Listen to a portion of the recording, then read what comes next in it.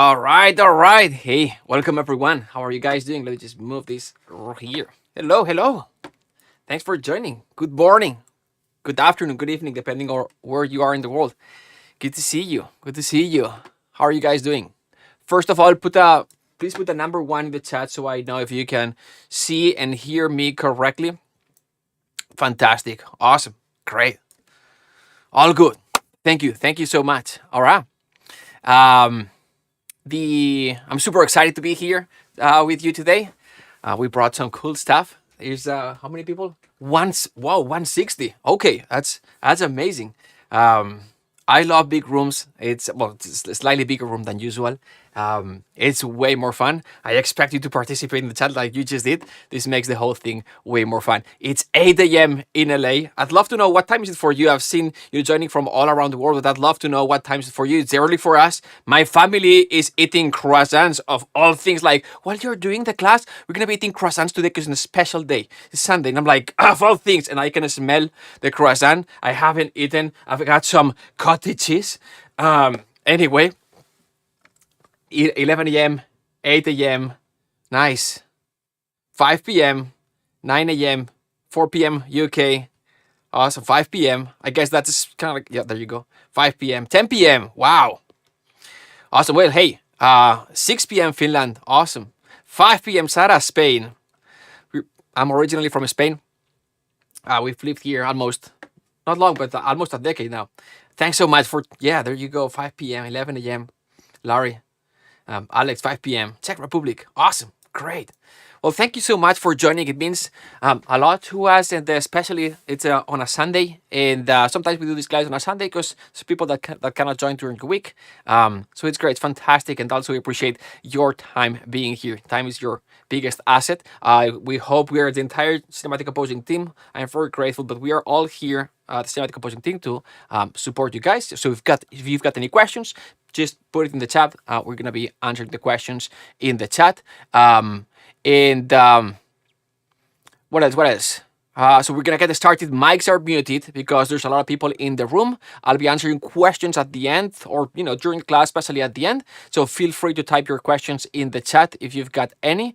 And with that, let's get started. I'm going to move this slightly out of the way. And let's go. All right, cool. Awesome. So now the thing about composing music, today is about music composition, is that it's not about applying this one thing, a formula. It always works, right? Like, learning composition is a lifelong journey. And it's just, it's you're going to be learning during the entire journey. It's not one thing. So today we're not going to be learning this small little thing. There are small little nuances that make the whole thing work, right? Also, composition, as we said, is a lifelong journey. So in this class, we are not going to learn, it's not about learning one composing technique. This class is about teaching the best practices to learn music composition. Okay, that's the first thing. So I'll show you the learning frameworks so you can faster advance in the composing journey, and I'll kind of justify and prove those frameworks by putting them into practice. We're going to be doing some live composing. We're going to be, which is what I'm going to mention in a second. We're going to do a little bit of a score analysis. So first, frameworks, and also in this class I'm going to be doing a little bit of live composing because I want you to see the process and get real world context. Okay, so we're going to be learning frameworks so you can learn faster, number one, and then we'll be composing and I'll be explaining what I'm doing and why I'm doing it so you can model what works. Okay, so with that, hope you're all ready. Let's get started. So there you go. Gotta do this. But this is the beginning of class. I wanted to welcome you to this training, to this class where you're gonna be learning the best way to learn music composition so it takes less time. So it takes weeks instead of years. Weeks of what? Weeks if you are a complete beginner to compose your first piece. Weeks if you are a seasoned composer to take your music to the next level or take your production value to the next level, right? And I'll explain to you how I went from me personally struggling as a student to becoming like the best student of my class and start working on movies the year after, when I finally stopped doing like the traditional thing, which is focusing on these isolated areas of like harmony, orchestration, music theory, etc. And I'll show you the frameworks that I use, not just to learn faster, but also to have fun in the process, because this is what this is about having fun and less complicated theory. There are different routes that you can take. They're all perfect, no problem, right? You can go okay, I'm going to study music theory, I'm going to study harmony, and it's great. It's great. And at some point in your journey, you have to go deep in those areas. But there are other ways that are just more efficient and more fun, that just makes the whole thing more enjoyable. And that's what we're going to be talking about today. And by the way, these ways or these frameworks are the same ones that we use at Cinematic Composing. We've enrolled over 15,000 students, almost 16,000. I'm just saying this to brag. No, I'm just kidding. Just I'm saying this to prove them useful. All right. So with that, let's go. Also, by the way, yeah, during the class, I'll be giving you. So we've talked about this in the school group, in the emails. There's the book, the PDF that I shared with you, the Crash Mocha production book. I'll be sharing the password during the class. I'll mention it verbally towards the end, the Q&A of the class. Okay, awesome. By the way, if there's anyone watching this on YouTube or Facebook, feel free to join here. There is still some space in the Zoom room, so if you want to join here. The cool thing about here, it's cinema. Oh my goodness. Let me see. Dang. Give me just one sec. Can I? Oh no. Well, it's okay. I'll fix this later. But yeah. So cinematicComposing.com/Zoom if you want to join here. It's a little bit better because you can ask questions directly. Awesome. That being said, let's move on. So again, just to clarify, we are not teaching composition today. It's more like we are learning the best way to learn music composition. It's a little bit meta, the concept, but we're going to learn how to learn. Why? Because music composition can be so easy, and everyone overcomplicates this sometimes. But in this class, you'll see how easy and fun it can be. Now, we've got a problem though, or there's one thing to learn to compose, right? Oops, sorry, to write the notes, to know how to compose music, or to use a score editor maybe. There's another thing to compose music that sounds pro. So what are we going to be talking about today? It's the composing, it's the production as well. So what I want for you is for you to be able to not just compose music, the ideas, the notes, the harmony, everything, but to also to be able to produce music at a high, sonic or sound quality level. So soundtrack ready, okay? So I'm talking about these two completely different set of skills, and they are both necessary. In one of the biggest mistakes that we do sometimes, or the beginner composers do sometimes, is to focus too much on the music and not enough on the sound. Right? When you're thinking, you're scoring on a scene, and you're like, I'm gonna make these sounds. I'm gonna create this amazing music because whatever, right? I want to feel proud of what I've written, or I want to show what I'm able to do, right? And you're focusing on the music and you're making things complex when they don't need to be, right? And then you forget about all the things like the emotional side of the music, what does the music need to do for the scene, or sonically how good it needs to sound. And so one of the biggest mistakes composers do is to focus too much on the music and not enough on the sound. And these days, again, production value, or how your music sounds, is more important than the actual notes. So in this class, you learn how to make your music sound pro. Now, I'll try to fix this a little bit later on. Let me see if I can.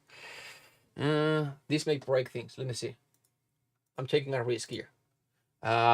This is the guy. Okay, let's see. With just one sec.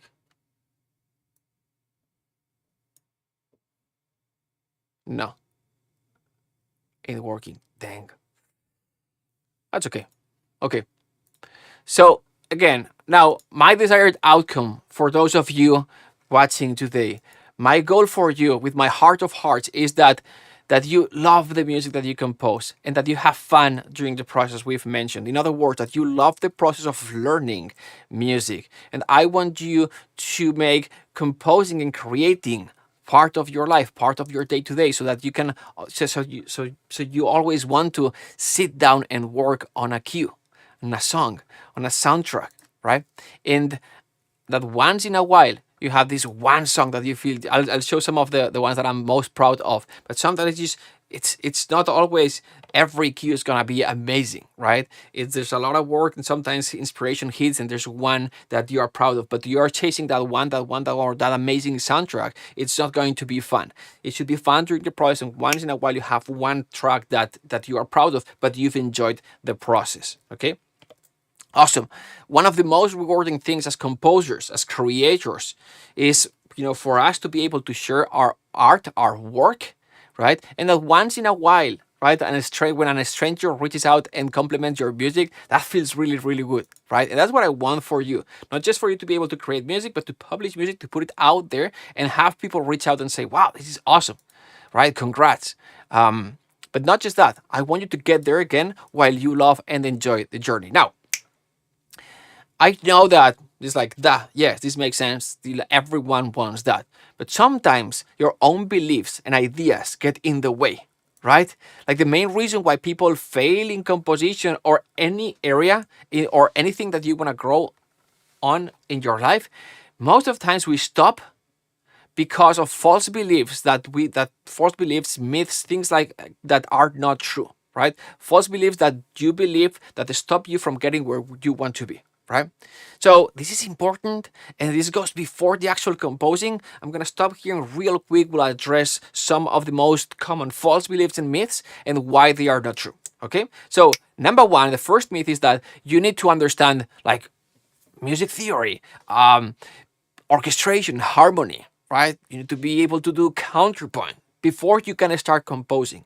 And this is not true, right? There's no need to know all the orchestration and counterpoint and music theory. Obviously you'll pick up some of this stuff over time, but there's so much music that you can start composing right now that's super easy and doesn't require any fancy techniques or any deep knowledge in any of these areas. Okay, so that's the first thing. Second, if I can, there you go.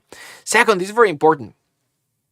Sometimes we think that we need expensive gear, expensive libraries, and to be able to compose high quality music. Lots of gear.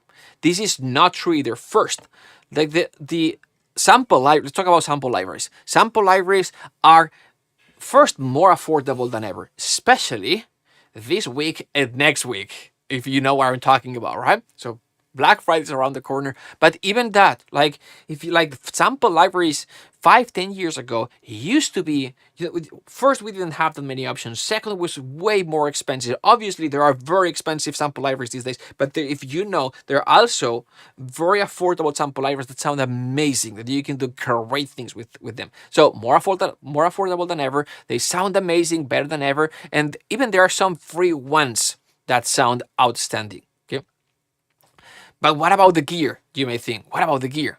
Well, computers are more powerful and more affordable than ever. Like the new Mac, the Mac Mini M4, that thing is a beast, even though it's like this. It's a tiny little thing that gives us so much power, okay?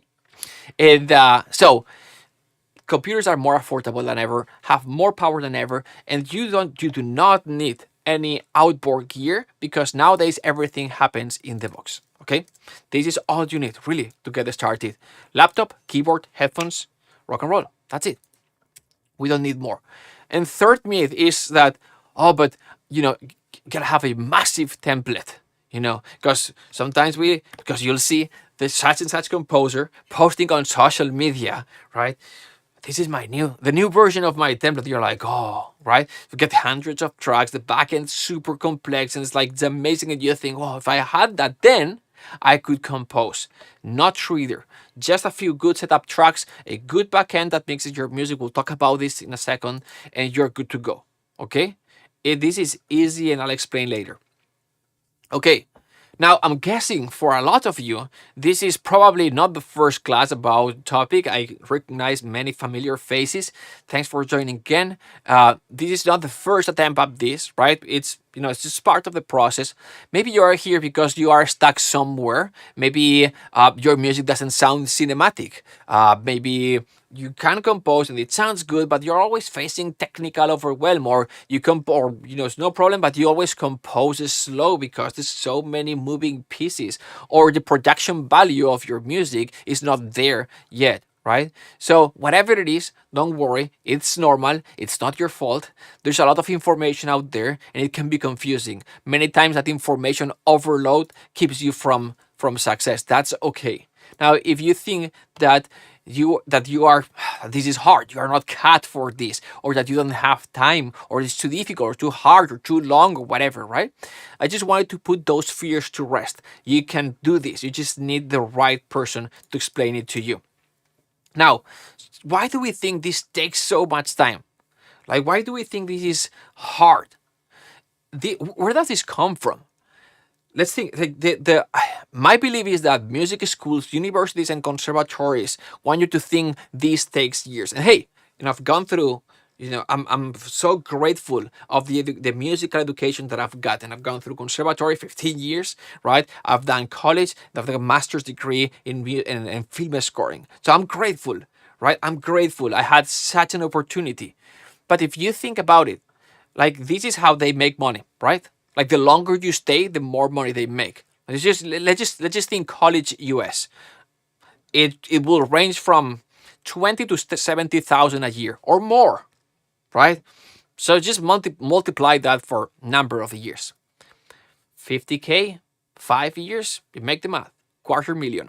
So the longer you're there, the more money they make, and it's great. And they are giving you so much value, obviously, but it's also their business model, and so conservatories and so schools, right? It's in their interest that you believe this, and to keep you there, sometimes you're gonna be, studying things that are in the curriculum, like, I don't know, music history. It's nice, but really not necessary to start composing. So it's not us against them or anything like that. It's just a belief that comes from there. Let's just understand where that belief comes from, and now let's be practical. It's like, what do I really want? I want to compose music, right? That's what we're gonna be discussing today. How can we get there fast? Hopefully this makes sense. Okay, awesome. Now remember this message.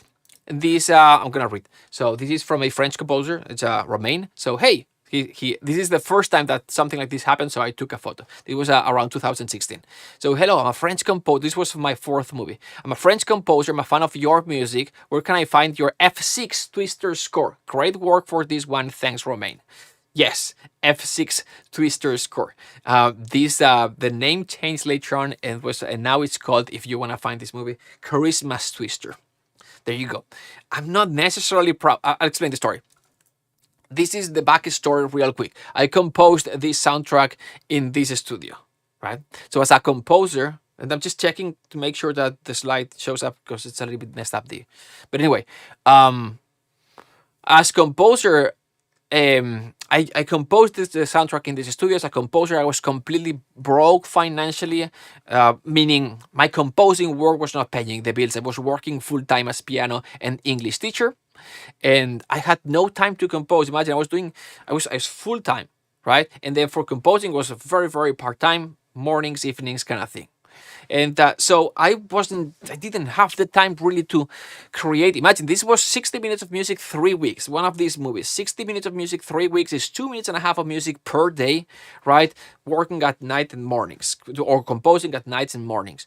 And so I was doing my best, but I was not proud. I remember this one action cue that I was, using like ensemble patches, and just trying to get it done as quickly as possible. I sent the music, and the music editor said, Michael, the director, Michael doesn't like repetition that much, right? Or doesn't like as much that much repetition. I remember this. I got some notes in this movie where it's like, I know I could do better, but I just didn't have the time. Right, halfway through the movie, the director, didn't like some parts of the music, and they wanted to replace me. Usually, it's an email that goes like, "Hey, we're thinking like we're thinking on changing direction." If you ever get one of these emails, director to composer changing direction, right? On the email, basically says we're gonna go with another composer.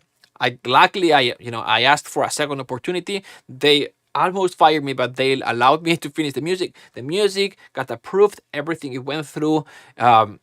So I finished the music. My name is in the credits. But this is one of the movies that I'm the least proud of, if you ask me. It's crazy because if we go back here, someone actually liked this, and someone liked this soundtrack. But I look back and I'm not proud. And back then I wasn't proud. And back then I felt guilty that I wasn't putting enough time. So it's just all beliefs, right? Let me just prove you that these were just beliefs. And by the way, would you agree that when you have limiting beliefs or false beliefs, those limiting beliefs gonna limit or it's gonna self-sabotage because you're gonna take actions based on those thoughts or those beliefs, right? The We moved to a cheaper place, right? And we were so poor that I made my desk out of brick. I'll finish the story just to prove that this was just beliefs. And what happened? Why, when, and how did I start getting movies again? Because what happened with this client is that I finished the music, but they never called me again. So, and this was my main client. This was the fourth movie that I did with them, right? And I was like, yes, I'm a composer, my belief. I'm a composer. I'm doing movies. I was doing a couple a year. And then I lost my main client and I didn't do more movies, right? And I this client stopped calling me and I did not do more movies for the next 3 years. And I'll explain what happened. But during that time, we moved to a cheaper place. Again, the comment on the brick made desk. We're so like literally this place here was the it came with furniture. That's why I had a desk. But when we moved here, most of places don't have furniture, so we had to buy stuff. And we couldn't afford a real desk, so we just bought a tabletop and then the rest bricks because cheaper. It cost like 60-70 bucks. $60-70. So that's why. Now that thing was like this is a beautiful, nice desk that I love, but it's solid. But that thing was way more solid. Okay. Anyway, now again, I wasn't composing much. I wasn't composing actually. I was working other jobs to support the family, and the more time that it went by, all this time was for a good thing. I'll explain later on. But the more time that it went by without me composing, the more I believed I wasn't good enough, right? That I wasn't maybe I'm just not good at this, right? Maybe I just was working because I had this one client, right? But when I stopped performing or when I stopped delivering value to them, they're like, let's go with someone else. And that's what I did. And I wasn't getting more movies and it took me time. It's like, and so my belief starts building. It's like, maybe I'm not that composer. Maybe I'm not good enough. And what happened? Like one day, just the same scenario, one day, out of the blue, a friend called me and told me, hey, I've got this client. I've sent them your music. They want you for their next movie. Go meet them. I went there. I spoke with them. And I got the movie. And since then, I've been doing movies non-stop. And they've been featured worldwide in platforms like Netflix, Amazon Prime, etc. We'll talk more about this later. But why do I say this? To brag? No. It's well, I'll talk about this in a second. It's to demonstrate that the reason I wasn't succeeding, it was not because I didn't have the talent. It was not because I didn't have the skills. It was not even because I didn't have the demo reel. Because, a friend of mine used the same as my music, right? It was because I didn't believe in myself. But dreams are possible, and not just for me. They've been possible for, so these are some of our students. We'll talk about this later. But just know that today's class is about you believing that you can fulfill your dream. I was thinking about this. Let's think about this just for a second. The music was the same. Let's just go back here. A second. The music was the same, right? The music that my friend sent was the same, right? I was sending music to other people to try and get projects. What's the difference? It's just mindset. It really is. Like, you can send your demo reel to someone, and the way you present the demo reel, the way you communicate, the way you connect with them, if you've got fears and limiting beliefs, you're going to present it differently than if you are confident, right? If you are confident, you're going to speak different, right? And confidence comes just from belief, right? I can do this. I've done this many times. I'm a composer, right? So a friend of mine had the confidence in me. Like, he had the belief, right, that I could do this. He's seen me do that. He's not in my head. I messed up in my head at this point. Like, maybe I'm not good enough. And when I'm sending stuff to other clients, it's kind of like apologetics. Like, I'm sending you this. I hope I don't bother you kind of thing, right? Because it's just beliefs, right? So anyway, sends the music. I get the movie, and I continue to do movies. I've been doing movies non-stop since then, at least once a year. Most of the years, more than one a year. Last year I did 5.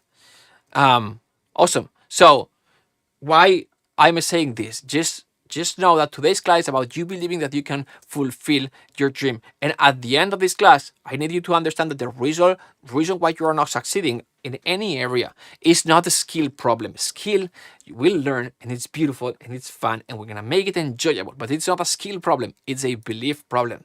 And as long as you believe, then it's possible. So again, today's class is about you believing that you can fulfill your dream. And that's why we are here. And I know that you have a dream to compose music. Maybe for some of you, it's as a hobby. That's fantastic. That's great. For others, maybe it's a pro career. Awesome. Great. During this class, I want to show you how to make this happen. Okay? So that's it. That's kind of like the intro. Now, how did this happen to me? Let's see. We're going to see how I went from I want to do this to actually freaking doing it. Okay? And so it starts, and the other day, friend of mine, a student, asked me, so how did all started for you? What was the reason why you got started with music? And I'm like, ooh, this is deep. I'll show you. And I went, if I can, there you go. And I went, that's how it all started for me. This is, look at this cute little thing. This is me, obviously, by the way. This is my tío Paco.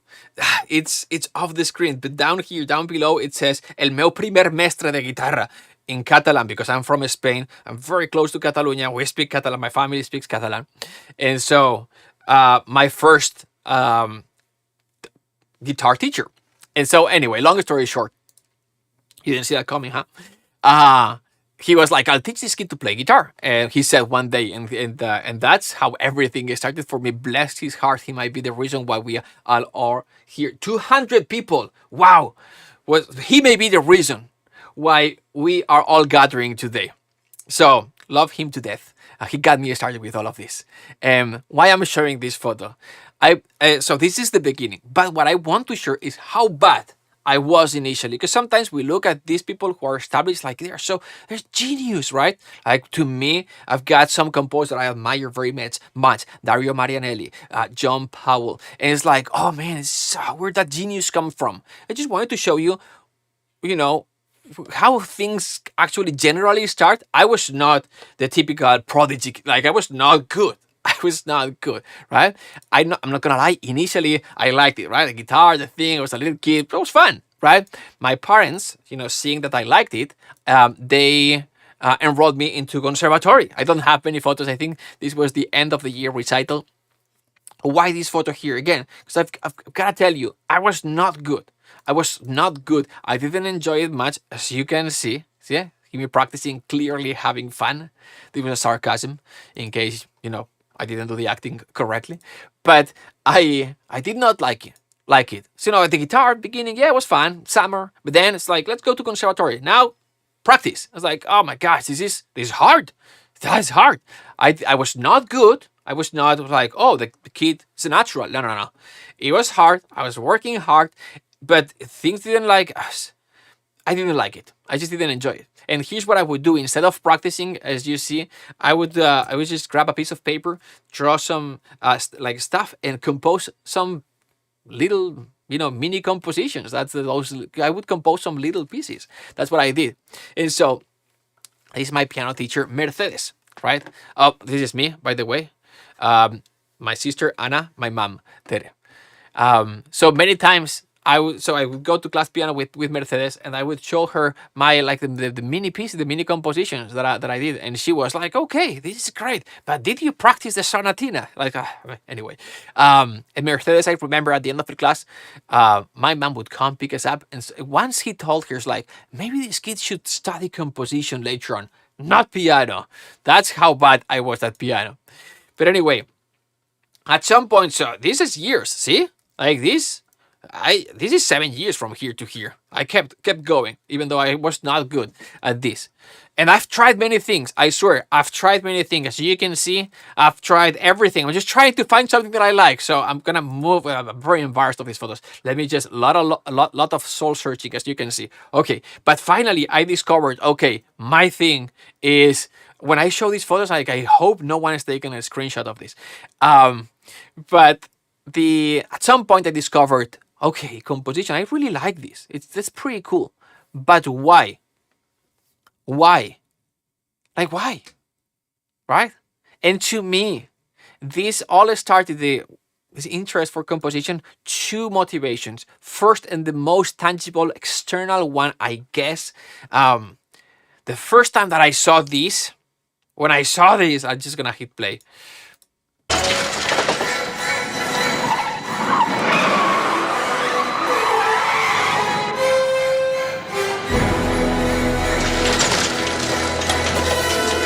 When I saw this, I was like, yeah, this is awesome. When I hear the soundtrack, I was like, I want to do that. I want to do this, right? Put a one in the chat if you think that John Williams rules. Let me know in the chat.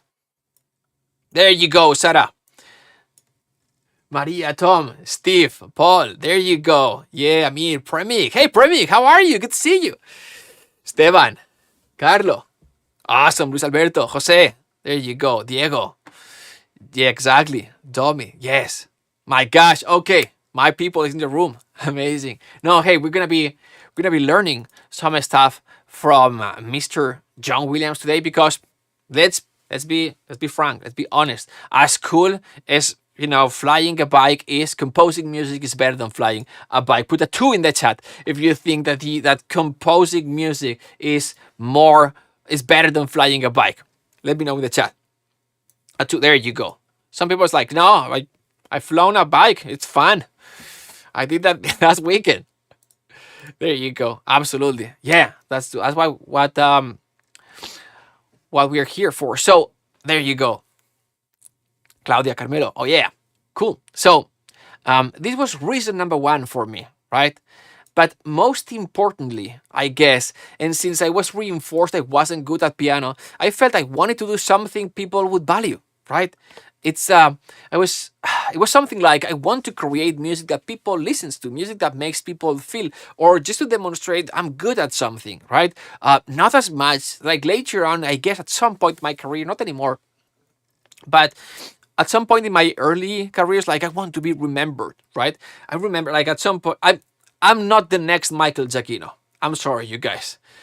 The next Michael Giacchino is not speaking to you. But at some point, I was like, I want to be remembered. I want to be, to win awards. It was more ego, me, right?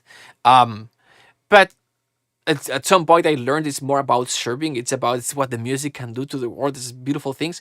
At a small or at a bigger scale, it doesn't really matter. But that moment is like I want to create something that people listens to, music that makes people feel. I wanted to be remembered. I wanted to leave my mark in the world, right? That's how it started for me. And so I went, okay, so where do I learn music composition? And again, remember, a small little town in Spain, that was almost 30 years ago, 25 years ago, right? And it's like, okay, where do you learn composition? Music conservatory, right? And so my parents got me, well, it's like they found the nearest conservatory in the nearest city, like an hour away. So you had to apply. You had to apply for this. Looks like this. You had to apply. This is the actual class, my conservatory. And you had to apply because like 400 people, it's crowded. 400 people applied to composition, 4 to 6 people got in. So I prepared the best application possible. I composed my best pieces, wrote the best letters of intention. I did the audition, right? And I got rejected because like imagine 400 people, there's some really good ones. And I was like just a newbie, right? But I put so much effort and I was like, oh, come on. I thought I was good at this. I was doing my mini compositions, right? But no, I really didn't have, I couldn't compete, right? But I was like crushed. It's like I was looking for something that I was good at. And it's like, anyway, and I tried again next year, got rejected again. And I say this with a smile, but it was tough, right? And after 2 years, I was like, you know what? I quit. Maybe this is not the thing. I'll find something else. Miracle, though, the last minute they allowed few extra students, and in those few extra students, I went in. So I went in as a auditing a student, and I was happy. It was amazing. And a few weeks later, to just to make it even better, they opened a few extra spots because the teacher was teaching, right? And and he was like, you know what? I think I can take a few more students. So some of the auditing students transferred to regular students, and there I went. And so when I started composition, and that's where I started learning, right? We had assignments, and actually, the first assignment came. The composition teacher told us to compose a song officially, kind of like my first commission, so to speak, right? Just to put things in perspective real quick, this was my teacher, Maestro Ferran, that I admire and respect to this day, and but obviously I very much admired back then. Most performed composer in the state that time, in Spain to be quite exact. We have provinces, not the states, but the most performed, just to make a parallelism with the US, most performed composer in the area, right? This is the same guy that rejected my application, right? And now he was going to listen to my music, and I was like, oh my gosh, such an opportunity and an honor for me. I was very, very young, right? And he had such a career, right? So I composed the piece. I printed the score, and I put the audio file in the USB because, again, 25 years ago or something like this, or 20. Anyway, no Google Drive, no Dropbox. My dad drove me to the conservatory. I was 15 or something like this, which was an hour away from home. I entered the class. I sat down, and I waited my turn to show my piece to the teacher. My turn arrives. I hand my piece to the teacher. That was my chance to prove, right? Proof. I needed to prove my talent. So it's not for them, it's more for me. I needed proof that I was good at something. He listens to my music. Again, this guy listens to my music. He looks at me and he goes, this is bad. Like, this is really, really bad. Like, this is too, it's so simple. And it's such a beginner type of music. Remember this as it was yesterday. He told me, you take this piece, either tear it to pieces and throw it away, or hide it in a drawer where it will be forgotten forever because no one is ever going to perform this music. He said something else like, register it to Sky if you want, because you like to register your music, like to your PRO. Anyway, I was shocked. I didn't cry back then, but then with my dad I did a little bit. Anyway, so that's how it all started for me, right? And so to summarize my conservatory years, fun, not really. No, hell no. Um, why? It's like I wasn't good at it, and that was reinforced that I sucked at it. Right now, years go by. It's a five-year thing, right? So at some point, I'm 16, 17, maybe the second or third year. And at this age, you start building ego from very early. We've got kids; they are 5 and 6, and they have their small little egos already. So imagine at 16, 17, I had my ego, right? So I was like, I'm gonna fucking prove them wrong. I don't know. That was my like negative energy fuel that fueled me getting through conservatory, right? Anyway, I don't recommend that. Positive energy, much better, longer lasting type of energy, negative energy, more like burn out quickly. That's for another class. Anyway, but that kept me going. So I stayed, right? For those who haven't gone through conservatory, I'll explain how the experience was for me. The teaching style was kind of like traditional learning. Imagine subjects like or compartmentalized areas, meaning harmony, orchestration, music theory, music history. That was my favorite one. I love that. I'm just kidding. Counterpoint. To me, it's always like, see, it's hardcore theory. I like the practice, right? The doing the thing rather than the studying the thing, even though studying is very important. But I think you can learn the thing through practice. That's my belief, right? That's what we're going to be discussing today. But there was not that, there was practice. Don't take me wrong. Obviously, we do, exercises, but not real world experience. It was all theory, books, lectures, small exercises, things like this, right? I almost gave up. And because again, I wasn't good, I wasn't reinforced, I wasn't positively, right? The opposite. And I start believing that, maybe this thing is not for me, right? And so at some point, I started developing a little bit of interest for something else, because that's what happens sometimes. I'm here and I get reinforced, and I'm not good at this, and then the belief builds to a point that it's not even a belief; it becomes an identity, almost, right? And so there are two ways to get through those times, right? You either create a big enough goal that excites you to get through that resistance, right? Because, hey, let's face it, I felt that way, but 99% of the people in the conservatory must have felt the same way, right? Unless you're a prodigy kid, that you are, you have natural, you are natural, you've got given talents almost, right? Most of the people are not. Most of the people are going to go through a struggle. Most of the people, if you want to learn, you have to go through the struggle, right? And so the way to get there is to get a big enough goal that excites you to get through resistance and doing actions that builds identity capital. So you build an identity that gets through the struggle and makes you become the person that you want to become, right? But that's hard. Usually, what we do is we look for what? Any shiny object that distracts us and takes in a different direction. And that's what it happened to me, right? I started, and this, hey, what I'm about to tell you, it changed the direction of my life and I learned great things. But to me, initially, was that an escape, right? I remember the feeling when I had the opportunity to do what I'm about to share, but it felt like liberating because, like, oh, I can escape this pain, kind of thing. What was the thing? I started developing an interest for production, for mixing, recording techniques, sound, right? So my parents saw the interest and did some research, and they found this school, and I was like, oh, mama, oh yeah, this I like it. This I like it, right? See the difference from this to this. And again, it was 15, 16, 17, right?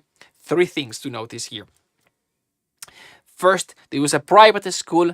Second, it was more expensive, obviously. It was not public conservatory. It was 2 hours away from home. It was a 3-month intensive program. And if I went there, I'd have to stay away from home all week, right? And return on weekends. I'm 16, 17 at this point. My parents told me, okay, here's the deal. Like, if you want, you can do this, but you have to keep up with high school and music conservatory. We will help, but it's going to be intense these next 3 months. Do you want to do it? Bless my parents. Of course, I said yes. And these were some of the most intense 3 months that I had experienced up until this point. Obviously, life gets more complicated and I've experienced way more intense stuff than this. But it was intense, but it was so much fun. And I felt I had regained kind of like my purpose, or I don't know, I was just loving it. And when you anyway, off I went. And look at this guy. Look at teenager Marc Jovani. Hey, you proud of this boy? Look, he's turning into a responsible young man pursuing his purpose. No, I had no idea what I was doing, but I loved it. I loved it. And so what happened here? Again, first time of my life. Amazing. Costco. I was learning the thing that I wanted to learn, and I was having fun, and I felt I was good at it, and I was reinforced, right? Second, I learned so much. I don't know what I was reinforced. Maybe I don't know. This is just a wild guess. Maybe maybe the private and the public, the conservatory is like, fuck it, you either do the thing or not. We've got a wait list here, right? This private is like you're paying money for you to be here, and I don't know, right? But it was very different. It felt really good, right? And second and most importantly, I was learning so much, and I'll explain why. But when you feel good doing something, you learn more, right? Anyway. So it was so different for short-time conservatory. Like in the conservatory, if we are going to compare, there was, number one, no real-world training. It was lectures, the teachers speaking to the students. Yes, again, there were some little practices, but not real-world experience. This school was so different. The structure was, number one, like three, it was number one, training. Like everything. So training, and the training is real world stuff. Like literally, the teacher showed how to do useful stuff, and again, in the context of a sound engineering school. In this case, it could be things like literally like soldering an XLR cable, right? Setting up like miking for a vocal session, producing and recording a song from beginning to end, right? And yes, I said soldering an XLR cable. I can solder cables, you guys. If you don't believe me, you need proof. There you go. Look at how happy I am with my newly soldered 16-channel XLR snake cable. And there you go, in pajamas, because gotta celebrate. And look, I can also do acoustic treatment, which I learned there. Look at those bass trap in the background. And you may think this is not useful stuff. Well, this was for me back then. And in fact, when I moved to Hollywood the first time in 2010, the first gigs that I got was to do acoustic treatment for the composers. And then they gave me the opportunity to do additional music. But anyway, so yes, boom, out of the way. So as I was saying, the learning approach in this school was number one, training, real world stuff. The teacher does the thing in front of you so you can see. Number two, then we would practice these things, these concepts, right? Or the training in practice now, right? And number three, then we had our teacher review our work and give us feedback. So for example, number one, training, recording and producing a song from beginning to end. The teacher does it in the entire thing in front of you. You see the teacher doing it, you're the master or the expert, right? Number two, practice. Now you do it. Record and produce a song from beginning to end. Number three, mentoring. The teacher listens to the song and give you notes, right? This was good, this was bad, the things that you can change. As an example, I can show you. These are the notes that I took watching the teacher record the song from beginning to end, right? All the routing and everything here. That's this nerd stuff that we like so much, right? This is us, the students, right? Working as a team to record the song, miking the piano, recording with tape, amazing. This here, the pages on the left are guiding step by steps, very useful. This is a short clip of we doing the practice. Very embarrassed of this clip. Gotta show it though. This is me. We are recording. We are here in the control room. When a student in the booth. I'll hit play. Let's see if you can recognize the song that we were producing.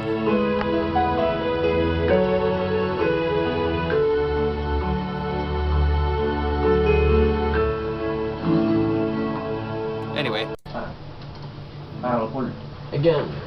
Again, it was me practicing my English already. Anyone recognize this song? The group Cinderella from the kind of like the 80s.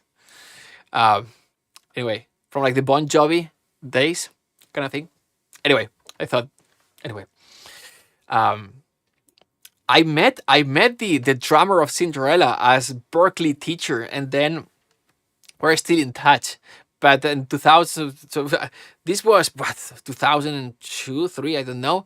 Then I'll explain my story later on. But as years went by, I got hired by Berklee College of Music to teach, and I did teach a orchestration course online. And I met the drummer of the group Cinderella. He's now quite active in the scoring industry. Anyway, moving forward. So I was learning so much.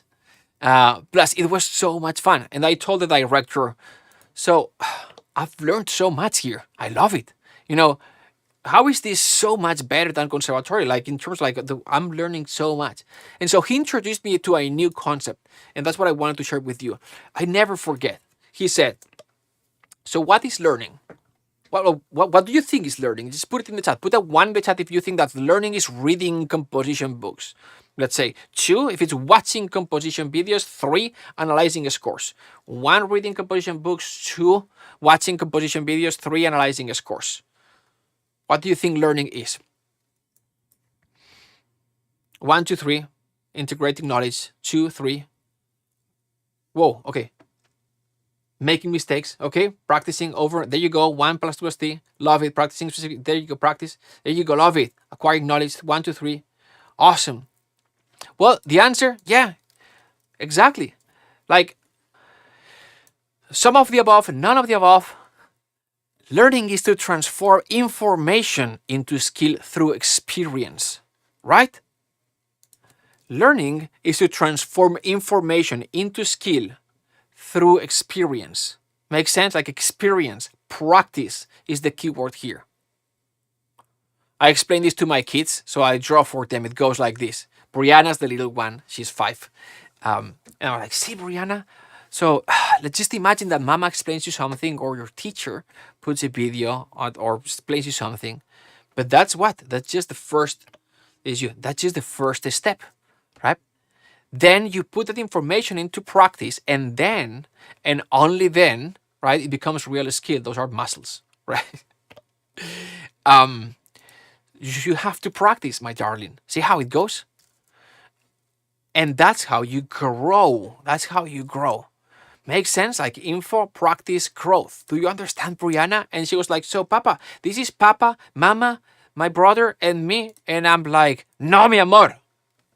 This is you growing, becoming a big girl. Yeah. Like little by little becoming more like Mama and Papa. This is you growing, right? Okay, back to me with the director of the sound engineering school. So what's learning? Learning is transform information into skill through experience. Cool. Awesome.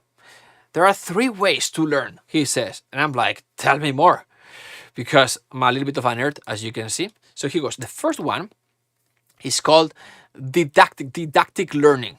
This is a traditional system. This is probably the way they teach in the conservatory. A teacher gives you a lecture, right? You listen. Yeah? It's like, the problem with that is that there is no context. And with no context, learning is slower. And I'm like, I didn't know what he meant. Over the years, I understand. This is what I understand about this. So this is the teacher, right? On a stage, whatever, right? Talking about one concept, let's say harmony, whatever. Here's the students, right? In the class. Or you're watching a YouTube video, whatever, right? The problem is that with no context, there are infinite options. No context, infinite options. What does this mean? Let's imagine squares are harmony concepts. Minor chords, major chords, diminished chords, whatever. And all these triangles, this is orchestration concepts. So, instrumentation, instrument ranges, textures, advanced textures, whatever, right? And then you are like, okay, and you are given an assignment where it's like, okay, now you compose, you get your first movie, congratulations. It's a short documentary, and there's this scene of this girl walking down the street, and there's nothing. Yes, I was eating cottage cheese. There's the cottage cheese. So there's no, it's like, the music needs to be there supporting the scene, right? Adding a little bit of support. It needs to add a little bit of kind of like positive, not positive, but more, positive emotions with a little bit of sadness and a tint of melancholy. And you're like, you start trying chords, trying instrument, nothing works, right? Because again, with no context, infinite options. I'm sure you've been there. If you have, like, this is the first thing that happens. You end conservatory, you end all your education, and then you try to do the things like, I know all these things, but I don't know how to write a freaking love song, right? Which is very easy, by the way. So anyway, that's what, with no context, infinite options. That's what it means. Now, the second way, he goes that there are 3 ways. Okay, awesome. That's the first way, traditional. Second way is contextual learning. What's contextual learning? It's very simple. Contextual learning is learning by doing, what you guys have said in the chat. Right? It's like practice. You do the thing. And by the way, I thought he was, making up all these concepts. It's all of these are well documented learning frameworks, whatever. This is developed by John Dewey in the 20s. Individuals learn and grow as a result, it says down here, as a result of experiences and interactions with the world. You can't read it because of the slide, but it's down there. Okay, the second model, how does this work? Very simple. It's the context is presented. So there's a context and an application, and then a prompt for you to do the thing. Teacher is like, okay, so with with squares, rectangles, and triangles, you build a house, and the process is 1, 2, 3. Step 1, step 2, step 3. Okay, makes sense? Now you, student, do the thing. The student does the thing, and with doing the thing, you extract meaning, right? You extract meaning, and that's the most important thing. When do you learn? When you do the thing. Okay, nothing new.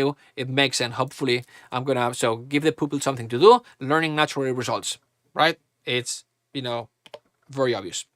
Number 3, he goes, it's cognitive apprenticeship, and this is the the best of the three. Cognitive apprenticeship is learned by model. Cognitive apprenticeship is the traditional apprenticeship, right? You've got the master, you've got the student, one-on-one, this kind of thing, right? So cognitive apprenticeship is slightly different. It's a three-step process. Number one, and the difference is going to be if we go back here. If we go back here, it's like in contextual learning is there's context one and application two, and then the prompt to do, right? In this case, the context and application is served in one go kind of thing. So teacher goes like, okay, this is the context with and this is how you do the thing. And then the teacher actually does the thing in front of you, so you can see the expert, the master, the person with experience doing it in front of you. So this is how you build a house with a square, a rectangle, and a triangle, blah, blah, blah, right? Well, steps is 1, 2, 3. Now see me build the house. Boom. See how beautiful? Now you do the thing. And then you do the thing and you're like, crap, it looks not as beautiful as my teachers or the master. What is going on? And that during the process, obviously you extract meaning just like before, but with you doing the thing, right, new problems arise, new problems appear. And that is frustrating first, but it's the most beautiful thing ever, because this leads to step number 3, which is one-on-one. You meet with the teacher, you meet with the master, right? And then you present, hey, I did this. And he's like, oh, great job, but I've got these problems. Yeah, I knew you would have these problems. Why didn't you tell me? If I were to tell you these problems at the beginning, you would have not. You wouldn't even understood what I was talking about. It's too elevated of a concept for you have to experience it first, so then you can understand. You ask me the question, I give you a solution in 1 minute. You grow faster, accelerated growth. You build confidence, and you move faster. Make sense? So that's how it goes. If you try to figure out these problems by yourself, are the type of problems that are not logical, are not easy to solve, and that you would usually take days, weeks, months to solve, or sometimes years, right? The teacher's like, oh, I've been there, I've done that, I've been doing this for over a couple of decades, whatever, right? 1 decade. Oh yeah, this happens. This is the solution. Oh wow, boom, right? And this is how you get accelerated growth. With accelerated growth, confidence. So growth, change, transformation. Awesome. So the concept with this framework, with this model, is making thinking tangible. When you do the thing, right, the thinking becomes tangible because you extract meaning, the new problems, make thinking tangible, and those problems is what you can discuss with the teacher and get the solutions faster and grow much faster. Okay, so hopefully this makes sense. What we're going to be discussing is how to apply this into your own learning easily and fast. So anyway, but I'm still with the director of the sound engineering school. He explains the what's learning. He explains the 3 methods, and he goes, so if learning is transforming information into skill through experience, what makes it more effective is if experience is guided. And the best guidance that you can have is through mentoring. And the steps are now, 1, look at me doing it. 2, now you do it. And 3, now let's talk. What went wrong? What can you improve? Right? And he continues. And on top of that, I have to make sure that when you are out of this school, you've grown in areas that are useful to you. So we are not going to practice useless skills. We're going to practice real world skills. And he pauses and he says, and that's how you learn fast. And I go like, oh, this is awesome. Bit of a nerd here. Nerd alert, as you can see. Okay. So that's how I learned this process. So again, yes, it was a little bit of a shiny object for me to go in that direction, but it changed my perspective when it comes to learning. 3 months go by and I have to go back to conservatory. I go back to conservatory and I start applying this type of learning. And I went from being the last of the class to graduating with honors. And I'll explain later how this happened. But I literally went from being the weirdo of the class to everyone wants to be my friend. You know the movie How to Train Your Dragon? Anyone seen the movie How to Train Your Dragon? Let me see how many. There you go. There you go. There you go. Awesome. So How to Train Your Dragon. And there's Hiccup, the main character, right? And it's just a weird kid, right? He's so bad at everything dragon related, right? But at some point he goes from being that, weirdo, to being like everyone wants to be his friend, because there's the training in between where him with hiccup with Toothless, gains a skill, and then all the time people's like, how did you get so good at this, right? And everyone wants to learn from him. Everyone wants to be his friend. That's what happened to me, kind of thing, right? But it's like literally, I could tell a story for another day, but it was amazing. Like everyone's like, how do you do this?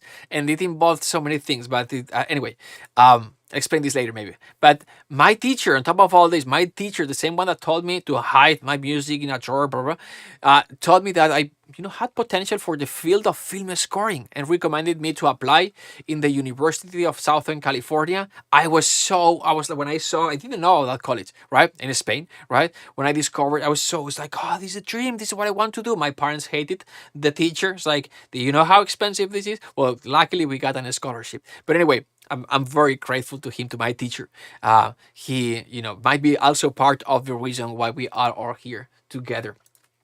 And so after this, I applied to and got accepted first into Berkeley and then into the University of Southern California, which I discussed. Since then, I've been doing movies non-stop, and they've been featured worldwide in platforms like Netflix, Amazon Prime, Lifetime. So externally, I became. This is what I got, right? I became the guy who does the music for movies. But most importantly, internally, I gained confidence. I went from being the kid that thought that maybe I'm not cut for this, maybe I don't have the talent, right? To being the composer who has the confidence that I can compose music, any type of music, and I can successfully tackle any project that gets thrown at me, right? I have the confidence that I can compose. And this confidence shows when people ask me, so what do you do? And I say, I'm a film composer. And they go like, what? It's like, well, I do music for movies. And they go like, oh, wow. And I think like, yeah, right? Anyway, so and we use the same teaching method with our students, and they've got similar results. This is Matthew Fisher. Look at this credit. So these are trailer placements on Word Frozen. This is the Hogwarts Legacy video game. Nathalie Bonin, some of her movies. Medhat documentaries. And we recently again enrolled a student, almost 15,000, almost 16 at this point. And our modified framework for cognitive apprenticeship, which is a little bit older school, is it's from the this is again, this one is also documented on University of Illinois, 1987. It's the year I was born. They created this to commemorate my birth. Just kidding. And but our modified framework for cognitive apprenticeship, which is what we're gonna be learning today, it's called music composition mentorship, and we'll talk about this framework in a second. But this is the only way. Everything else is going to be slow and painful. So this is the way. Like the Mandalorian. This is the way. There you go. So this is the way. By the end of this class, my goal is to get you to believe that cognitive apprenticeship or music composition mentorship, which is our modified framework, is the best way to learn music or to learn composition. But not just that, it's also the key to unlock any composing struggle or roadblock. And it's also the only way to learn music composition fast while you enjoy the process. And I'm going to show you our framework that will make it simple and easy and fun to learn music composition and to grow as a composer. I'm excited. But do you we just talked about him. Do you recognize this guy? Who's this guy? Put it in the chat if you know. Who's this guy?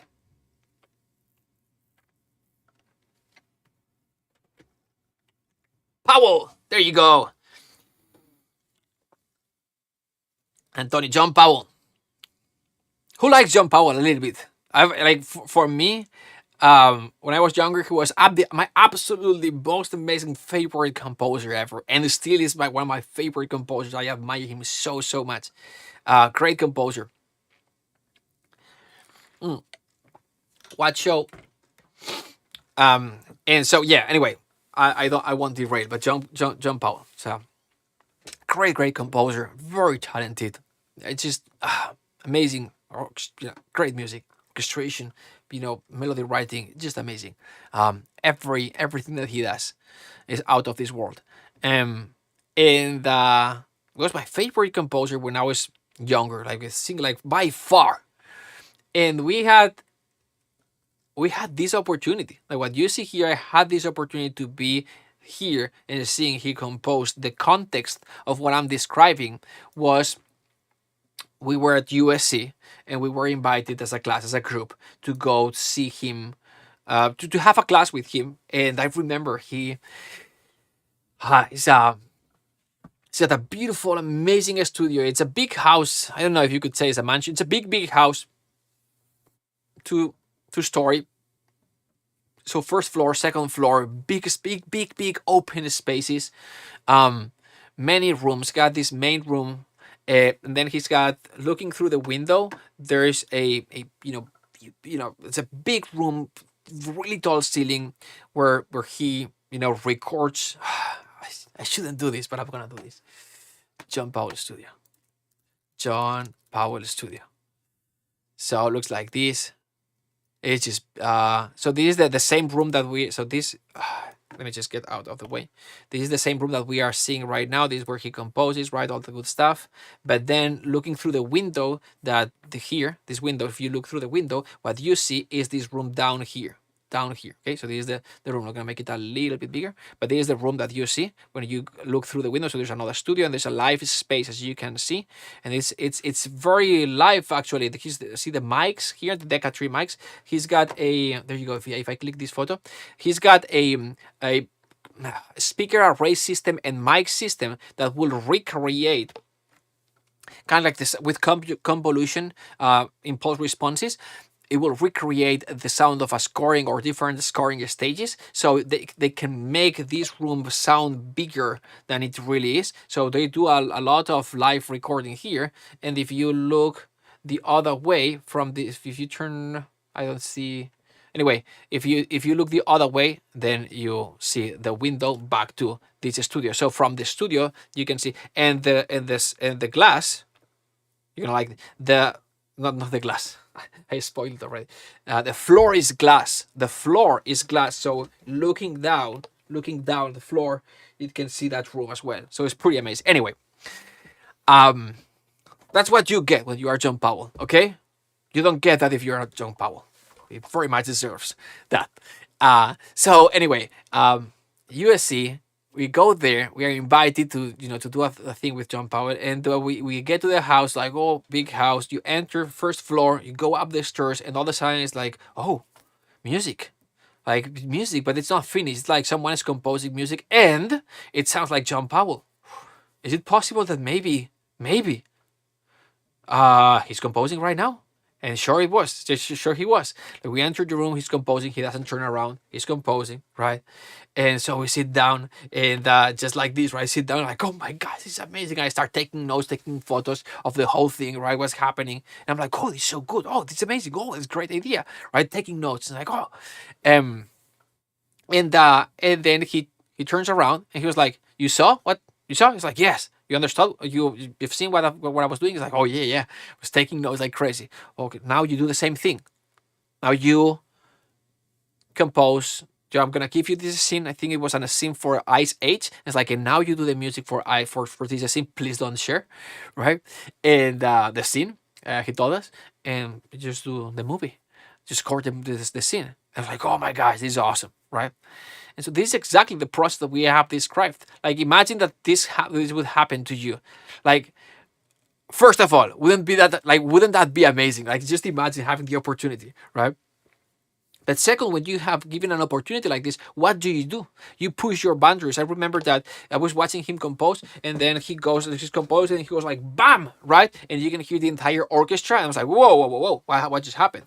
And I asked, it's like, oh, and he was like, oh, this is a pre-orchestrated patch. Like for those of you who know me, and all some stuff that I've been teaching, right?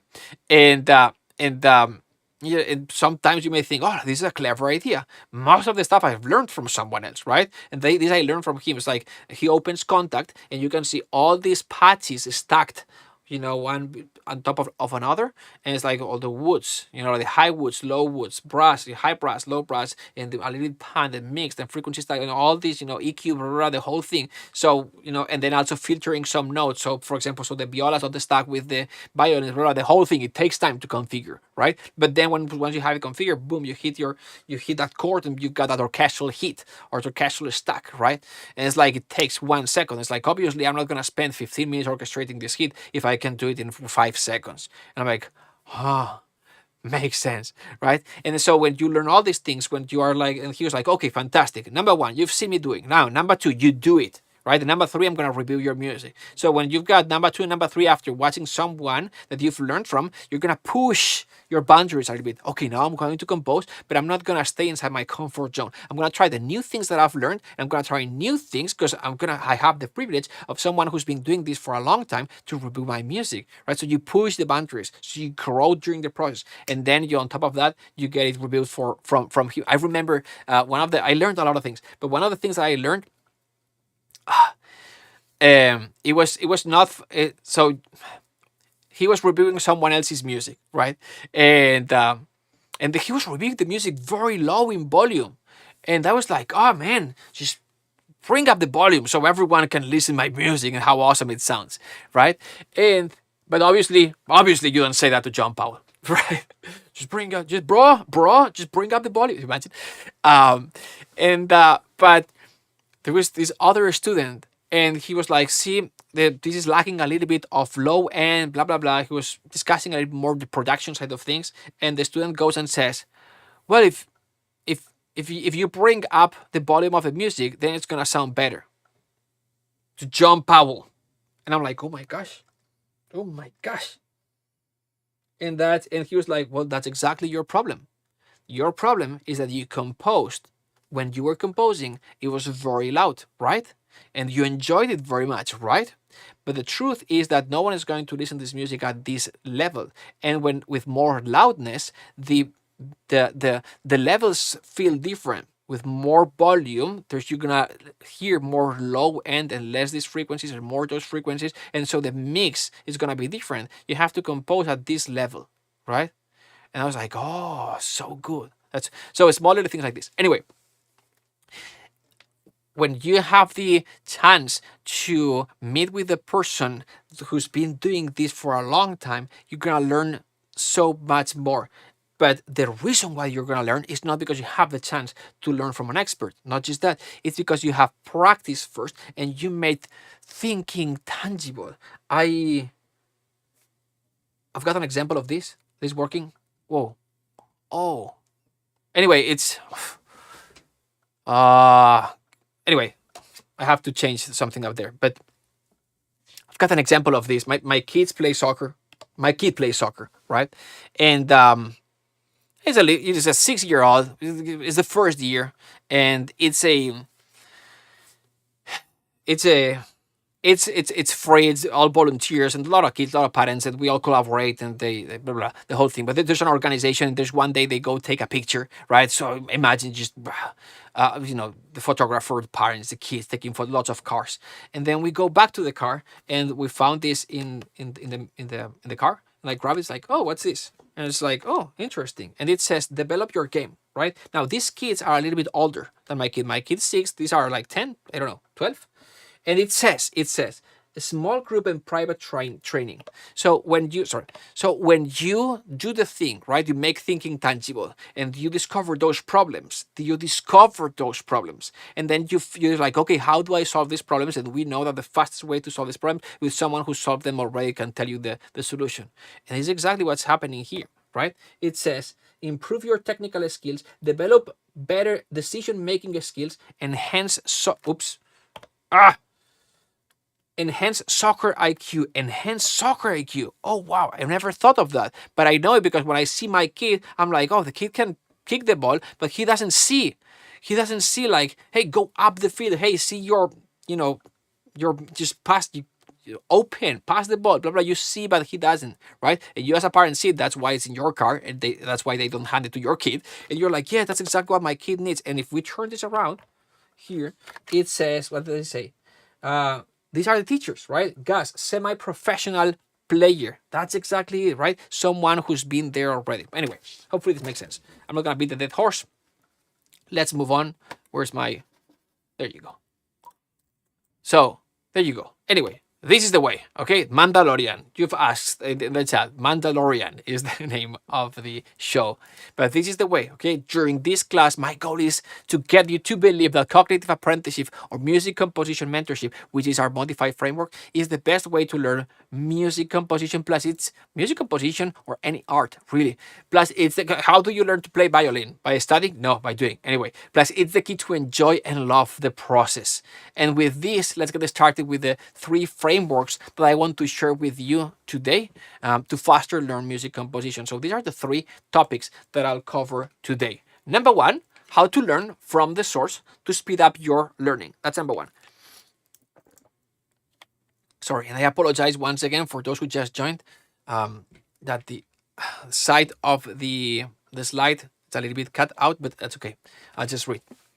So number 1, how to learn from the source to speed up your learning. Number 2, how to find good source material to deconstruct and model it. That's going to be so much fun. We're going to be doing some live composing. And number 3, how to find a mentor to review your work and take your music to the next level. So let's get started. Just a quick reminder for those who are on YouTube or Facebook, if you want to join the Zoom room, there's a space. So just if you want to, because you can ask questions, cinematicomposing.com/Zoom. With that being said, let's get started with number 1, which is how to learn from the source to speed up your learning. And so a bit of context to understand where this comes from. So essentially, what we are saying here is, okay, the best way to learn is by reading orchestration books. Now, we said the best way to learn is to model something. Like if you want to learn how to compose cinematic music, see how this has been done. Now, that being said, this can be overwhelming. Okay, so we're gonna break it in smaller things to understand. Okay, and that explain how and why I believe this is the right way and how I arrived to that conclusion. Okay, so a little bit of context. When Ali and I moved to LA 2016, we moved to pursue my career as a film composer. Both of us. This is 8 years ago. This is the plane, Los Angeles, and the survival plan. Our survival plan was I was teaching at Berkeley part-time, and part-time, you know that part-time can be part-time or no time, right? So, but I was teaching at Berkeley. I was pretty solid, right? Because part-time was online. It depends on how many students they have, but that was our survival plan, number 1. And number 2, I had some composing projects aligned. And when you have a composing project aligned, not even signed, you're like, yeah, rock solid, this is happening. When I arrived to LA, they're paying me. But so that was our survival plan, and we had some savings, obviously, working as teachers for 6 years prior in Spain. And after paying the lawyers to process our artist visa and paying the flight tickets, we moved to LA with $12,000 and 3 suitcases and 1 computer, because that's what composers do, right? So that's what we had. Upon arrival, we had 2 big expenses. We needed to do 2 things. First, you need a car to move. In LA, it's a big city, right? It's one of these. And so this is the car that we got. 1999 Buick Le Sabre, 200,000 miles in like 300,000 kilometers, a little bit more than that. Hey, $3,000. The thing took us places. This car, we had it for 5 years, and we had a few problems, but hey, this car took my kids from the hospital when they got born, from the hospital to our place. So this car, then I remember when we sold it in CarMax, they gave us $500 for it. Anyway. So that was the first expense, $3K, and then the second expense was we needed a place to live. Some friends allowed us to stay in their places for a few weeks, but at some point we needed to move to somewhere else. LA was so expensive, right? It's even more expensive now. But this was the cheapest place that we found. This was a 1-bedroom apartment in Glendale, close to like 20-30 minutes from LA, and it cost us $1,200 a month, $1,200 a month. But again, because we didn't have credit score. So credit score is a beautiful thing here in the US. For those who don't know, it's a number that says, I can trust you or not, in terms of like, you're gonna pay me. I can trust that you're gonna pay me or not, based on how much you've paid in the past. You've got a higher or a lower credit score. We just arrived. We don't even have credit score. So the landlord is like, yeah, no problem. You can move in. Just pay me 2 deposits in advance plus the first month. So that's $3,600 plus the car and everything. Anyway, we just moved, and we now just have less than $5,000. And to make matters worse, the projects that I had aligned got pushed, and my teaching position at Berkeley that semester, they didn't have enough students, and they didn't need me for 3 months. So essentially, we are screwed. We just 5K first month. We just started. Let's see what we can do out of this. When things don't go well, but you take a photo to send to your family and put a happy face to let them know that everything's going well. Well, that's that backstory. The last words of my dad before we left, it was like, it's just, you're not gonna make it, son. Like, this is never going to work for you. Like, just imagine, it's like, Dad, I'm gonna move to Hollywood to pursue my career as a film composer. It's a tough one for a dad, I guess. So anyway, in this situation and with no much left, what I started doing was looking for projects. See that big piece of paper hanging on the wall left side of my studio? This one here. This was I was committed. I was like, okay, gotta find movies. I gotta find movies as soon as possible. So I was contacting production companies, directors, producers, etc. My goal was to try and speak with 25 people per day, which doesn't seem like a lot, but it's a lot. And I was, I was like, I'll fill out the entire piece of paper with tally marks if needed. But so I did it. I will start, but at the beginning it wasn't working, because this is how it generally goes. It takes time. Sometimes I like sometimes the question comes here is like, hey, how do I find projects like this? How you find projects? And then people write me a week later, it's like, I did what you said, and I still didn't have, I'm still not working on a movie. It takes time, obviously. Do you think they are waiting for you? But that's what happened to me, right? I did get a short movie though. I was like, yes, right? They paid me $700. To put this in perspective, at this point in my career, the last project I did prior to this one as a composer was a TV movie that paid about 10 times what I was getting for this short movie. But hey, I was so grateful for the opportunity, and the money was very much welcomed and needed. So I started working on this soundtrack on my Pro Studio desk made out of bricks. As you can see, the same place on the photo earlier. So lucky the director lived in Seattle. If she ever visited the studio, she would have thought, who the hell have I hired? Anyway, so I start working, and I'll explain. This is a short movie, and it's a short independent movie.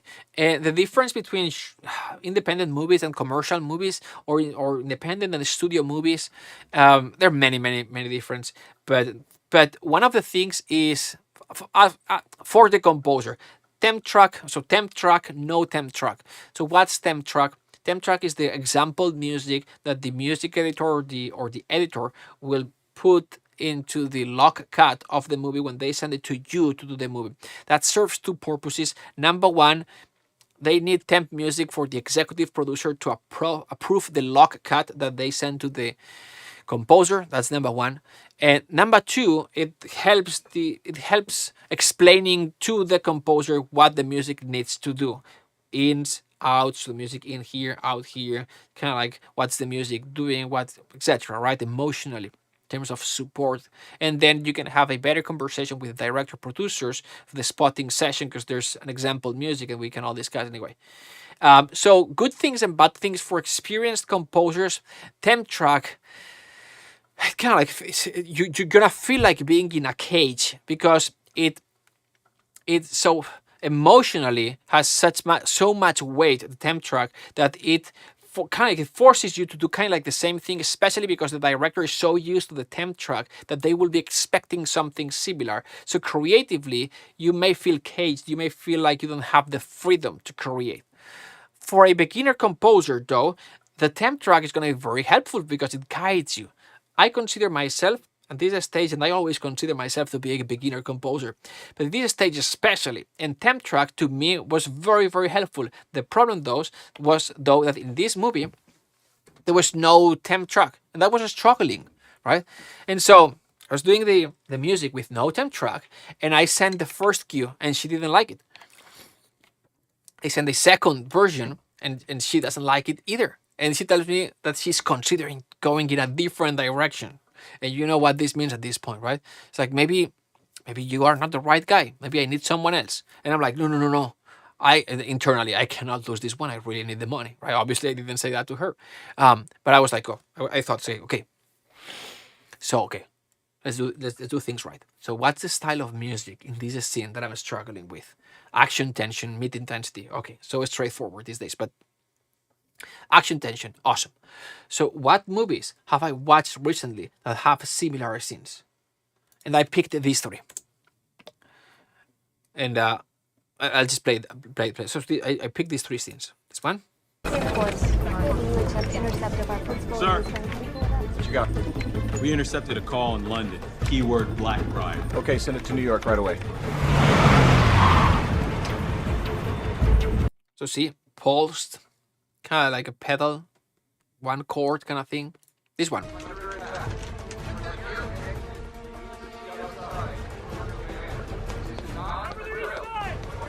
I need this hallway clear to the left.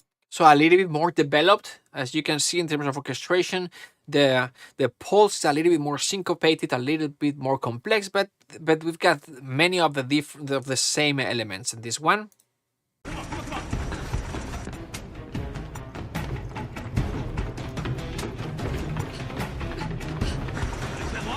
So slightly different instrumentation. We've got the electric guitar and a few more things, but very similar, right? Very similar. So what I did is like I selected these scenes, I listen to the music, I find the cue in the music album so I can better hear the music. I start taking notes like what's going on melodically, rhythmically, harmonically, etc. Right? Then I go back to the scene and I like structurally, what's the music doing? When does the music change? And I start taking notes like crazy. Obviously, not as clean as these ones. These are the ones that we've got some of our courses. But it looks something like this, right? Pencil and paper, more unorganized, but taking notes, analyzing, right? I'm not suggesting you do this. Way easier ways of it. But that's what I did back then, right? And these are the three of them, by the way. And then I start looking at the most important thing, at the commonalities. What are the things that repeat across the three scenes? What are the common themes of this style? And I wrote down to see as simple as I could. Okay, so with these learnings, I start composing again, right? And I compose a new version, and I send it to the director. And long story short, I won an Oscar for the best soundtrack. You can see this legit. I'm just kidding. I got close, but I didn't win the Oscar. No, not even close. But I did not get fired, which was very important for me. And I got paid. I was like, woof. And I sent, and this, by the way, this was the music. So I finished the short movie. I did a few more with this director. Everyone happy. It was great. It was fantastic. And I sent this music to my friend. This was the music that I sent. Recall remember the call from my friend I told you about earlier? This soundtrack. This was the music that he had from me. And he put me in contact with his client, and boom, I got hired. And I did not do an okay job with the following client. I did an excellent job because I was ready. I was so ready. That's what happens when you go through struggle, right? You're preparing for the next opportunity. When the next opportunity shows, it's basically to prove or to see if you are actually ready to take that opportunity. And I did the movie for them, and to this day I've done 12 more movies with the same client and counting, and I'm happy to call them friend. He even joined several times to teach storytelling in our film scoring for our film scoring students. And what I feel grateful and blessed to have that opportunity to collaborate with him and with them, with the producer as well, Doug and Robert. I think the biggest gain for me again in this journey was that I gained confidence as a composer, type of confidence that says I can do this, any project. Like if they ask me, can you do this? Like, of course I can do it. I'm fucking Marc Jovani, right? I'm not even kidding. Like I've done this. I've done this many, many times, right? And I can do this. And that's what I want for you as well. This type of confidence, okay? And that's what this framework is going to give you. And this framework originated in 2018. That was years later.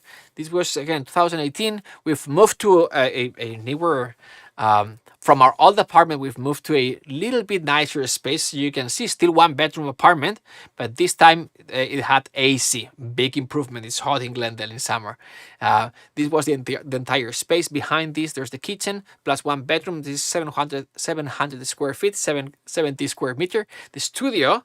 So here at the end, as you can see, still brick made studio. You learn how heavy these bricks are when you move. These are beautiful Buick with the bricks here. We didn't move ourselves because we had to save money. And you know how this story ends, right? Years later, with these bricks, we built our own house. Just kidding. Can you imagine? Anyway, so 2018, as I was saying. Cinematic composing, the music school has been born. This is a story for another day. But my goal in cinematic composing is what? To provide composers with the tools and knowledge to succeed in their journey. And in this particular photo, I'm teaching a small group of students how to find projects. Here's Luigi Giraldo. Here's Medhat, Tom, and the program did help them find projects. See, this is Medhat from the earlier slide here. But they found projects, but they encountered the same problem I had, right? But the good thing is that I experienced before and I knew how to solve it. Like they when they were working on the projects, like composing the music for a movie or something like this, they were struggling to figure out the musical mood or tone for their movies or for a scene within the movie. So that's what I did. I sent them this email. And it's a screenshot. And the crazy thing is, like, this is November 2008. 6 years. Almost exactly 6 years ago, I sent this email. We changed everything for us. So I told them, all right, guys. So here's the plan. I'll give you this. This is what I did. So the email basically reads, what it says is like, hey, I'm going to send you this PDF or something like this, right? Send you this PDF, basically explains every style, right? And it says basically, so for action high intensity or whatever, right? For action high intensity, this, I know it's blown up, but I'll fix this in a second. For action high intensity, this is how you do.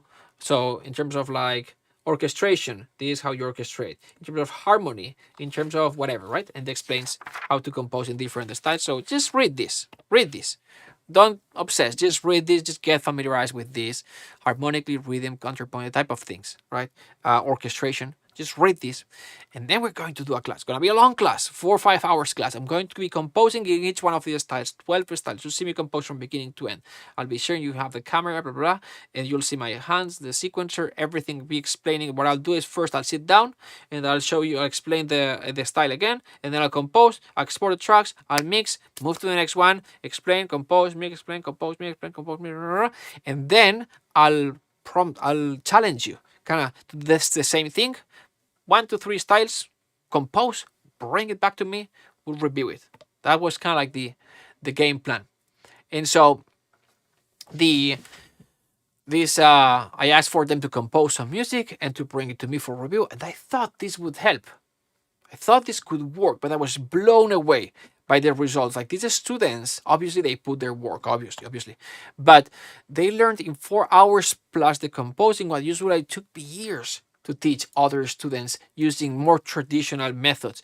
And so I was like, oh man, this is the way. And this is this. And then we started with this, like, okay, this is the framework. Let me just kind of perfect a little bit. And we applied this framework. We've been developing courses for all these years, almost a decade. There's Andy Hill, Bobby Fernandez, the Nissans, Avengers, Back to the Future. So, and we in these courses we try to apply these frameworks and make these courses more effective, right?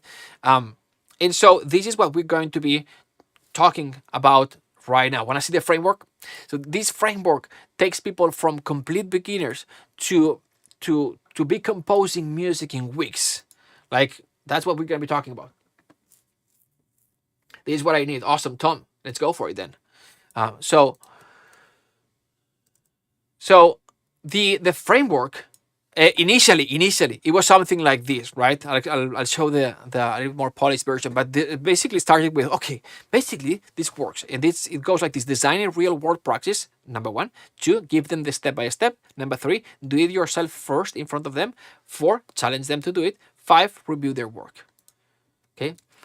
So there's the early stages of the framework. But then we simplified to this. I did a drawing because I thought it's gonna be as obviously there's a little bit more complex way of explaining this, but this is much simpler to understand. So basically, see the master in action, model the master, refine with the master, and then you break it down into levels, right? So level number 1, level 2. For composers, for learning composition, each level is a different style. We'll talk about this in a second. And then you stack.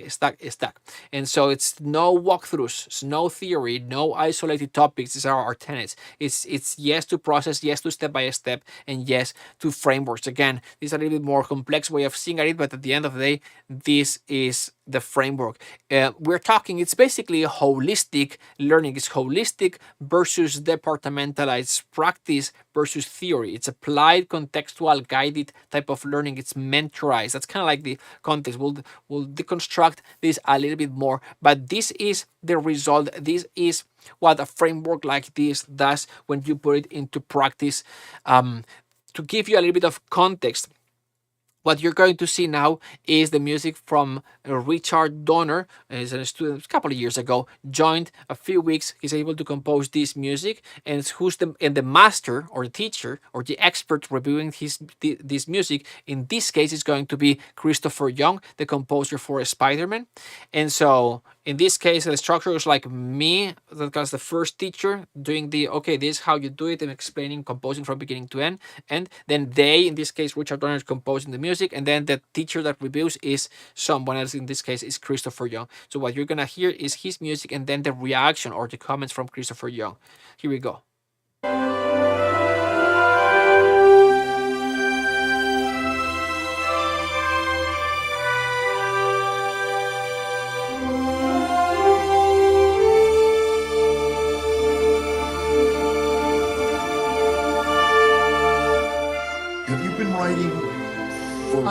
I started with the pandemic. I had never written a note before the pandemic. Well, you know what?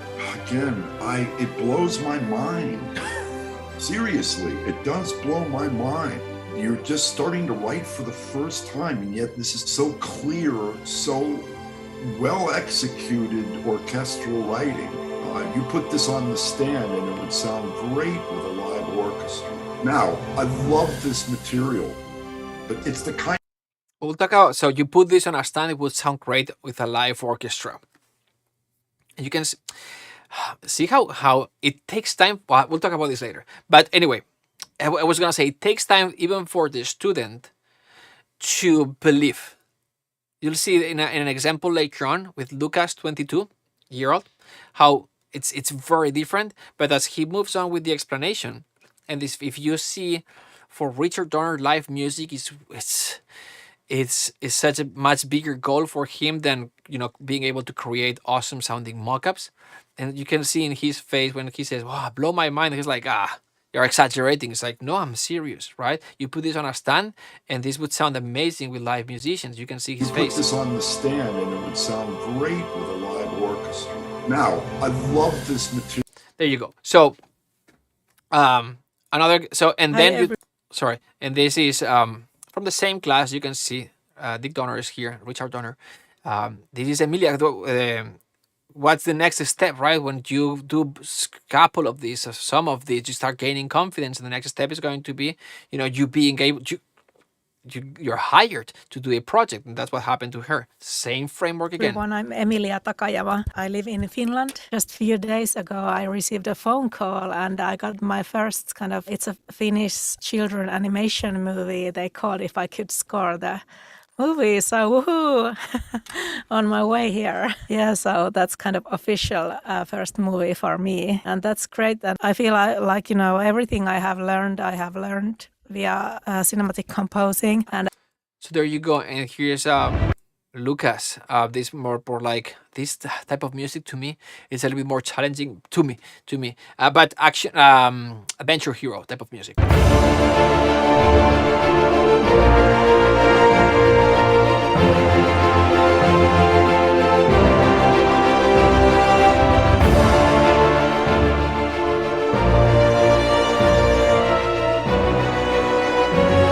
You say you're 23, yeah? 22. Well, this is very impressive for someone who's 22. If Sam Raimi was in the room right now, he'd understand exactly what you were trying to do and would feel confident enough about what would happen on the scoring stage with the live musicians that he might not even need to be there. So your mock-ups are great. Stylistically, this falls right into the domain of what we've learned. Look at this. Okay, so the same thing. What we're talking about here is the framework works, but I obsess about these things. Look about this. So this is this. Oh, it's so beautiful. This is building identity capital live on the spot. That's what's happening. This is upgrading your identity to the next level. That's belief being built in this very moment. I've seen the the easiest way to understand this, if you've seen the movie Inside Out 2, with these new experiences builds new beliefs, and that string builds, right, from core memories, right? And then those beliefs build an identity with like the little shape that builds. But that identity, the beautiful thing that makes us all us cry at the end of the movie, is that the identity shifts and changes. And when you learn to embrace and love who you are, even though you change, it's not the same person all the time. It's when, it's when Rayleigh, who's the main character, starts to enjoy, right? And unlocks.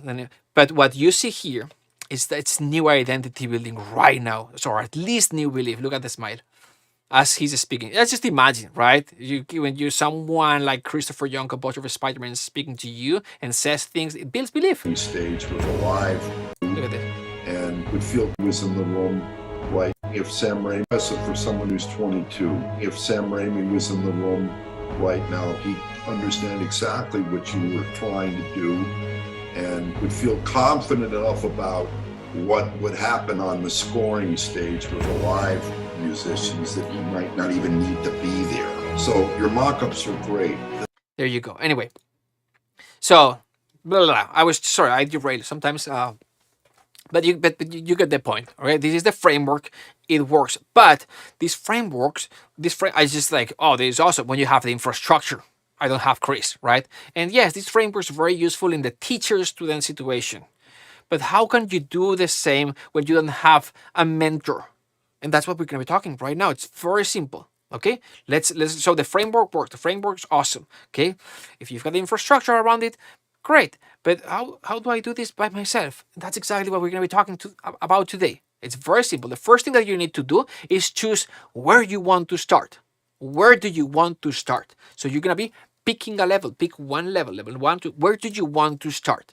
And levels are the styles, the type of music that you would like to learn. What type of music would you like to learn? Cinematic music, a little bit more specific. What type of music would you like to learn? Okay. And remember, we are doing contextual learning here. That's why we are choosing a style, a genre, cliche, if you want to call it that way, because this is the holistic approach we discussed earlier, right? So pick a style that you want to learn. For example, level 1, the easiest, love, positive emotions, inspirational, orchestral kind of thing, okay? This is fun, it's easy, it's a great starting point, it teaches you so many things, right? Obviously, harmonically is very simple. Orchestration, it may seem simple, but it's not that simple, and it teaches you the essential foundational concepts of MIDI orchestration and all this good stuff, right? But anyway, it's a great point to start, okay? Okay, so once you have the style that you want to learn, now we're going to find 3 songs, okay? 3 songs, not 1, 3 songs. We want to discover the commonalities that we mentioned earlier, right? So it has to be at least 3 songs. You can do 12, but not 2, at least 3, okay? Now, there are two ways of doing this. Option number one, you already have the songs that you want to model.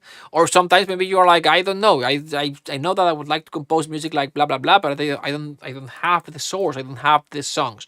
If you have the songs, you are done. If you don't have the songs, it's exactly what we're going to be seeing. If you don't have the songs, we're going to see how to find the songs. Very, very simple. Okay, let's do this right now. Let me move a little bit here. And this is how you do it. Very simple. So you're gonna go to one of these musical databases, like in this case, we can Epidemic Sound, Audio Jungle, Envato, whatever, right? Art, and you don't even need to register for this. You can go search for this. You can download with the watermark. We're just gonna study this music. So we're gonna start here. It's a great place to start. And in this case, what? For love for casual inspirational. Okay, that's what I wrote. Love for casual inspirational. Okay, let's start taking let's listen to this music and see if there's one that I like. And like, this is the type of music that I want to be able to compose. And I like this because the catalog is it's vast and it's easy, right, to find the type of music that you want because there are tags and keywords and you can find similar music, blah, blah, blah. And that's what we're going to be doing now. Okay, so let's take a listen to the first one.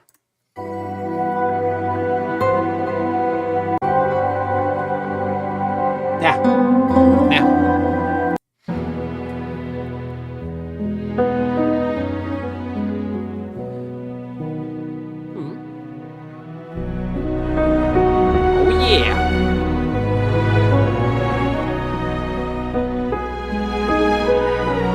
Nice. Okay.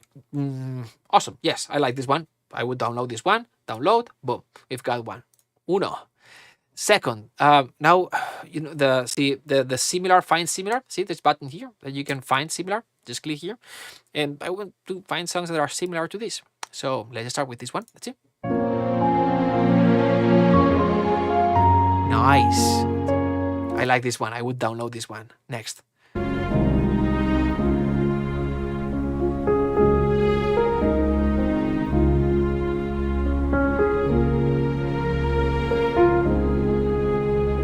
Okay, I like this one very much. Production-wise, there are certain things, but anyway, it's a great start. I think the strings could sound a little bit more natural, but I think it's a great starting point to start. So we're gonna be modeling a lot of things here, not just the how to compose, but how to sound like this. Okay, so anyway, these three would work. If you don't like the last one, we could find another one, but for the interest of time, let's move forward. Okay, so we have found the three songs.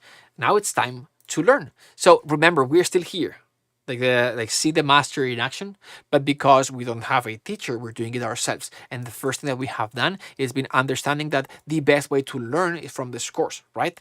And then next we have found good source material to model the three songs that we have found.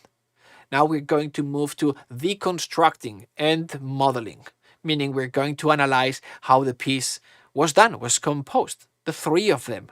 And by the way, for those who don't have musical training or don't read music or don't have ear trained, we can use a little bit of AI these days to make this process easier, just to understand how the music was composed. Okay, so just for reference, we're here, see the master in action, but again, because we don't have the master to model after, we're doing it ourselves. So how are we gonna do this? Well, here's how I did it when I didn't have a master. So how do we analyze music? I'm gonna explain, like the first time this happened to me, it's like, okay, yes, learn by modeling. I wish I had someone who I could watch them compose and I'm like, I would learn so much, but I don't have them right now, right? How do I do this? This happened to me when I was coming back from here to here, right? But I learned this framework, like, okay, model, see someone else doing it. But I come back here, it's like, there's no one doing it in front of me, right? So how do I do this, right? And so to me, because of this framework, and so to me, back then, very simple, I started studying scores. Now context real quick. You do not need to study scores. To me, I was analyzing scores because I came back from the school, from the sound engineering school to the conservatory. The conservatory was fifth and the last year, and the assignment that year was to compose a cantata. Cantata is like a 30 to 50 minutes of music and it's kind of like a symphony, like an opera, something like this. Okay, so to me, to write that kind of music, I was studying similar music, so concertos, symphonies, ballets, operas, all the cantatas. So to me, was going to from from the Mozarts, Beethovens to like the to Stravinsky, so studying the masters kind of thing. And to me, it was analyzing scores, but again, context was classical contemporary music, conservatory type of thing. You don't need to do that. Okay, it's gonna be way simpler. So you won't have to study this course. There's a much better way, but this doesn't really matter. What matters here is like why, like what are we trying to learn when we are analyzing things? And so if you start reading scores or analyzing music, one of the best ways to, and what I did as well, one of the best ways to learn is to analyze scores, and even more than that, reduce scores, and even more than that, transcribe scores. When you do that, you learn a lot of orchestration, melody writing, harmony, everything. And it's great. And if you like it, it's such a great process. But as you're doing this, it's going to feel at some point that you're just increasing your bag of tricks. And you can do things or mimic or copy what other composers do, but this is still not you. Right? It's like, how can I do this without copying? Right? And so that's how it felt for me at the beginning. Till there was one moment that it hit me. I don't know where that came from. It came from above. I like this phrase. It's like I saw a documentary with Michael Jackson, and he was like, "Oh, like this, this guitar riff. Where did that come from?" He was like, "From above." So this thing all the time is like, "Oh my gosh!" Right? So I discovered, aside of harmony, orchestration, counterpoint, melody writing, everything, right? There was this thing that was kind of universal. The state, no matter what, this is Haydn or Stravinsky or doesn't really matter. It's always there. And I discovered that the music has like different elements that they are universal. They're always there, always the same. And there are 3 to 5, but the most important, the most meaningful ones are direction, movement, background. I've got a short video that explains this way faster, more efficient, and better than if I try to explain this to you. But it goes like this. There are 3 musical forces. We've got direction, movement, background. So for simplicity's sake, direction is generally going to be the melody. Tune is the part of the music that you generally will find yourself singing along, right? For example, background, the third one down here, it's going to usually be the harmony. Harmony is often 2 or more notes played together, often as a chord, which typically complements and supports a melody in the background. Like this, for example, here we've got direction equals melody. This part down here is the background that adds support to the melody. Sounds like this. And finally, we've got movement. Movement is the accompaniment or the ostinato part of the music, which is sort of what creates excitement and propels the music forward. Like this. This part up here is the direction and the movement layer.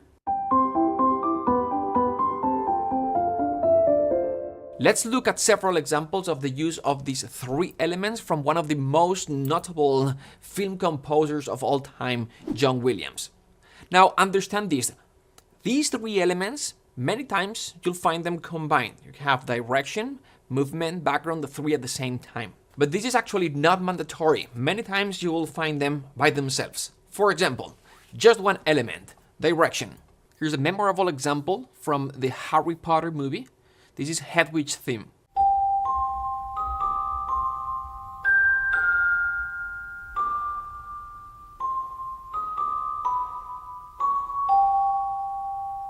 Now the next example is going to be 2 elements combined. In this case, direction and movement, melody and an ostinato.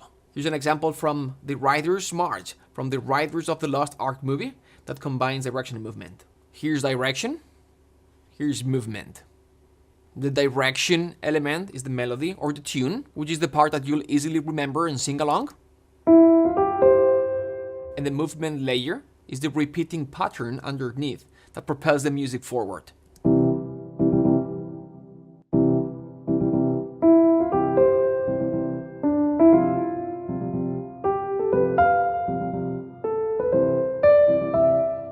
So in the last example, we combine direction and movement. This one, the next one, we're gonna combine direction and background, still from the same movie. This is Marion's theme. Here we've got direction, and this part underneath is background. Remember, for simplicity's sake, background is going to equal to harmony, which is the part of the music that is going to give support to the direction element. So here's direction.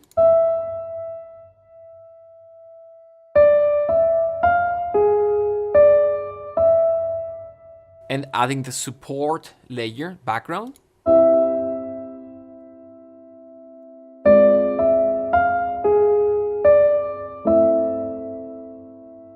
Typically, we're gonna have the strings playing this background part of the music. If we replaced the piano for this part here, it would sound like this.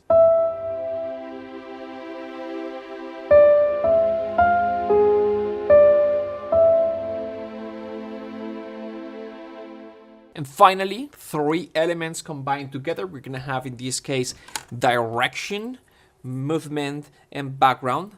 Direction being this layer up here, movement, this one here, and then background here.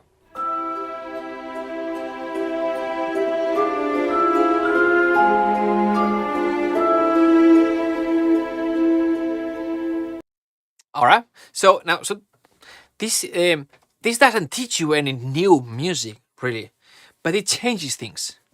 And this is how it changed things for me. What I'm going to show you, again, context. This is classical contemporary music that I was trying to compose here, so it's a little bit, it's weird. But this is before and after. This is the music that I was able to compose before this framework, and the music after. You see more organization, more clarity. That's what you'll see, not sonically, but musically speaking. Okay, we're just gonna hit play. This is the last piece that I composed before having this framework in mind. Okay, so it's flutes up here, bass clarinet.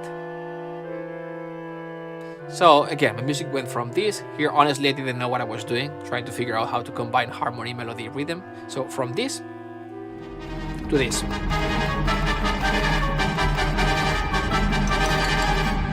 Direction. Movement. Background right here, background.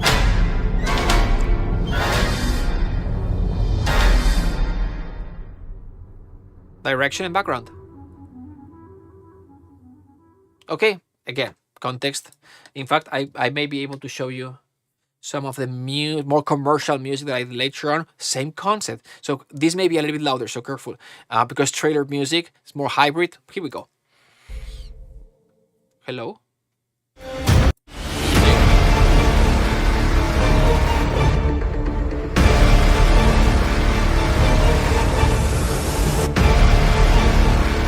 So what we have here, directions, right? And then we've got all the pulse, more subtle background here.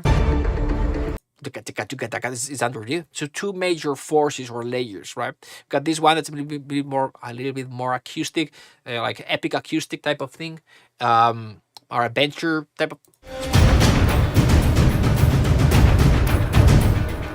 So you've got basically movement, all the percussion, and then kind of like a secondary movement layer with the tika strings. And also we've got background very subtle underneath all of this. And then we've got the third layer, direction, that comes in here.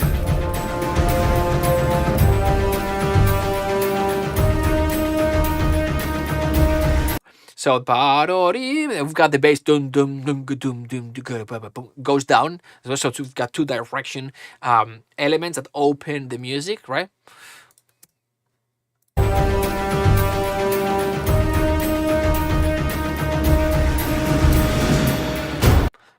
So we've got more, but just that was the first example was more classical contemporary. These are a bit more commercial. I like this one. It's more melodic, but same thing, direction, melody.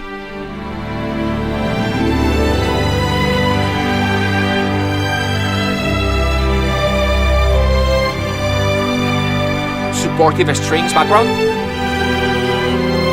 And then it continues here, same thing, direction, background. Cello solo now.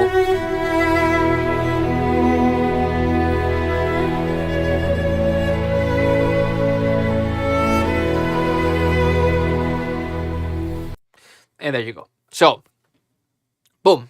So this is the framework, and this framework is let me just there's some comments in regards of this framework. It's like this one. Hey man, I make techno. Right? It doesn't really matter the style. And this three musical forces concept made more sense than all the other shit I've come across the years I've been practicing the art of making music. It's a mental model and the structure. This helped me see how film music is a structure. With these three musical forces concept, the confusion about the scale, melody, background was cleared. The three musical forces makes way more sense to me than anything else I've ever read. Music theory or production couldn't figure out how to fit it all together. But now I'm starting. I like this one. 110 likes. I almost didn't click on this video because I'm not a beginner, but I learned a lot and better understand the things that I already know. That's exactly what happened to me. The things I already knew, but this helps organize everything. Okay, but why are we talking about this? We said, model, you can, I don't know, like see the master in action, blah, blah, blah, the whole thing, right? And now we're talking about the three musical forces. Why? Like, why is the three musical forces important if what we're trying to do is to model a song? Well, very simple. Because the three musical forces framework helps understand how a song is built and helps us model it. How? We're just gonna listen to the song that we want to model, or to the cue that we want to model, and we are going to focus on one of the musical forces, and see what the music is doing inside that element, inside that layer, inside that musical force, like this. But now, this is a really cool part of the class. So, pay attention. It is important. Let's go. Okay. Again, quick edited video for efficiency sake. Here we go. All right, so this is the checklist on how to model a musical style. If you're experienced, we're going to do this by ear, if you've got musical experience. If you are a beginner, we're going to use AI. We're going to start here. We're going to do this process 3 times, 2 using AI and 1 using our ear. For this exercise, we're going to be modeling a love cue, music that sounds like positive emotions, love. And for this, if you look up here, we selected 3 cues. The first one, Forrest Gump, Alan Silvestri.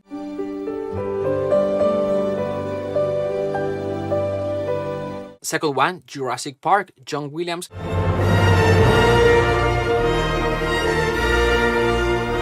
The third one is John Powell. This software in particular is called RipX, but there are many others out there that do the same thing. Essentially, what this will allow us to do is to drag a song, drop it here, an audio file, just an audio file, drop it here, and it will separate the different instruments, and it will tell us which notes each instrument is playing, like this. We're going to start with the Forrest Gump song. It sounds like this, we're all familiarized with.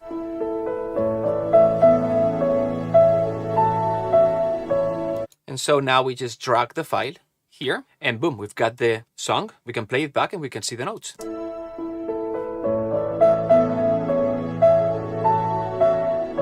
On top of that, we could isolate just the piano, for example, or just the strings if we wanted to. I'm gonna click solo here. And this is very important for what we're going to do next, which is to see what the direction layer is doing. We've got direction, A to B, movement, the motor of the music, background. In this song, what's taking us from A to B? It's the melody, right? It's these notes right here. We're going to select them. And we're going to copy them. And now we paste them here into our digital audio workstation so we can now see the notes.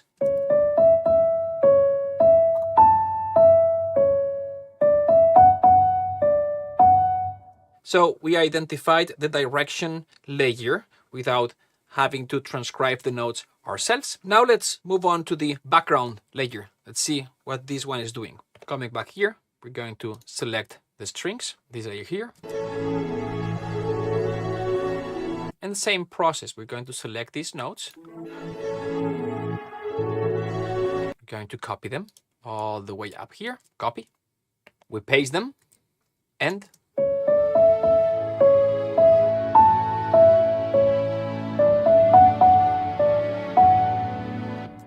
now, why is this useful? Because now you can take a look at the notes and you're like, whoa, this is so simple, right? It's basically an A major chord.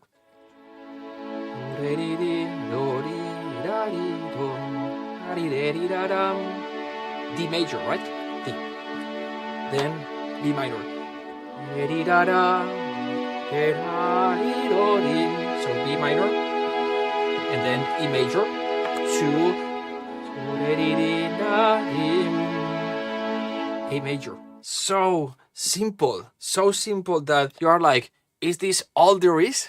And it's so cool. Now on to the third element, movement, the motor of the music. Let's see.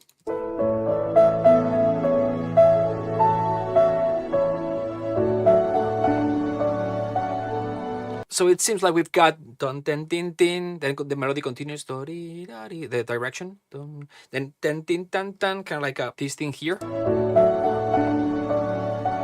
the same thing, we copy, we paste them, and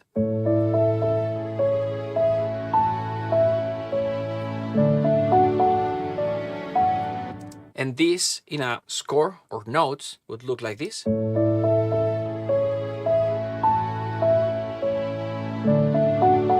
We've got the direction, movement, and background. These are the chords.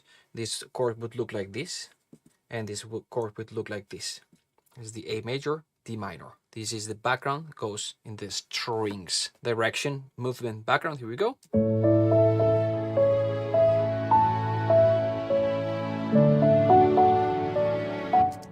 So this is what we have done. What's the direction layer doing? Copy the notes. What's the movement layer doing? Copy the notes. What's the background layer doing? Copy the notes. Then you're gonna repeat this process at least 2 more times. We wanna have analyzed at least 3 songs. And then once we have 3 songs, then we can extract conclusions. I've already done that to speed up this video, and this is the result. Next, for the Jurassic Park theme, it's easier.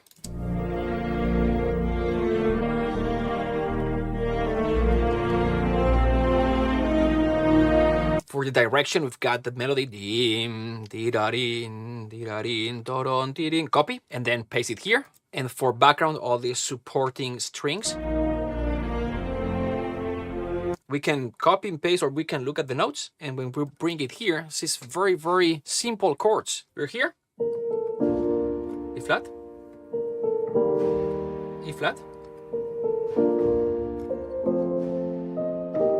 right? B flat, F, E flat, F,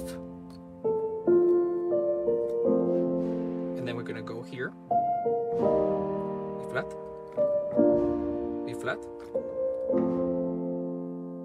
Super simple. Here's the cue, mid bolt, sounds like this.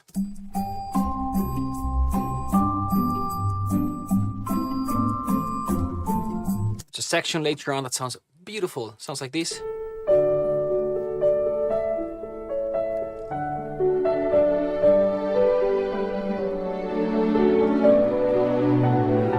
The direction element is going to be the melody. Dun, dun, dun. In this case, we're going to transcribe this by ear. So here we go.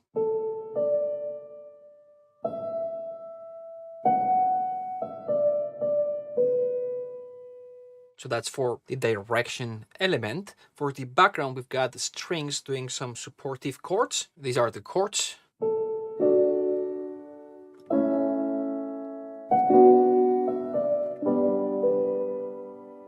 And that's it. Now we're going to start recognizing some common patterns, and that's what we've got to do. We have to extract conclusions. What are the patterns that repeat, that are similar in these 3 songs? Write them down, because the next step is going to be model the style. But if we zoom in into my notes, it would look something like this, right? Almost all of them were in major mode. We were using mostly triadic chords. Most of the direction melodic notes, the notes that we found in the melody, are the same notes that we could find in the chords. See, like in this case, for example,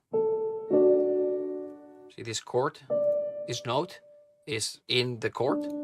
Then continue. This note is in the chord. And then if we continue, this is no. This is in the chord, this is in the chord, this is not in the chord, but this is common in this style. This is called a passing tone. If we scroll down to orchestration, basically strings, piano, this is what we found. And this is how you learn the characteristics of one style in under 10 minutes instead of spending years. All right, so now we're gonna put these findings into test and let's compose some music. All right, so in the next one, and again, I apologize for when I'm sharing a screen, part of the screen is not showing in the frame. In a few of the next videos, you're going to see me composing and operating this guy, this MIDI controller, right? But again, because of the frame, you're not gonna see my hand. So if you see me doing something like this, it's this, okay? By the way, that being said, the software, I see some comments. How much is it? Should I get the basic or the pro version? It doesn't matter. This one, sorry, wrong camera. It doesn't matter. There are many other things. Someone mentioned Melodyne. This is AI. There are even cloud-based software. There are plugins-based type of software that do similar thing. In this case, this one is called RipX. They've got Pro basic version. They've got 21-day free trial for the Pro version.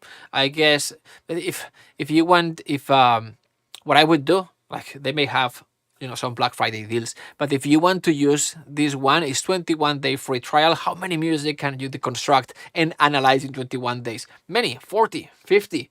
And once your trial expires, you've already developed your ear training, and now you can do it on your own. And you won't need the software anymore. So don't worry about this. Now, the tool is not the solution. You and your skill are the solution, and this process just increases your skill faster. That's basically what it does.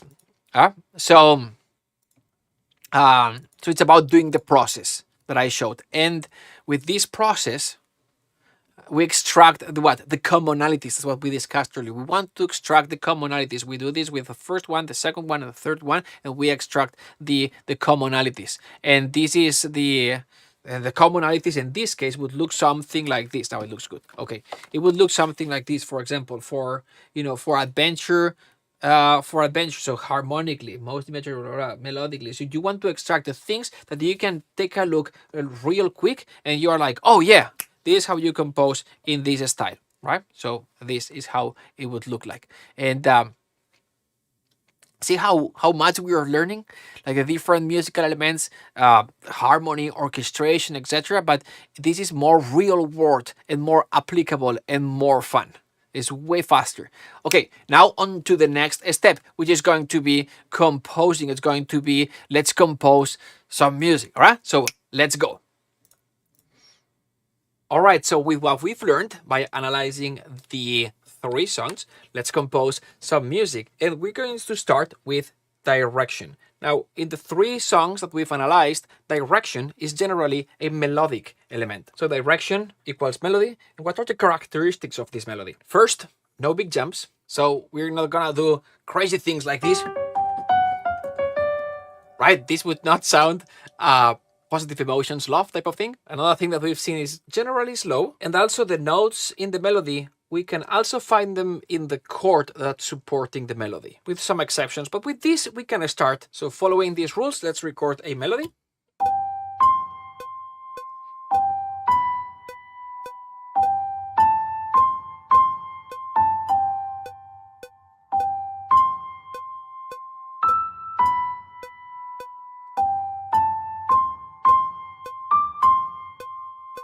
Now let's move to background. We've seen in this style that background is like a strings supporting chords. This is what we're going to be doing.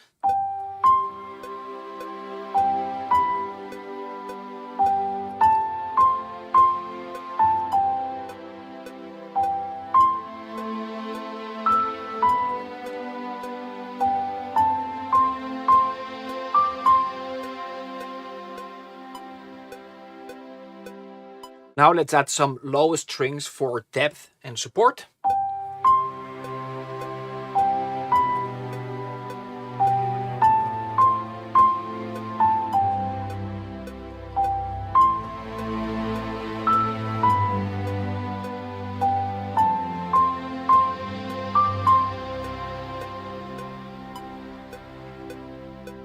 Now let's move to the third element, movement, and we're going to go for something very simple, a la Forrest Gump song that we've analyzed, that has a little dun dun dun dun dun dun at the beginning of each chord change.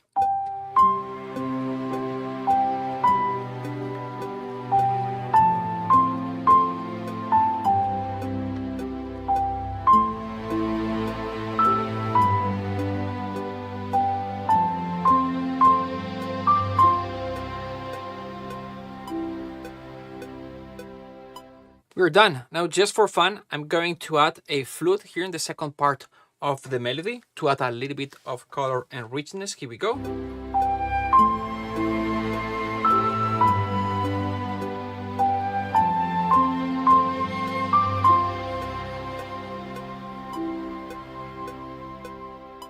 And finally, just like a cinematic trick, I'm going to add a sub bump, a really low drum that sounds like this, just to add depth and support. Here we go. I'm going to add it at the beginning, the middle, and towards the end to kind of like close the song. Here we go.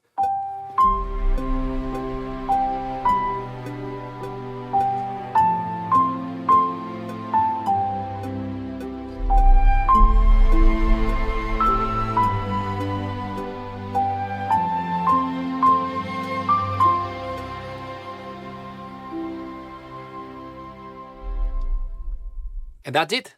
Direction, adding a little bit of color, the second part of direction, so the melodic elements, movement, background, supporting the strings. And then there are two secret forces more. One of them is depth, which we can see right here. And with this, in about 4 minutes, we've completed the piece. Now, there are two reasons why I've been able to compose fast. Number one is because we know the style, right? We've learned it. But second, and equally as important, I'm using an orchestral template. This is an orchestral template. As you can see over the left, all the instruments are loaded. This is important for me because it saves me time. But also, and this is the most important part for me, the template mixes the music for me. For example, see this piano? See that it has a reverb tail?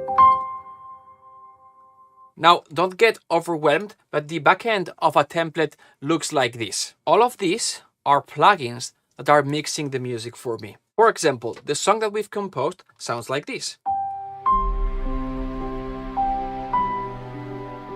But if I deactivate all the plugins, it actually sounds like this.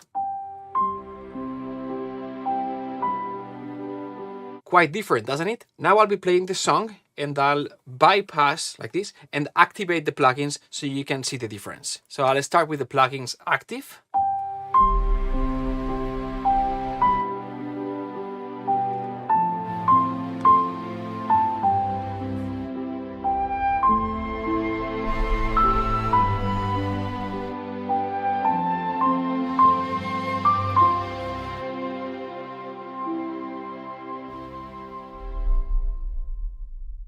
Now, how to get a template like this that mixes the music for you? The fastest way to get there is with a mentor, because it's a sum of small little nuances that will make the difference. And the way you set up the mix, a template that mixes the music for you, is very unique to your composing style. So you need someone with experience that has been there already, that can listen to your music and tell you how to improve your sound. And little by little, you'll be adding plugins and adjusting your template so it better mixes your music. But the fastest way, again, is with someone with experience that can tell you what to do so your music sounds pro. Awesome. So now the question that I get sometimes is, but shouldn't your music be mixed by a professional mixing engineer, or shouldn't you be doing the music mix later on? Does the mix happen during the composing process, or isn't it two separate stages of music production? Is this the final mix, right? And the answer is it depends on the project. For example, for a film project, which let's say, I don't know, $50,000-$100,000 budget for music, right? Quite a lot of money, but most importantly, with more time to work on the music. So with a bigger budget and more time, then this is a demo mix. It's not the final mix, but it's still very important because this decides if a client buy or not your music. For a TV production where there's not nearly as much music, let's say, there's way more music, but there's not nearly as much time, let's say a TV movie, paying $12,000 for 60 minutes of music and 3 weeks or 4 weeks to do the work. Then this is definitely the final mix. There's no time to go back and forth. And it's not that a mixing engineer will usually charge like $500 to mix 10 stems of 3 to 5 minutes of music. It's not that much. It's not about the money that much. It's the time. Right now, quick break. I've seen that some of you have been asking about this. If you are wondering if I've shared the PDF password, I still haven't. I'll be sharing towards the end, a few minutes. It's gonna be a Q&A. I'll be sharing it during the Q&A. Next, now we've done the deconstructing, right? We've deconstructed the style, and then we've done the composing. And you may be thinking, now that doesn't make sense to me. If I already studied the style and I already know the style, right? Why do I need to compose if I already know how to do it? And the answer is, you don't know shit yet, right? When you see, like, sometimes we hear music in the radio, whatever, Spotify. You're like, oh yeah, makes it. And you think that you are like, oh yeah, I could do that. Ever happened to you? Like, you listen, it's like, oh yeah, it makes sense, yeah. And then you think that you are at that level already. No. There are so many small little nuances that you don't even know yet, right? So you think you know, but the real learning happens when we've talked about this. When you put it into practice. We've talked about this. I said I'm not going to beat a dead horse, but everyone knows the classic example, right? Like, imagine that you want to compose music to be performed with an orchestra. What do you need to learn? Orchestration. Okay, you can read all the orchestration books you want. You can even write all the orchestral music you want on paper, right? But the day you stand in front of an orchestra to perform or record your music, I'm sorry, but the first time it'll be horrible, right? It's just the way it is. This is, by the way, Felipe Moreno. I met Felipe years ago, one of our best students I've ever had. Very talented, but also very hardworking, and had a clear idea of what he wanted, and he went for it, right? After studying with us, he applied and got accepted to study in the most prestigious film scoring program in the world, the University of Southern California. We spoke about this one earlier. And so he got there, he got accepted, and he recorded with live musicians over and over and over again, from the podium, right? From the booth, and over again. Right, and when you practice, and only when with practice, you got to levels like this, and you're able to create something that sounds like this.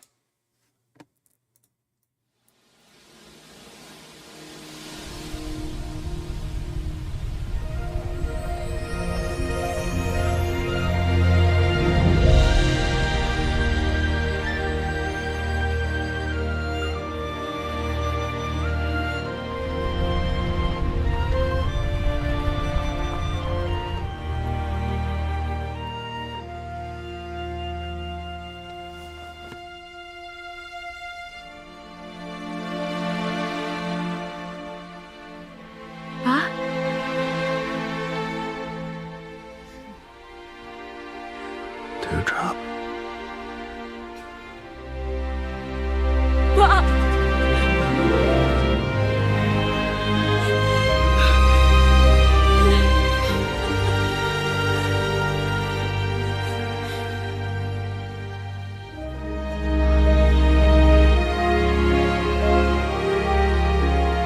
Is that really her?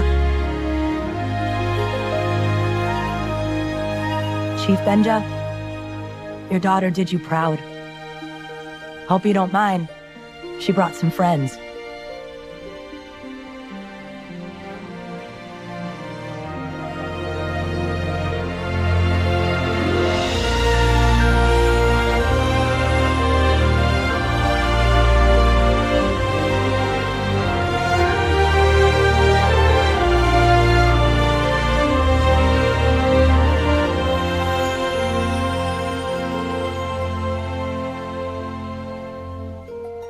Ba?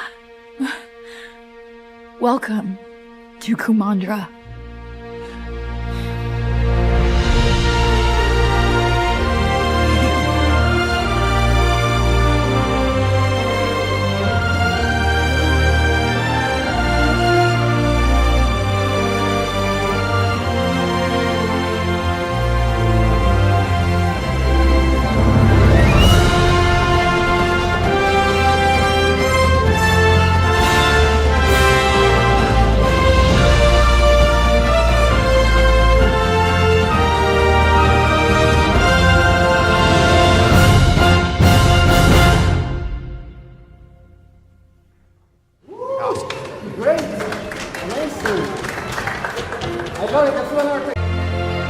There you go. Sorry.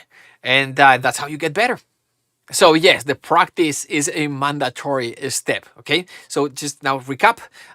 See how today is very simple. It's been very easy so far.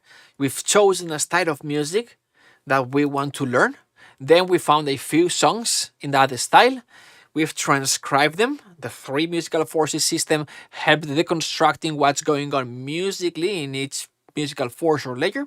If we need a little bit more help, we can assist the process with AI. And once we've analyzed three songs, we've been able to compose our own song. So instead of spending years studying harmony, orchestration, composition, to still feel lost, because that's just what's going to happen when you have to confront the real project.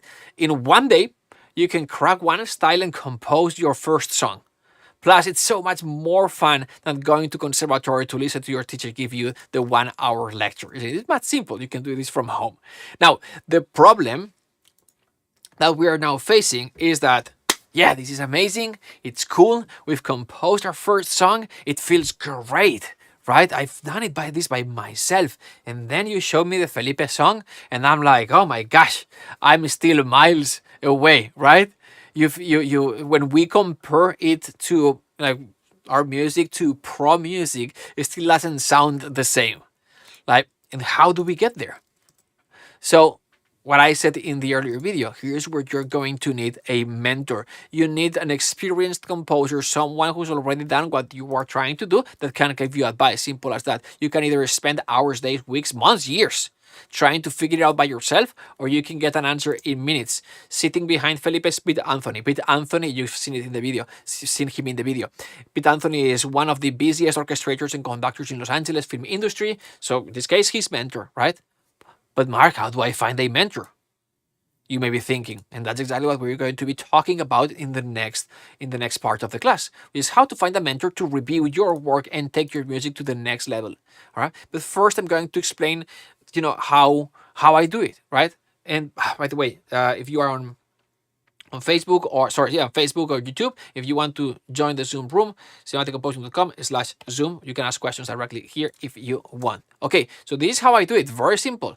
This is me at Bobby Fernandez's studio. He is the mixing engineer for movies like Spider-Man. He's one of the biggest mixing engineers in Hollywood. So I get his contact, number one. Number two, I contact him. Number three, I say, hey, can I sit down? I won't bother you. Just sit down there and just watch how you work. See how you mix. And he says, okay. So I sit down, I take notes, I take photos. If I have a chance to meet again, I'll ask follow-up questions. Simple as that.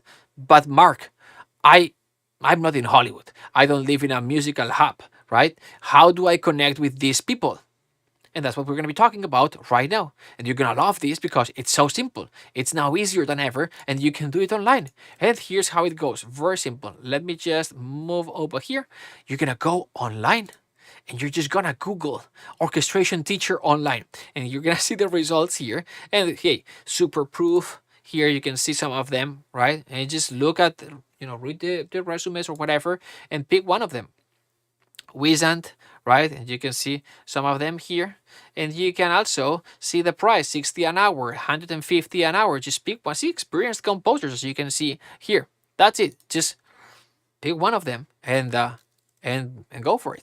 And I just wanted to say real quick, if you are an introvert and you are, no, you know what? I'll figure it out myself.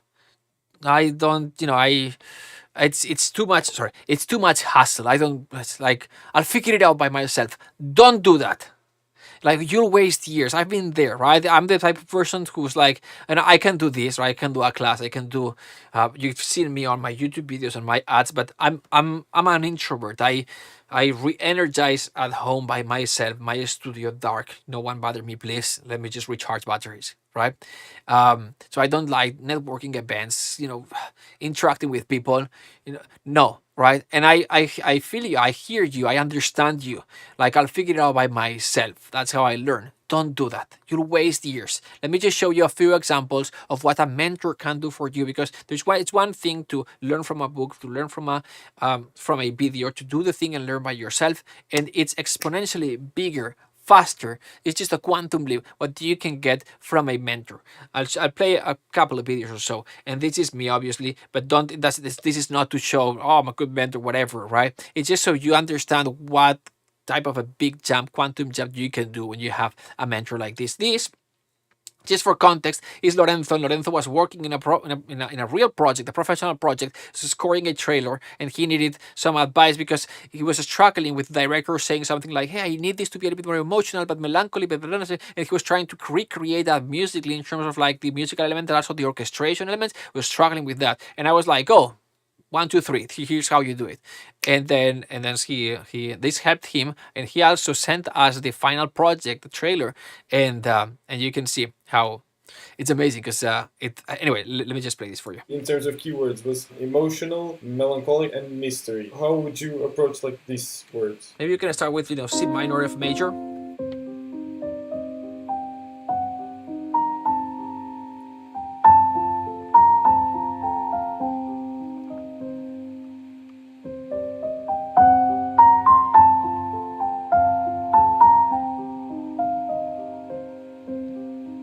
What I've done is mixed elements from the different styles that we discussed, right? Love for the emotional, the minor for the tint of sadness or melancholy, and then the F sharp for the mystery. I was also thinking about what would be a good instrumentation. I'm sure we all agree that you cannot go wrong with piano and strings. Now, this is extremely generic, but sometimes it's what's needed. So when I say piano and strings, there's so much more than piano and strings. The strings is a beautiful section. It's a very textural and very dynamic and rich instrument or section if we go beyond the string sustain.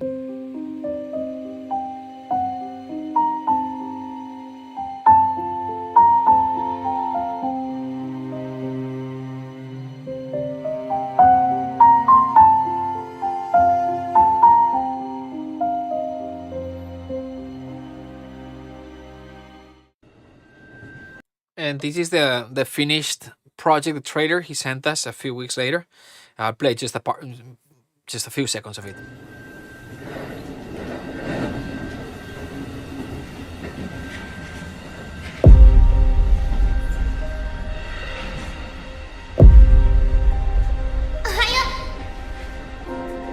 You see how he applied. Obviously, he changed things and he made it his own, but he applied some of the, and boom, there you go. This is an example from Dirk.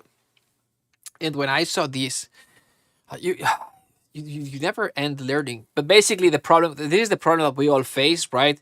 So an orchestral mockup is different than recording an orchestra. An orchestra is one instrument, one big instrument performing once in one space with one set of mics, right? An orchestral mockup is that thing, right? Stacked over and over and over and over again, right? It's the same room, the same set of mics, section by section, stacking. And so there's too much sound. And so we have to eliminate and cut and remove to avoid frequency stacking, which generates muddiness, especially in the mid-low end, right? Basic concept. And so we're always cutting and removing and carving out frequencies, blah, blah, blah, doing, right? But one of the biggest problems is that it gets worse and worse and worse the lower we go in register. And when we get to the 180, 50 cycles, it gets really bad there. And to the point where you just want to have one instrument carrying the weight of that area. You don't want to have two of them. And if you can replace with a higher quality low end, more solid low end, then it would make so much sense. And that's exactly what Dirk explains here, and he explains it in a way that makes so much sense, and then it just solves all the problem in 1 minute. And I've struggled with this for years. He explains it like this. For me, gives me a much more controlled low end. I have a clear indication. If you don't hear this because you're using a laptop or a small speaker, something like this, what he's playing, his keyboard, and this is a clean subsonic or low bass, low synth bass. That's what you're hearing. Very clean, very clear, or very specific, contained bass. Okay, where is my low end? And when I later down the line take the strings off in that area, the synth bass is kind of the only portion of the whole track that really takes care of that area. Whereas if I were to use Metropolis Arc strings, for example, naturally, due to the way the strings move, etc., and the way it's recorded with several people, they are very wobbly in the low end. It's not a defined, solid low end. There is low end, but it jumps up and down, and I want to have a little bit more control of it, so I rather take it out on the strings and have something like a synth bass take it over. Probably gonna even get rid of a little bit more of the low end. All these sub frequencies, I don't need them in the strings because I have that covered in the low bass. So that's before. So it's cleaning a lot of areas of the low mids where it sounds nasal. And by the way, how many times we've done this, right? EQ the instruments to get rid of some of the, muddy areas, nasal areas, the irritation area, all of this, right? With EQ.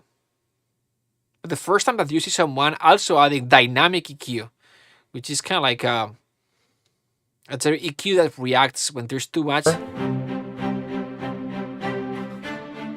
So it's clean. So it's EQing, but also it's EQing more if, and this is great because sometimes we are EQing things to carve out some frequencies, but then we solve the problem, but we kill the sound. This happens with oboes.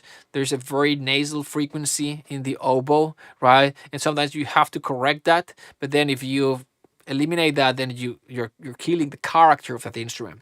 And something like this helps dynamic EQ. Cleaning. Sorry.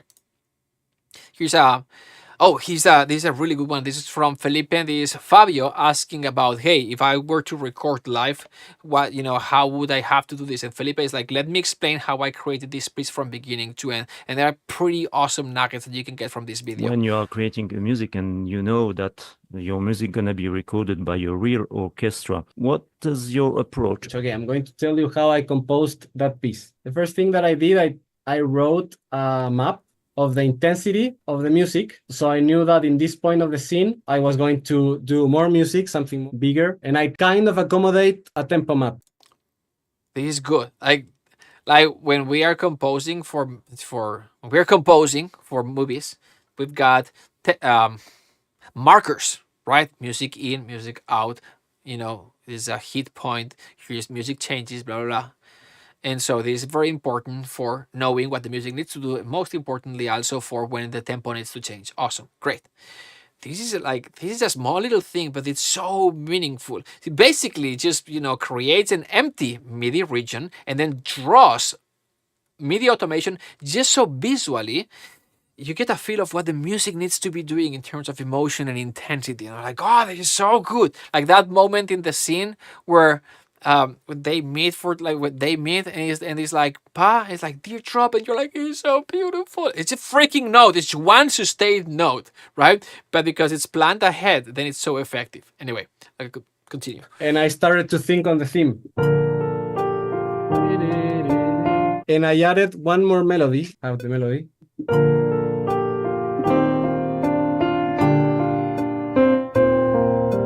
So I developed this melody in the violins, the counter melody in the cellos, and when I repeated the theme, I inverted. Here are the melodies.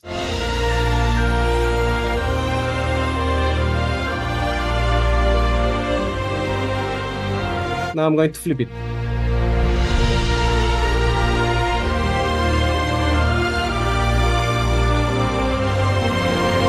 And I did some modulation so I can throw it to the grass.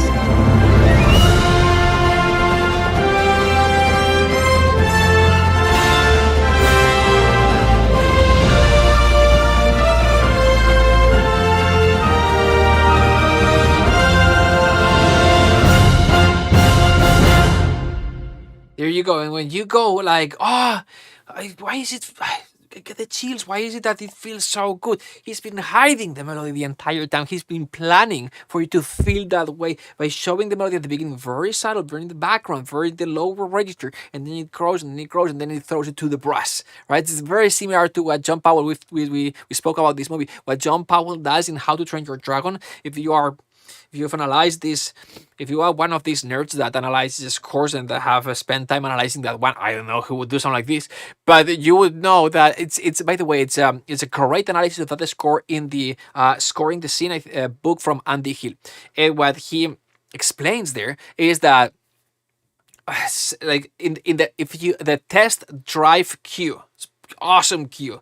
If you go to Spotify, John Powell, it's one of the most the most played cues from him. So Test Drive, How to Train Your Dragon, one of his most famous cues that he's written, or the people like the most. And it's amazing. It's so awesome. And if you watch the scene with the music, it's even better. Everything fits. Everything's amazing. And if you watch the movie, it feels even better. Why? Because he's been presenting parts of the theme during the first 28 minutes of the movie, and then in that moment when so many things come together, right? The alignment, the synchronicity with Toothless and Hiccup, and everything's the first time that Hiccup grows. He arcs as a character. It's the first completion of an arc as a character in the movie, right? And so there's that growth, and so the theme grows as well. It's the first time that all this happens, and it's the first time where the theme is presented entirely. The first time that we hear the entire theme. We hear the entire theme for the first time, right? And so all these things that are planned are like, how are you going to come up with things like this? You have to see someone do it first. All right, cool, awesome. So that being said, I'm going to skip some of this. We don't have to watch all of this, but let me just play one that's kind of like a compilation of the things that you can learn when you have that teacher, and it's just a question answer. Your template has a lot of channels, and I can see EQ, saturation, compression. Like, what is your process? I'm gonna choose one instrument, and I'm gonna see signal flow. It's here, it's going here, then it's going there. Here I've got this plugin loaded. I'll do a little bit of EQ and tape saturation, okay, but the actual mix happens right here. Some short gated reverb here, for example, a short reverb, the next one mid reverb. I add a little bit of fresh air, a little bit of Shadow Hills. Is a MacBook Pro M1, 64 gigs of RAM, enough for orchestral work. For music and running a template 300-400 tracks, no problem. I would like to know some tips on how to achieve that massive Hans Zimmer style on the strings. I would never compare the level of quality, production, and genius of something like Inception by Master Hans Zimmer. Plus, on top of that, all the production value added after his genius and his creation. Obviously, after that, there's a process. There's a recording session, Alan Meyerson. There's so much, and so obviously we cannot compare these 20 minutes. But these would be the 20% elements that make the 80% difference. And I think they set for a good start. I would say 3 things I can demonstrate a little bit. There you go. Okay, so again, don't skip this step. What have we learned? Let's continue with the flow of the class. So, what have we learned so far? Well, the first and most important thing is that you can build a studio with a pile of bricks. That's important. Now, jokes aside, the students started asking me, and we created the diagram. Here's the anyway. But look the science of it. Look how beautiful it fits. Anyway, now, so what have we learned? We have learned how to learn from the source, number 1, how to find the type of music that you want to model, number 1. Then how to analyze these songs and extract patterns, and how to find a mentor to review your work and take your music to the next level. Do you think this can help you, learn music faster? But not just faster, more fun. Does this make sense? Like, contextual learning is way more efficient than traditional didactic teaching or didactic learning. Modeling is just learning at another level. An apprenticeship or having a mentor is the way to go to the next level fast. Like, simplify, see the master in action, model the master, and then refine with the master. And if you don't have access to a master for the first step, you can find the song and transcribe it, learn how it goes, and then model the style. And if transcribing again is a problem for you, we can use AI. Do you see how simple this is? Sometimes we overcomplicate things. Modeling is the way. Every great composer has modeled their predecessors first. It's just the way it's done. So stop overcomplicating things. Do you think this can help you? Put a 1 in the chat if you think that what you've learned today in this class can help you become a better composer, to learn faster. Let me know in the chat. There you go. Tarek, huge. Hugh, Tyron, great. Santiago, Carmelo, Jacek, Olga. Sorry if I'm pronouncing some of these names. Mark, I guess Mark. Kurt, Olga, Nadir, Steve. Fantastic. Paco, Jose. Awesome. Fantastic. Great. What if I told you that I can show you one extra step that puts this system on steroids? I've got something else to show you. I mean, it's good enough for now, but we can go a little bit deeper if you want. Do you want me to go a little bit deeper? Put a 1 in the chat, or continue to put a 1 in the chat if you want me to go a little bit deeper. Yes, please. Let's go. Rock and roll. Number 1, 1, 1, 1, 1. There you go. Awesome. 1, 1, 1. All right, blowing up the chat. Awesome. Fantastic. Hey, we've got a, there you go, number 1. Thank you so much. Yeah, let's do this.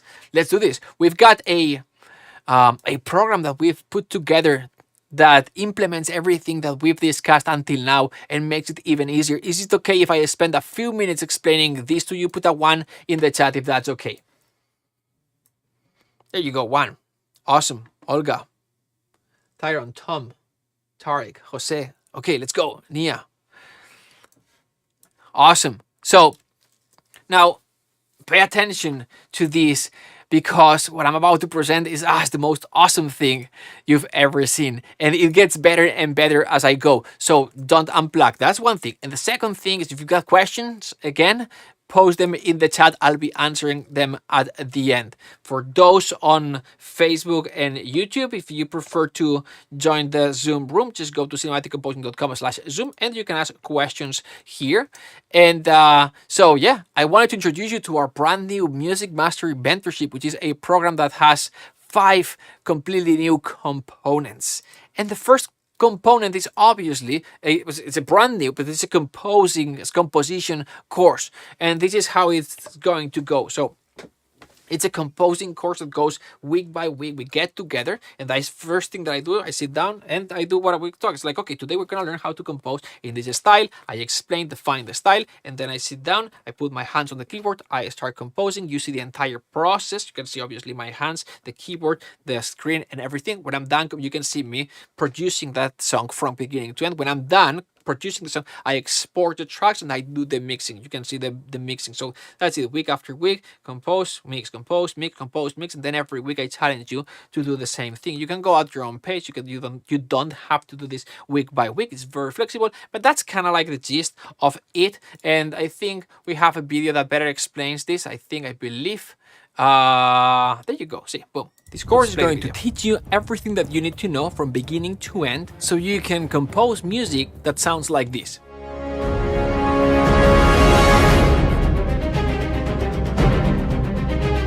Or like this.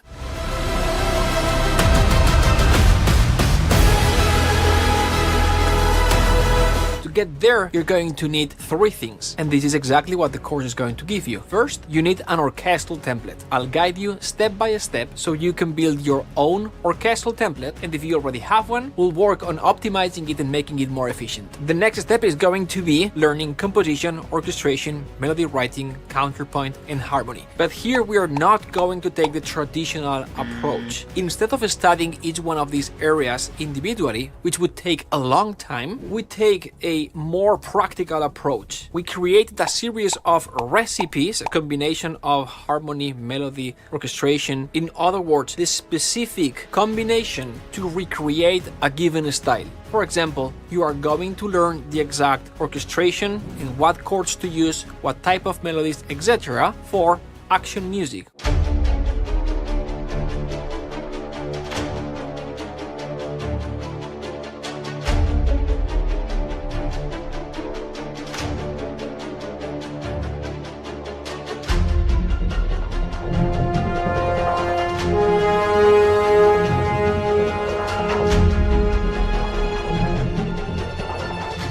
sadness,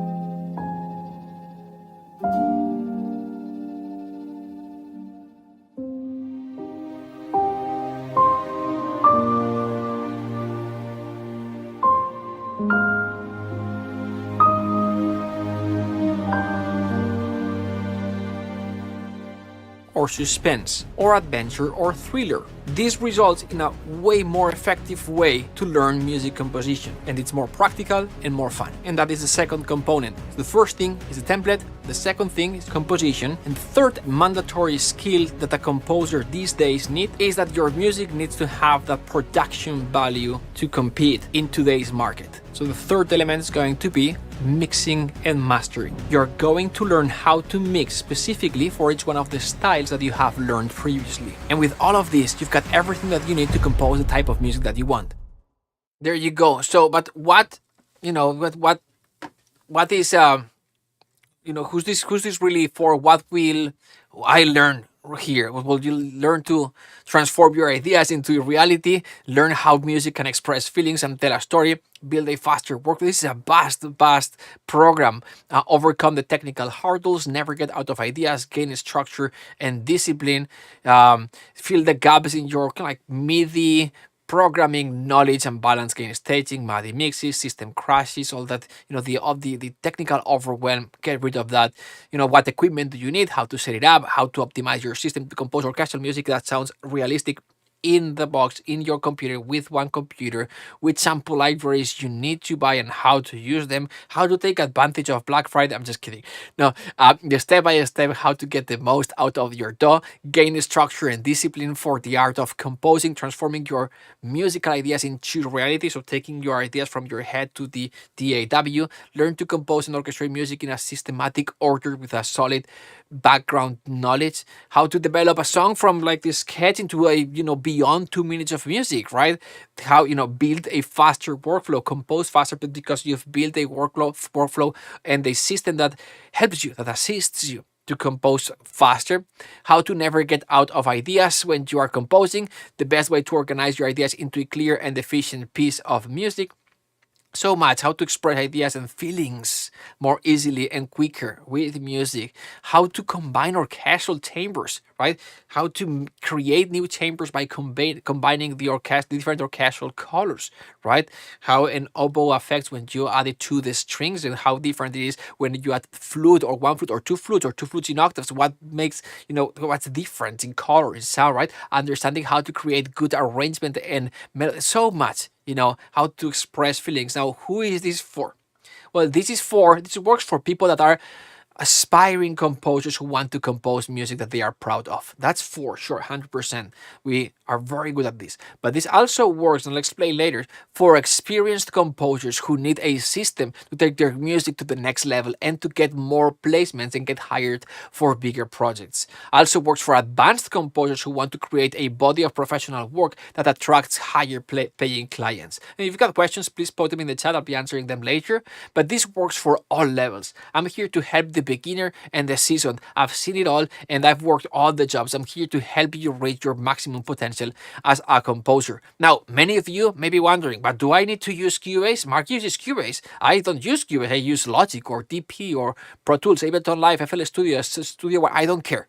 No, you don't need to use Cubase. You can use your own DAW of choice. Three things I will say. Number one, everything that I explain in Cubase applies to any other sequencer. That's number one. Number two, you'll have access to our own AI trained software that translates what I do in Cubase into your sequencer. You just ask the question and there's and choose what DAW you use, and it'll explain you how to do the same thing in your sequencer or your DAW. And number three, I cannot reveal right now. I'll explain later on, but don't worry. And there are some comments from the students who've taken this program. This is Anthony here in the middle with 2 other cinematic composing students in the Taxi convention last year. And he says, I've grown leaps and bounds as a media composer. I know that part of it is out of a screen, but I've grown leaps and bounds as a media composer. There are ways in which this is better than a typical masters of music composition for a lot less money. I couldn't recommend. See it. This is very, very affordable. You'll see. I couldn't recommend this program enough for composers who want to take their music, their career to the next level. And this is Teresa that I'll play right here. Completely life transforming. I mean, Mark, you came across my feed in 2019. I did your boot camp for 30 days and I couldn't keep up. I was just so lost. I didn't know where to go with the tech and all of that stuff. And then years later, something told me, I'm like, I need someone to kind of hold my hand, walk me through it. And I think I won't say a complete novice because I knew how to write music and I knew a little bit of Logic, but I was definitely at the beginning side 6 months ago. And now I feel like I have a roadmap. I know where to go. I know what to do. I know how to do it. I think I have grown as a composer. I think I'm a better writer than I ever was. And I never orchestrated before in my life. Now I feel like I can at least muddle my way through and come up with a pretty good orchestration. So the changes have just been incredible. But probably the biggest thing is I just didn't think this was even possible in my life. I thought I was too old. I live in the wrong area, that I had my time and it came and went. And I think this really proved it wrong. And I think it's possible. And so for me, just knowing that the dream could actually come true, I'm trying not to get emotional, that's been the greatest gift. So thank you for that. Of course it's possible. And by the way, here's Felipe from the same class and Teresa's class. Anyway, so this is the first of the 5 components, the composition course. The value of this program is $19.99. Is the value. We'll talk about the price in a second. It's completely brand new content. You can go at your own pace. You have access for life. You learn the 12 musical styles plus mixing and mastering, the 5 musical forces as well, not just the 3 that we discussed today. Plus it includes group live classes and a community for support and networking. And if you are thinking like, this is cool, Mark, but I've tried this in the past and it doesn't work for me. I need not just a course, I need extra lessons with a private teacher that can listen to me and solve my particular problems. You know where I'm going. Then if you need that, you're gonna love component number 2, which is private one-on-one teaching. And the way this works is you'll have access to 38 private one-on-one classes with your mentor. You can choose when to schedule. I'll show it live in a second. You can choose when to schedule them. Take as long as you need, and there's no weekly mandatory cadence. Again, you don't have to do this every week, and it's completely private teaching. It's one-on-one. You bring your concerns and your roadblocks or your music for review, and you'll have them solved in the spot. No waiting for others to ask questions, direct access to the teacher. And for example, I'm trying to compose in this style like we've seen earlier, but I can't get there. Help, and boom, the teacher helps, your mentor helps. Or I'm preparing to record with a live orchestra like we've seen earlier. Help, and boom, the teacher helps. Or I'm working on this movie and the filmmaker says something I don't understand. Help me with this. Someone wrote this in the chat last week. I've been trying to find a good mentor. And since I started studying music professionally 20 years ago, it's always been institutions, courses, but it's so hard to find someone who says, yes, I'll personally guide you, I'll personally mentor you. And when you find a one-on-one teacher, they prefer to teach with theory, with the books, or not to share their knowledge or secrets at all. Exactly, this is what happens many times. And here it's going to be different. The main thing that you're going to be doing with the teacher is obviously you're going to bring your music for review, music for feedback, music for commentary, right? And you're going to be composing during the program, and then you'll bring your music at the end for feedback sessions. Or you're composing your music and you hit a roadblock and you bring your work in progress for help. Yes, that's the first thing. But the main focus with the mentors is to support you, to help you so you can move forward and overcome roadblocks when you are stuck. For example, again, I need help setting up my MIDI controller or my mix sucks. I don't know why. right? Or I'm scoring whatever it is that you need, or I finish the song and I want feedback, right? The mentor is here for you, to support you, not to teach you their theory, okay? Here's Julian from Argentina, same photo, Julian, right here. He's from Argentina, he lives in the UK. And he says, the mentors brought diverse perspective and expertise, and their feedback on my music. Let me just see if I can do this. I cannot do this. There you go. There you go. There you go.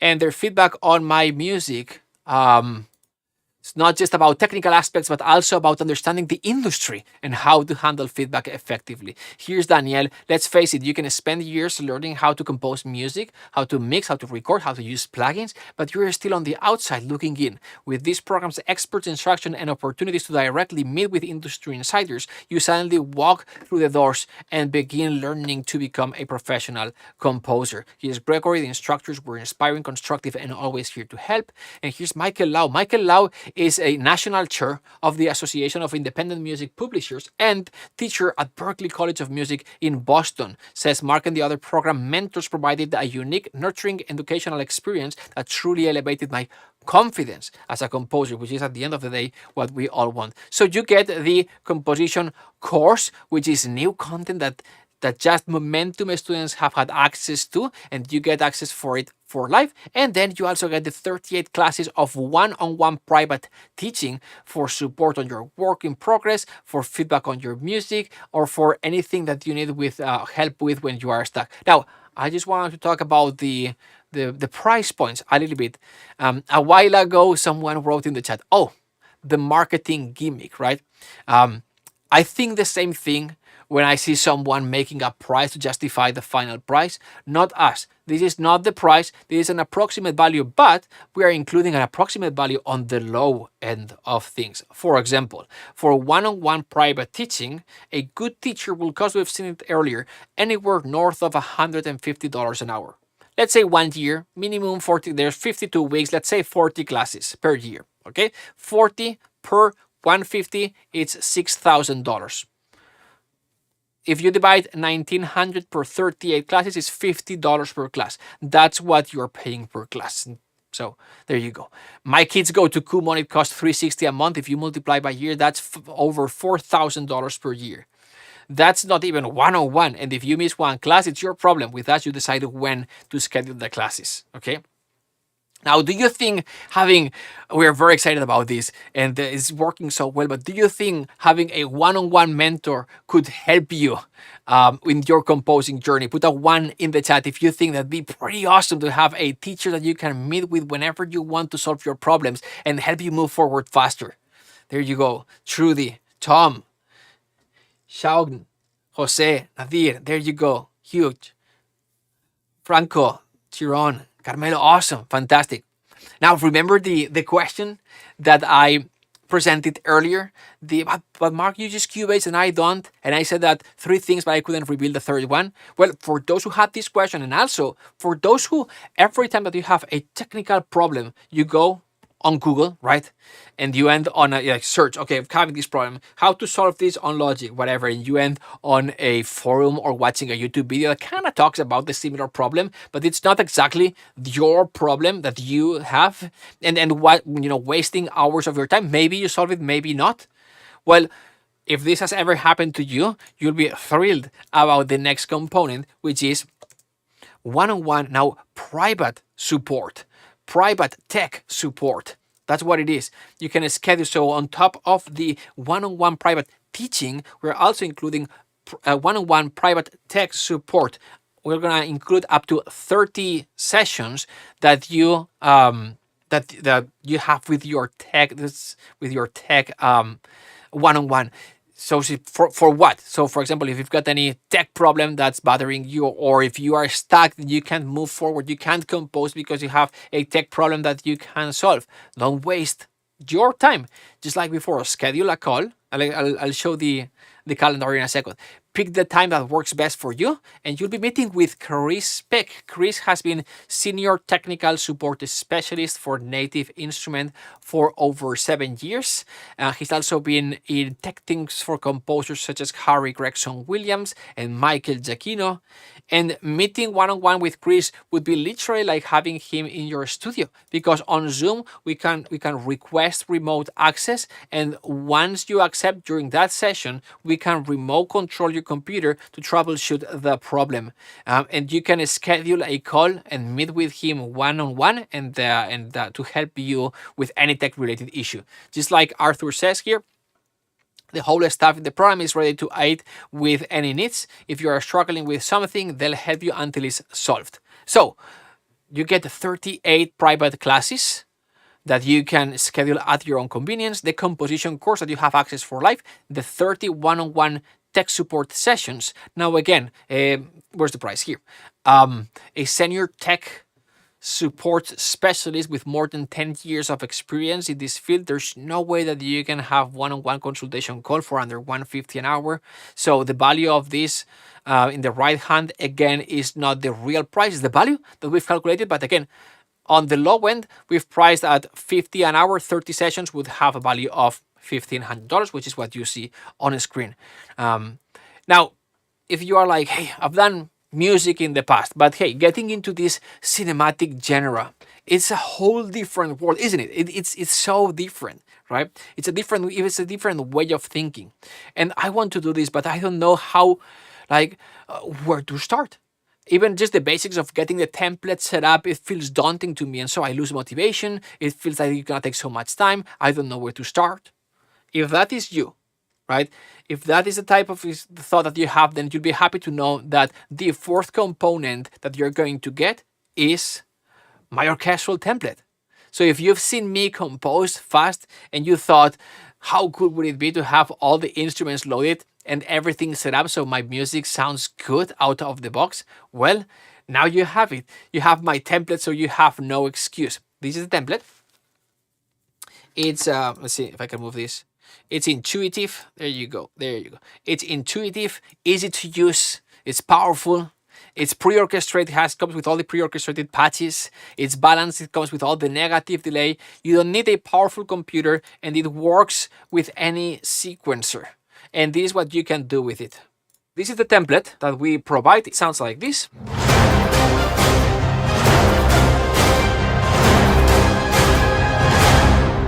This template includes the sketching patches as well as the string basics, orchestral enhancers with some percussion. The sketching patches are here and the enhancers, and these are the sounds that we've used for this section.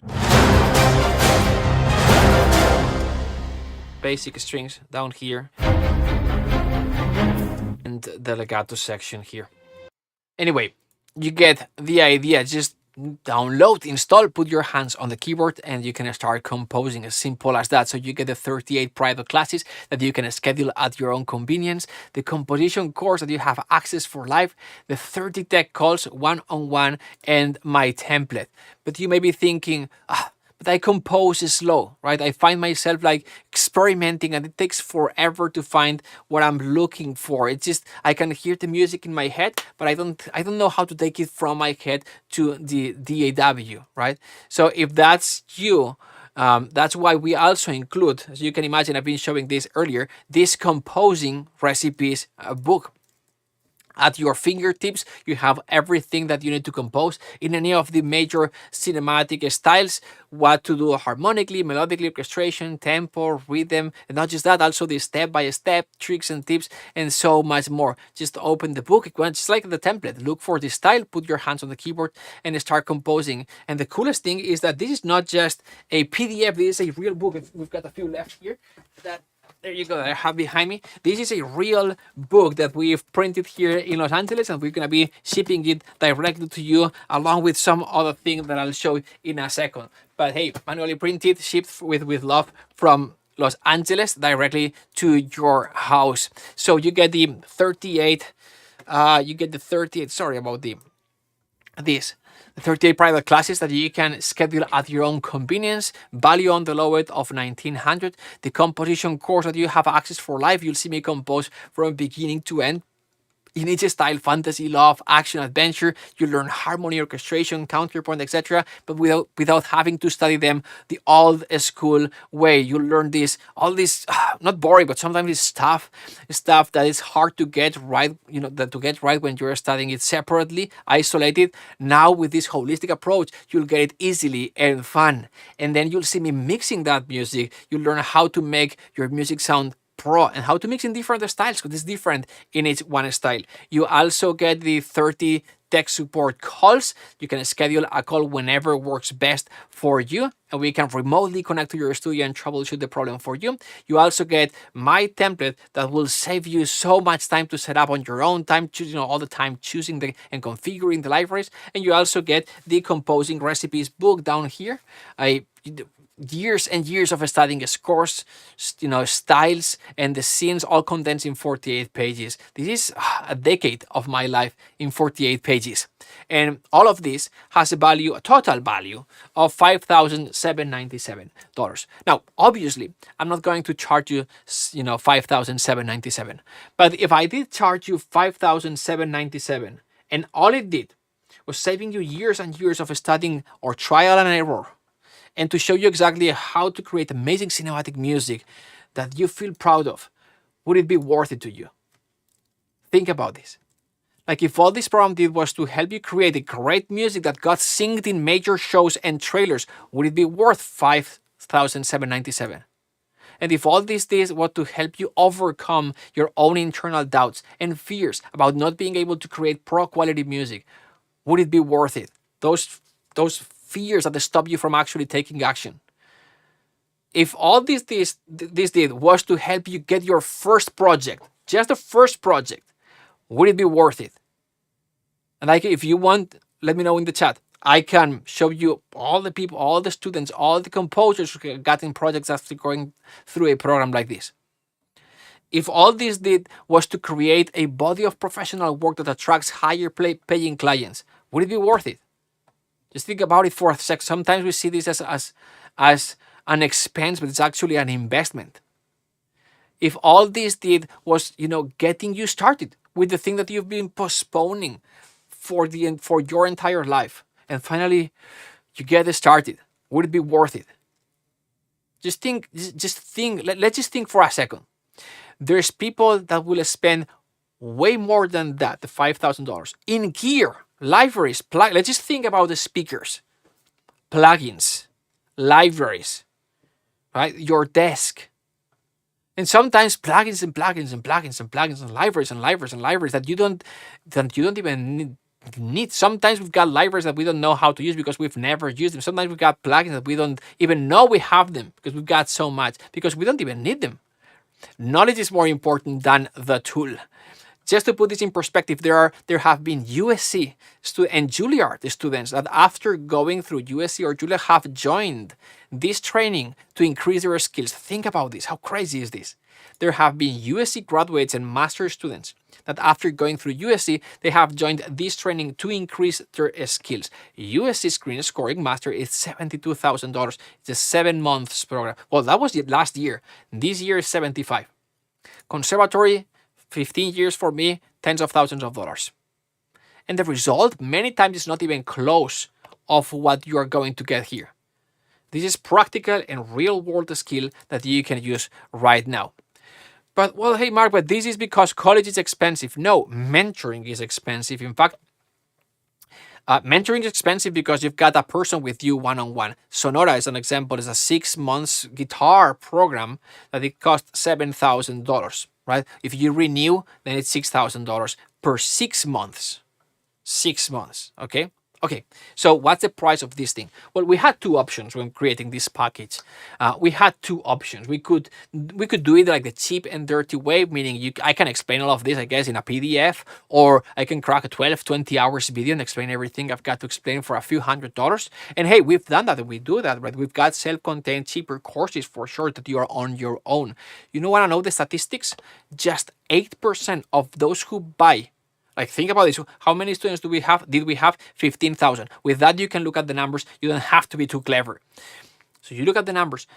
Of all these smaller self-contained courses, 8% of those who buy, who enroll, even open the course. Even open the course. How crazy is this? And this happens for a series of reasons. But 2% even finish them. Why is that? The reason is there's no motivation. The purchase of a self-contained course is generally some sort of guilt that we have. It's like, I would like to do that. And then you buy the thing. It's like, oh, I moved forward towards that dream of mine. When you purchase, it feels like taking action. But the actual going in there and the studying, it's what's tough, what's hard. And then many people, 92% of them, don't even get started. Okay? Why? Because there's no motivation. Why there's no motivation? Several things. The first thing is sometimes you have to pay attention. Sometimes you have to make a commitment, right? That's the first thing. I'll explain the second one. But this one I learned younger. I was at USC. I had so I was there. I was skilled, but there was one of my classmates that was better than me. Was better than me at composing a production. He was faster. He was like, it's so good, and his music sounded so good. And I was like, hey, you've got to teach me. You have to tell me, how do you do this? And he was like, no, I don't teach. I'm not gonna share all this with you. Not because your competition, it's just I don't teach. Okay, but you have to teach me. It's like, no. It's a big, tall guy. But one day he knocks on my door. My dorm, I was composing. I opened the door, and he was like, here you go. I'm like, what's this? It's like, well, this is a DVD with everything that I've got to teach you. And I was composing, I recorded, so you can see me doing the thing. Like, oh, this is amazing. Thank you so much. How can I pay you? I don't know why I asked that question. How can I pay you? And he was like, well, go to your room and get me your wallet. I'm like, what? He's like, yes, go to your room, get me your wallet. I'm like, okay. I go, remember, big, tall guy. I go there, I get the wallet, and I bring the wallet. He's like, now give me your wallet. I'm like, well, give me your wallet. I hand him the wallet. He opens the wallet, grabs all the money from, it was not a lot of money, but it was all the money that I had for that month, the last week of the month. He grabs all the money and he puts all the money in his pocket. And I'm like, bro, like, what's going on? It's like, well, I'm teaching you a lesson. I'm like, what lesson? Do not give me my wallet to a friend of mine? And it's like, no, I'm teaching you a lesson that, what happened here? I'm teaching you a lesson that you have to pay attention now, because I got all your money. You're going to pay attention to everything that I've gave you. It's like, hey, bro, I was going to, it's like, no, trust me. It's like, sure, I did pay way more attention because that was all the money that I had for that. So anyway, let me see what happened here. There you go. Awesome. So sometimes you have to pay attention. But also the second and reason why you are not motivated to take action is because there are no systems. There's no infrastructure. There's no system in place for you to feel motivated to take action and to do the thing. There's no accountability, right? That's why we created the community, right? All the coaching and how it's organized, the accountability that we were discussing, the support, the content, the social calls, all the challenges, the feedback on your music, all of this, right? And so we decided for this program in particular to make this program valuable instead of cheap.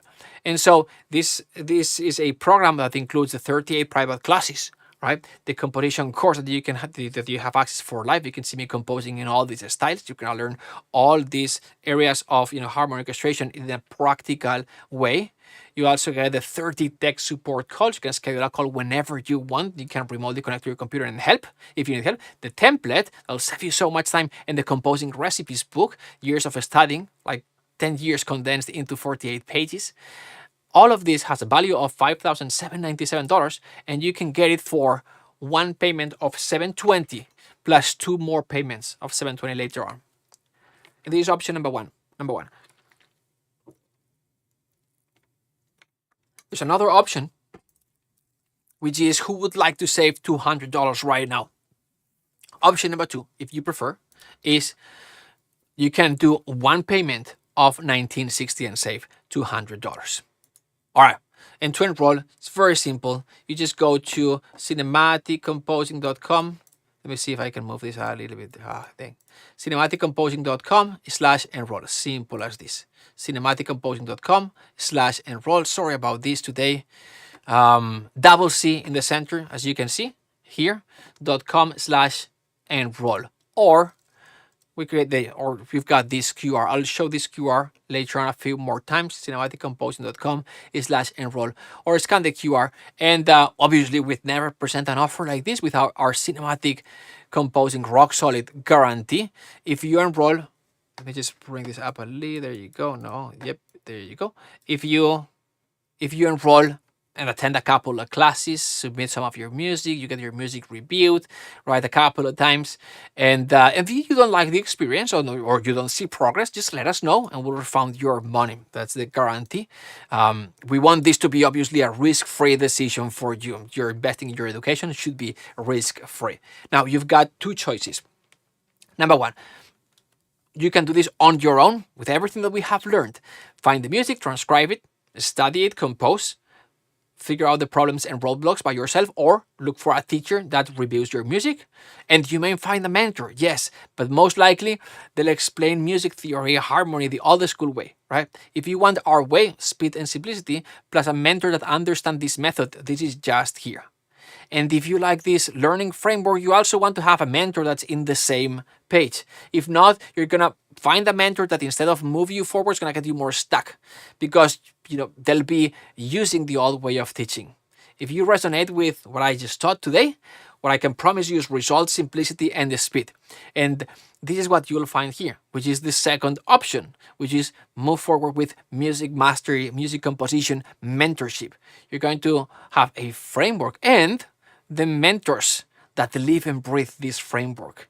Mentors that have learned with us, right? And this is priceless. Just think about how much time you'll save. How much would you pay to have a clear path that takes you faster to your goal? Think about how much time you're going to save, the momentum that you're going to gain, and the confidence that you will have, right? So again, you've got two options.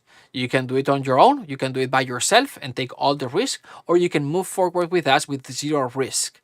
If you choose to enroll in the program and take advantage of our experience, all the experience we've got with almost a decade doing this and more than 15,000 students that we've trained, you've got zero risk. Even if only that's half of what I've claimed today, it will pay for it. It will pay for itself with the time saved and the awesome music that you'll be able to compose, not to mention the projects that you can start working on if you decide to go in that direction. So who's this for? Very simple. This is for those who need more one-on-one support, those who need more help, extra support, and more personalized experience. So it's not for everyone, but if you want this is the exact program. For those who want results fast as well, talking about we're going to get shit done, right? The achievers, the action takers, those who don't want to take yet another course. They just want to know the things that work so they can implement them fast, and they want to do it in a guided way from someone who's already done it before that can compress time for them. Okay, it's not better or worse, it's just a different approach. And if you want that, this is the exact program, this is the right program for you. Now, maybe you're a composer that want to make a career out of music, or you want to improve your skill, or music is your passion, your hobby, right? Or you're getting back into music after a few years of break and you feel a little bit rusty. We've all been there, and you want all the help that you can get. In this case, this is the program for you. And you can enroll for 3 payments of $720 or 1 of $1960. Just go to cinematicComposing.com down here /enroll, if I can do this correctly, or you've got the QR right here, very simple. Or maybe probably the team is have the link in the chat down there. There you go. Now, because of the nature of this program, we've done this class several times. Our goal is to enroll 40 people, and we are enrolling the last group of people. Because of the nature of this program, we cannot have a lot of people one-on-one, and so at this point, we are trying to enroll the last 7 people, and that's our goal before we close this year. So if you think this is the right thing for you, don't delay. I'm going, and to make it easier, and because in this first group we want to be working with the action takers, we are incentivizing for those who take action during the class. And I know this is a decision. And to make it easier for you, I'm going to make it even more attractive. So this is going to be exciting. So pay attention. Now, before I explain, so I'm going to be adding a few more components that make a really big difference. Now, before I explain the next part, I need to say something. In a moment, I'll open the chat for questions. I'll put a 40 minutes timing for questions. Right now, I'm going to introduce the 4 amazing fast action bonuses for obvious reasons that we've designed to make this offer the most awesome program ever.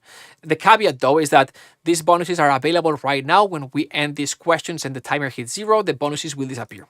Got it? So now let's go with the amazing bonuses and that you get if you enroll before the end of this class. And the first one is a t-shirt. You're like, man, a t-shirt. Well, it's not a t-shirt. It is the cinematic composing t-shirt. This beautiful, amazing t-shirt that we're going to be shipping to your houses along with the book. Let me see if I can show it to you. I may have one here. Yes, there you go. Look at this. Look at this beauty. Or maybe we can do it like this. So this is the t-shirt. I have a few left there in the box, the last 7 or so, with the manifesto and that you see here, as well as the logo down here. And it's so amazing. It really is awesome. So when you join, we're gonna send you a form that you can fill up with your size and everything. We're gonna be sending it to your house. Awesome. So this is the first component, the cinematic composing t-shirt. Obviously, we cannot put a price on these prices because what it means when you get this t-shirt, you become one of us. So that's the first thing. Second mega bonus that you will get is we're gonna bump up the private classes from 38 to 60. Now think about this. If you buy now for $19.60, you're getting 60 classes. If we make the division, 60 one-on-one classes. That's $32 per class. That's really, really cheap. If we just count it like the price against the number of classes. On top of that, you've got all the other components. But that's $32 per class. And if you're like, yes, but my problem is that I don't know how to present my work to the world. So now we're talking business here, right? Like I can compose music, but putting my name out there or creating a brand or even just publishing a demo reel, it's hard for me. I've never done it. How do I do it? It's like, or maybe I have these limiting beliefs. Or maybe this is for people who have this question. Is this program going to help me get projects? Because if the program helps me get projects, the program will pay for itself, right? So if you are this person, you're going to love this fast action bonus, which is, if you enroll today during this class, you'll also receive a free ticket for a paid event that we do, but you're going to get access for free. It's an event that's called Become Pro. It's the Be Pro event. You see, every year we do a live event in Los Angeles, in one of the biggest scoring stages in the world.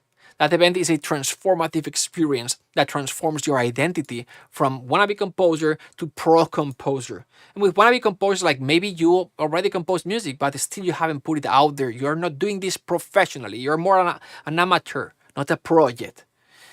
So in this event, you meet with other composers, you network with filmmakers, you get professional photos done. I don't know if you can see it here. You get professional photos done in one of the biggest scoring stages in Hollywood. There are different settings and scenarios. You get photos done during the event, kind of like conducting in the booth, in the scoring stage. And then we end the event. We work during the event to create a pro composing website with you with all the music that you have been composing during the program and creating a demo reel. So a demo reel, photos, pro composing website. We guide you step by step.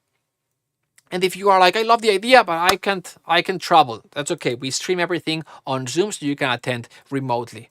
Again, if you've got questions, put them in the chat. I'll be answering them in a bit. So on top of everything included, let me see if I can adjust it. So on top of everything included in the program, which is all the new composition course with the content that's never been available, the one-on-one private teaching, the one-on-one tech support, the template that will save you so much time, the composing recipes book. On top of all this, if you enroll now, you also get the t-shirt.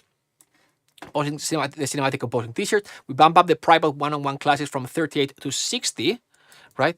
And you get a free ticket to the Become Pro event in Los Angeles in one of the biggest scoring stages in the world, in the heart of Hollywood. But wait, there's more. There's this one final component that I always get nervous when I present this one, because the first one that we do something like this. So just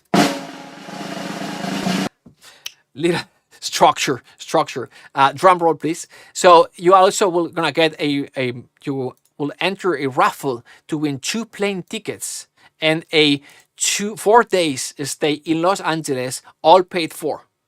2 days to attend the event, 1 day to hang out with me in the new cinematic composing offices, and 1 day for whatever you want. How awesome would that be? Imagine you could go to the Universal Studios, you could visit the Warner Bros. Studios, you could like Sunset Boulevard, Santa Monica, or whatever, right? You can go to Beverly Hills, right?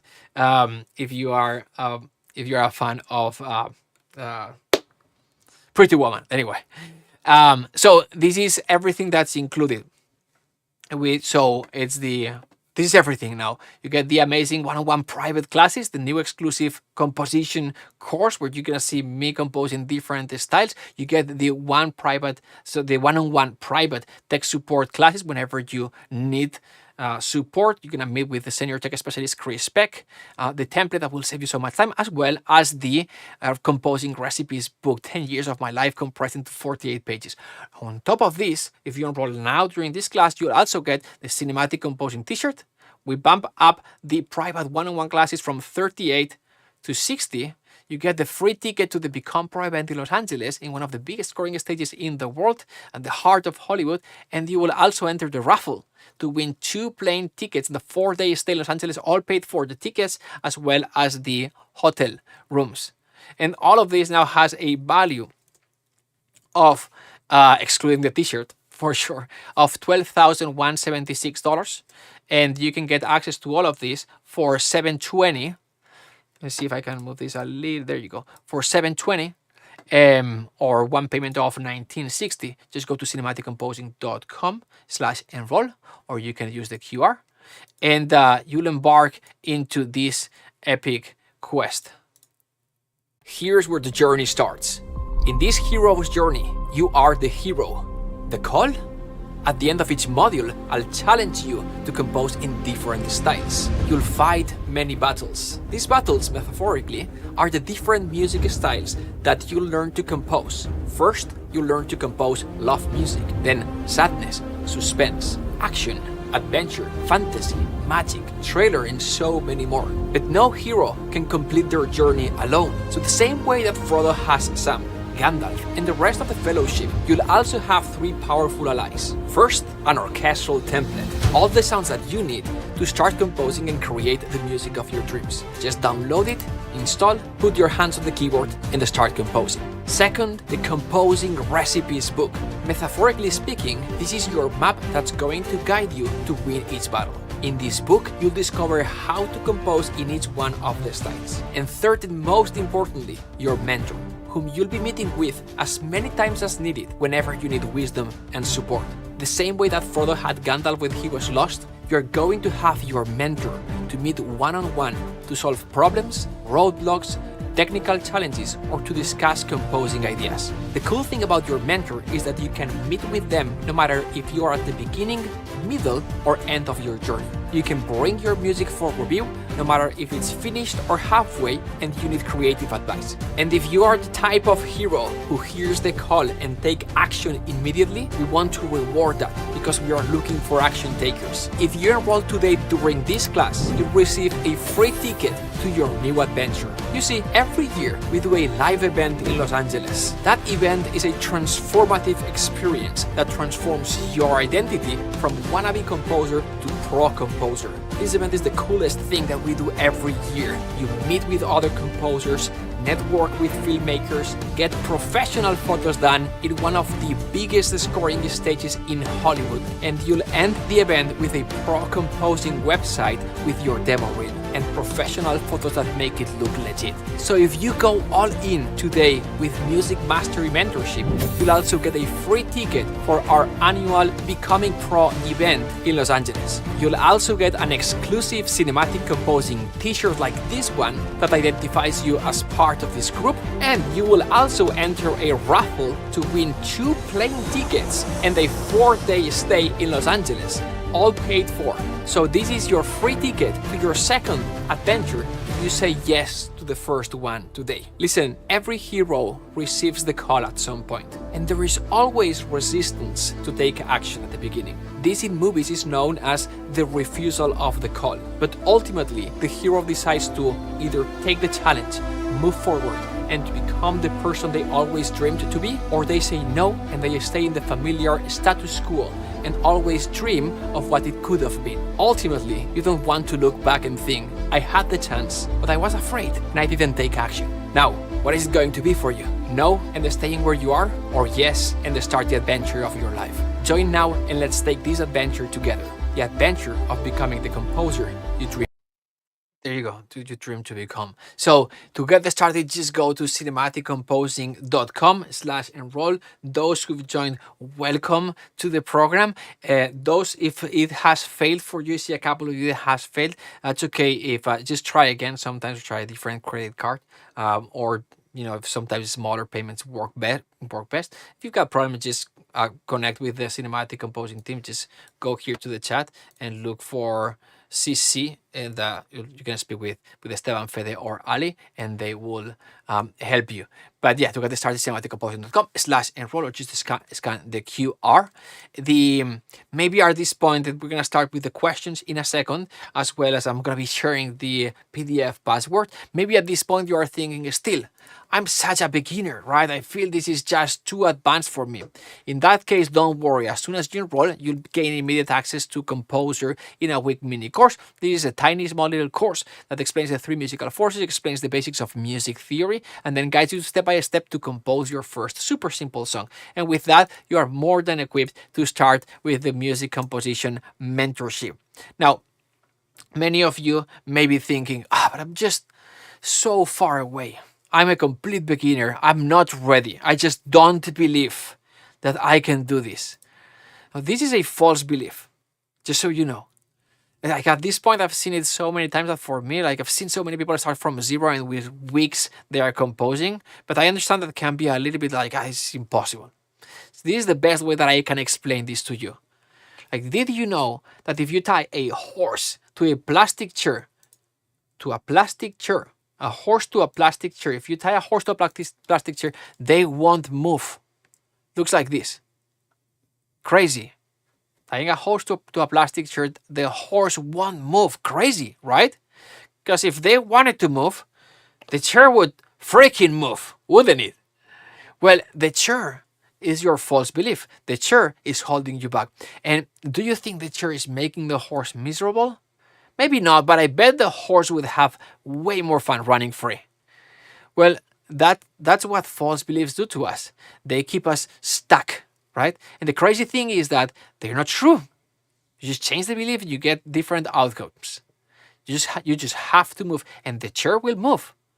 And moving in this case is taking the plunge and running to the music composition mentorship. Because if you are here, it's because you want to change things. And I guarantee you, there's no better vehicle than this program. There's the quick story, real quick. My kid, the old one, 6, he plays soccer. Soccer for the people in the US, football in Europe, right? And he's an okay player. He's very young, right? He's not the best of the team. They usually win because they've got some good players in the team. But this time there was this game, and they were against another team with some bigger kids, stronger, bigger kids. And my kid's name is Marc. I know, very creative. But every time that Marc went up the field with the ball, they would push him. Right? And I'm like, this is good for him. But he starts becoming more insecure during this game. Right? And what happened is that every time that he would get close to the kids, he would get rid of the ball. I think I've got a video of this. Yeah. Goes like this. So this is my kid, right? So red boots.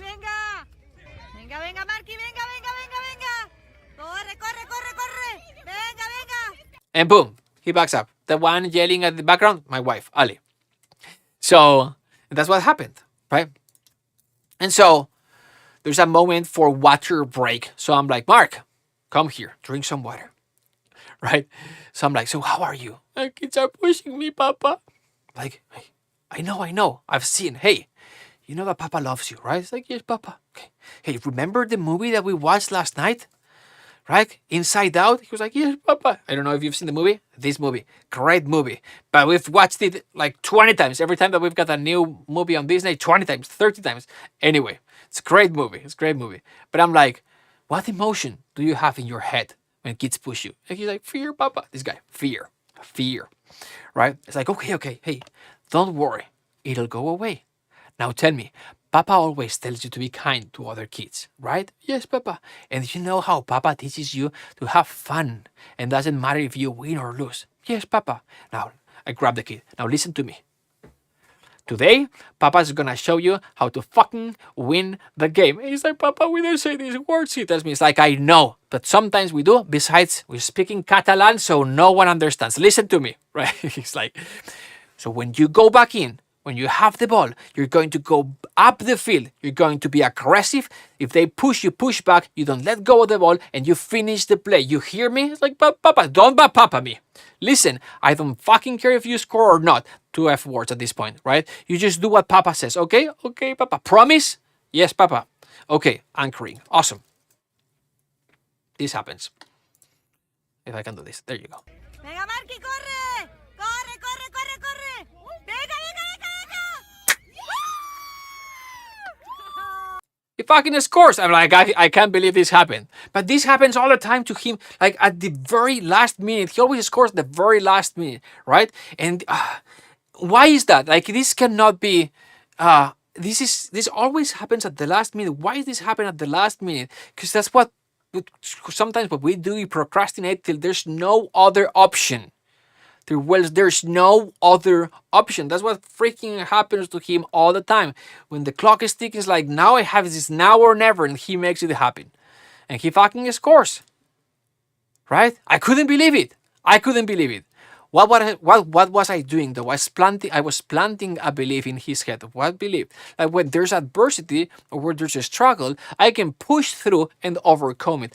Overcome it. I can get through resistance and get to result. Right? And the result, another belief, I can achieve the thing that I want. Or it seems impossible until it's done, but I can get there. I've done it before. This is, by the way, called building identity capital. We talked about this earlier. Identity capital is the opposite of affirming. Affirming is not that useful. Affirming in front of a mirror does not work, right? If you're like, I'm sexy. No, you are fat. Your brain will go. Like, you're fat. Like, the brain will pick up the BS, right? The bullshit, and will know it's not true. Identity capital is different. Identity capital is doing the fucking thing. And then your brain goes like, oh, you're like, this is your new identity. Building identity capital towards a new upgraded identity. What's the easiest way to get to the results that you want to get? Doing the thing, but you don't do the thing. Why is it that you don't do the thing? Because you are not the person, the identity, the persona, the person who would do these type of things. So then you upgrade the identity, and then you start doing these kind of things. How do you upgrade? That's the most powerful, the easiest way to do. Upgrade your identity, and then you'll start doing the things that person would do and achieving the results or getting the results that person would get. How do you do that? Upgrade your identity. But how do I do that? Identity capital. How do I do that? Do the things that person would do, and your brain will go, oh, this is the new you. Yes, okay. Let's do more of that. Okay, this and it becomes true for your brain, and you do more of that, and boom, you start forming that new identity. And with the new identity, you start getting the things that are in alignment with that identity. Anyway, awesome. So that's what happens in a program like this, right? What happens that you become.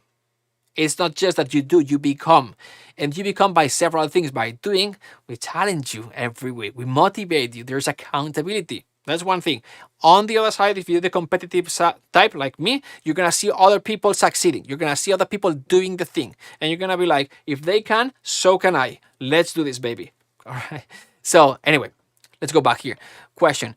If there's any Momentum student in the room and you want to join, but you're wondering, do I get a discount for being a Momentum student? No, you don't get any discount, unfortunately, but you do get 10 extra private one-on-one classes. So that's that for you. And if you think about it, we just can't give any discount at this price. Think about this. Look up, obviously I'm not trying to justify this, but this program with everything that it offers, look at the expenses, just the private teaching, the private mentoring, the private support, right? The all the shipping, printing, t-shirt, everything, right? All those, like, and for those who enroll now today, like the event, can you imagine how much it costs to rent one of these studios for a few days? And understand that this is an event that people pay for. You get it for free when you join today, as a way to incentivize and for us, is a way for us to find the action takers, right?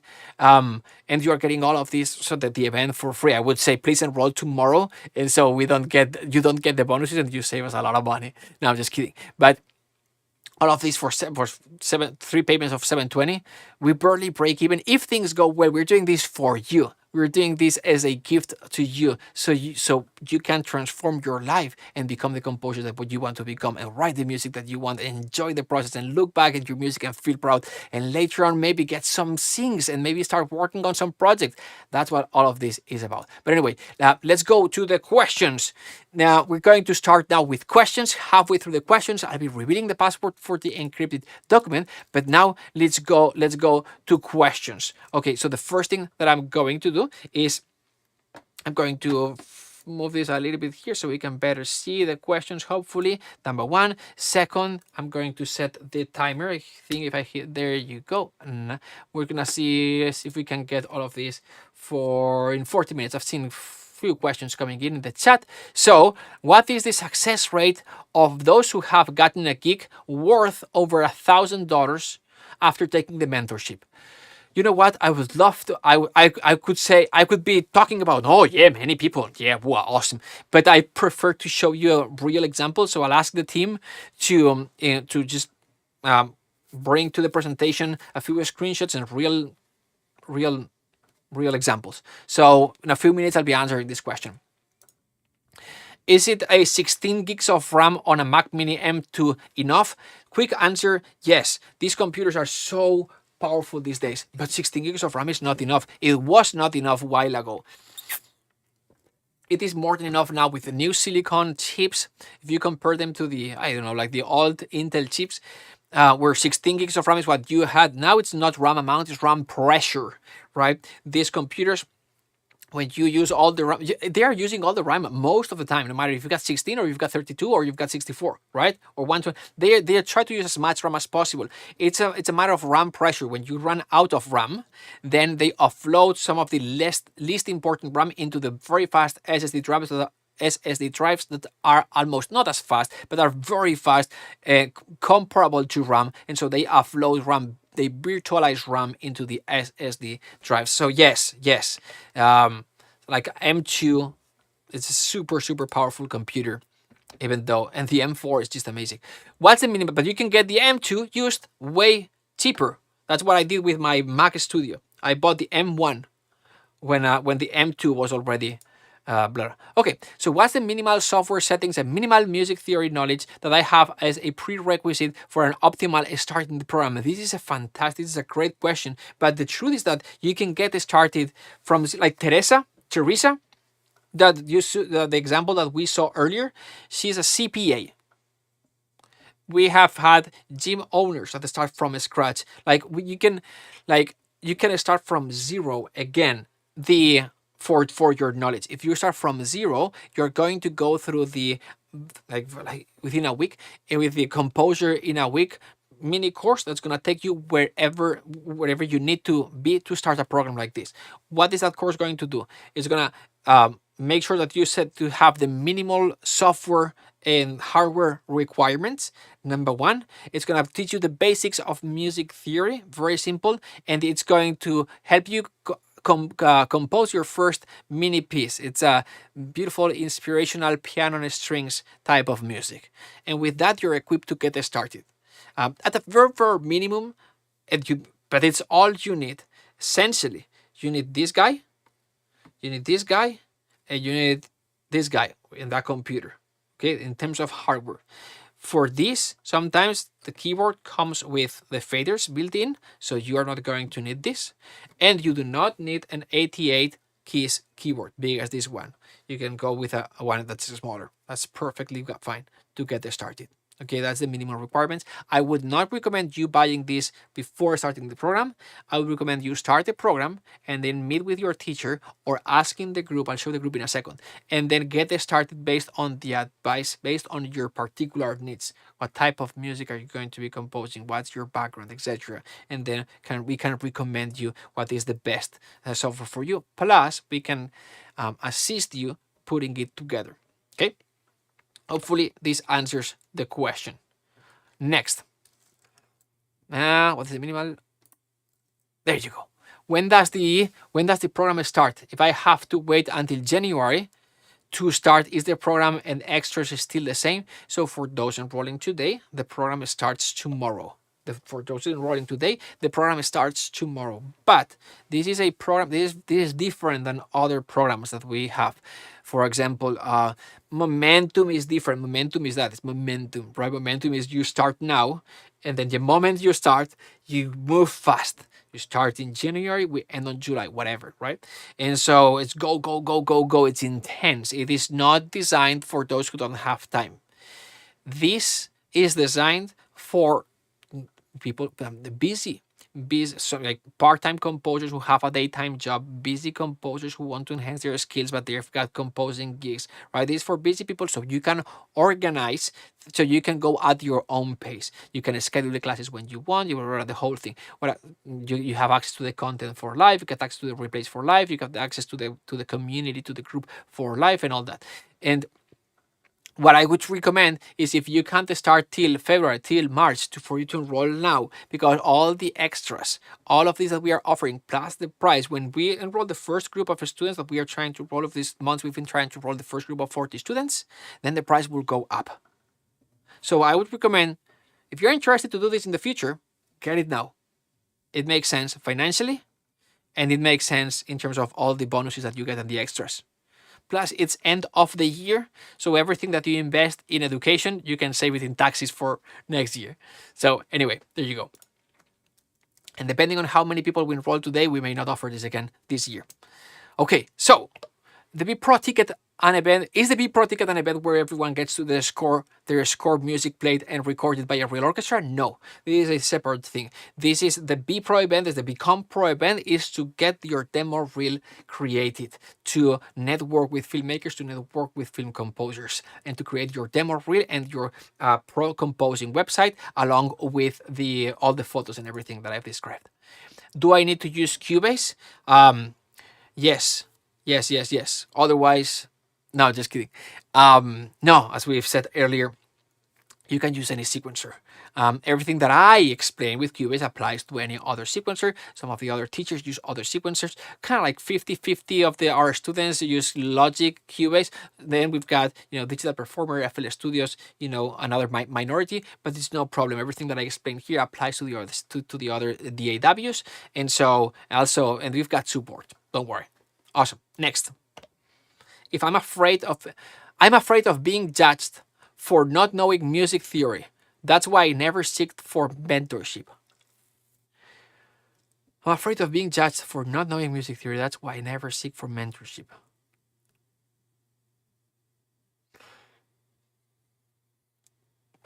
Let me explain it this way.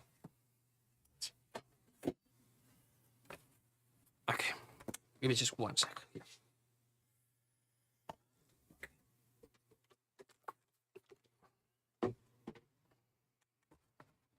This works? Yes, awesome. Great. Okay. I'm afraid of being judged. Okay. I don't get the being judged thing. And this is why. And hopefully this.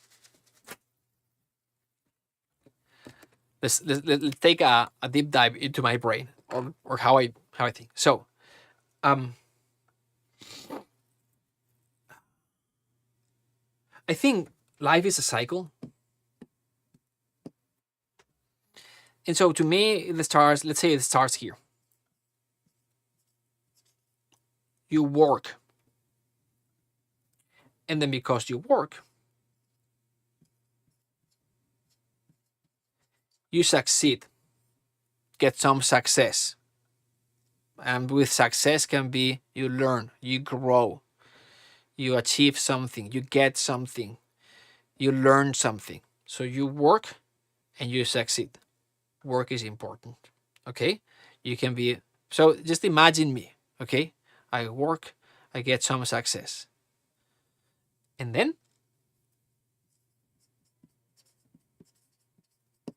you share. To me, I like to see this. There's two ways of sharing.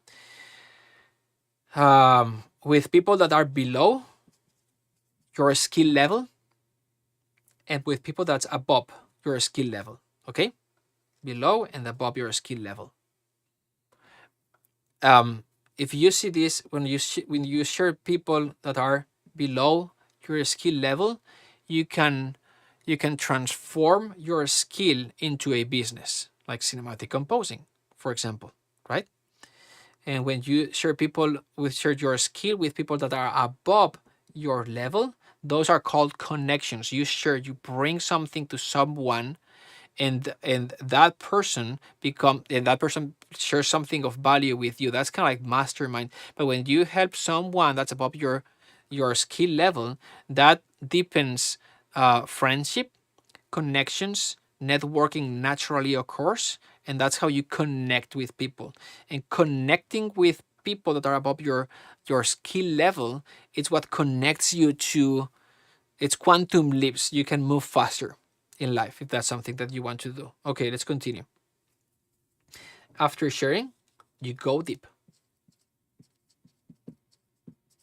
This is where it may sound a little bit weird, but here's where, thinking process, walks, journaling, meditation, and that gives you a deeper understanding of things. How do you, like, all these frameworks and everything, it's like where all this comes from, right? It's from the work and then stop. You work and then you stop, and then all these realizations come, right? When you decompress. Inspiration comes from decompression after a period of work. That's where it comes from, right? You work first, you create pressure, and then you release, and then all the inspiration, all the ideas come. Okay? So you work and you succeed, learn, right? All these learnings, then you share with people to make this world a better place, and then you go deep, you have a better, deeper realizations, and then you get back to work, and that's how it goes.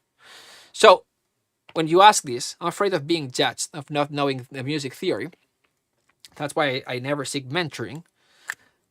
If a mentor judges you, it's because the mentor is not it's not in the right place. They've got something that they still haven't figured out, right? If they cannot help a beginner, if they cannot give away their time, that's what a dad or a mother does for their kids, for God's sakes, right? You give your time to hopefully make these little people independent at some point. You try not to transfer them your insecurities, but you try to guide them with the best you've got while you're figuring out your shit, right? But you try to guide them, and you give them your time, love, and support, expecting nothing in return. That's what you do. And if you don't like that deal, then you don't have kids, and that's fine. All right? But hopefully, well, there's people. Just don't worry. There's a lot of love. Just look at some composers out there that will meet. There's like there are so many composers that are at the top of their game, but they still teach. Right? I've seen this in Blake Neely. I've seen this like so many Ted Shapiro. Like they're so composers at the top of their John Powell. Right? They are top of their game, and they'll make time to teach. Why? They don't need the money. They don't need the money. Why do they do that? Why? Think about this. Why would you do this? It's not for the money. It's not for the money, right? Think about these people, because it's way more obvious. Why do they do that? They don't need to do that. It's just giving back. It's giving back. So there are many people like this. So don't worry. if you are a beginner. I don't have my keyboard interface or headset yet. If I join, can I get the equipment later? Yes, we've talked about this. Yes, and that's the best way to go. How long last the one-on-one sessions? So the way we've set it up is in blocks of 30 minutes, because reality is that most of the times you don't need more. When I met with my teacher, it was not to debate for hours, right? It was to review my music and get directed feedback. Or if I had questions, the teacher would answer them quickly, right? Because he or she is the pro. And even if I had multiple questions, it wouldn't take more than 30 minutes. And so if we did 1 hour blocks, most of the times part of that block would be wasted. So for efficiency, we've set it in blocks of like 30 minutes, 45 minutes, something like this. But if you need more, just block more. That's it. Make sense? So don't worry. You've got plenty of time, but it's organized like this, just for flexibility. Do the course ever expire? No. You have access to this content for life, for the life of the program. So for the one-on-one sessions, you can take them at your own pace, meaning whenever you are available, whenever you want. There is no time limit. For the content, you have access for life, same as for the class replays for life, and you also have access for life to the community. Do you think the course makes sense for someone who's not necessarily interested in the orchestrated music? Like, I'm a pop rock artist on the side and my goal is to land indie project with directors looking for either orchestrated or non-orchestrated music. Can we work not necessarily on orchestrated music as the 12 projects? Yes, 100%. Plus, if you want to work on media projects, then this program makes sense for you, because that's what we talk about.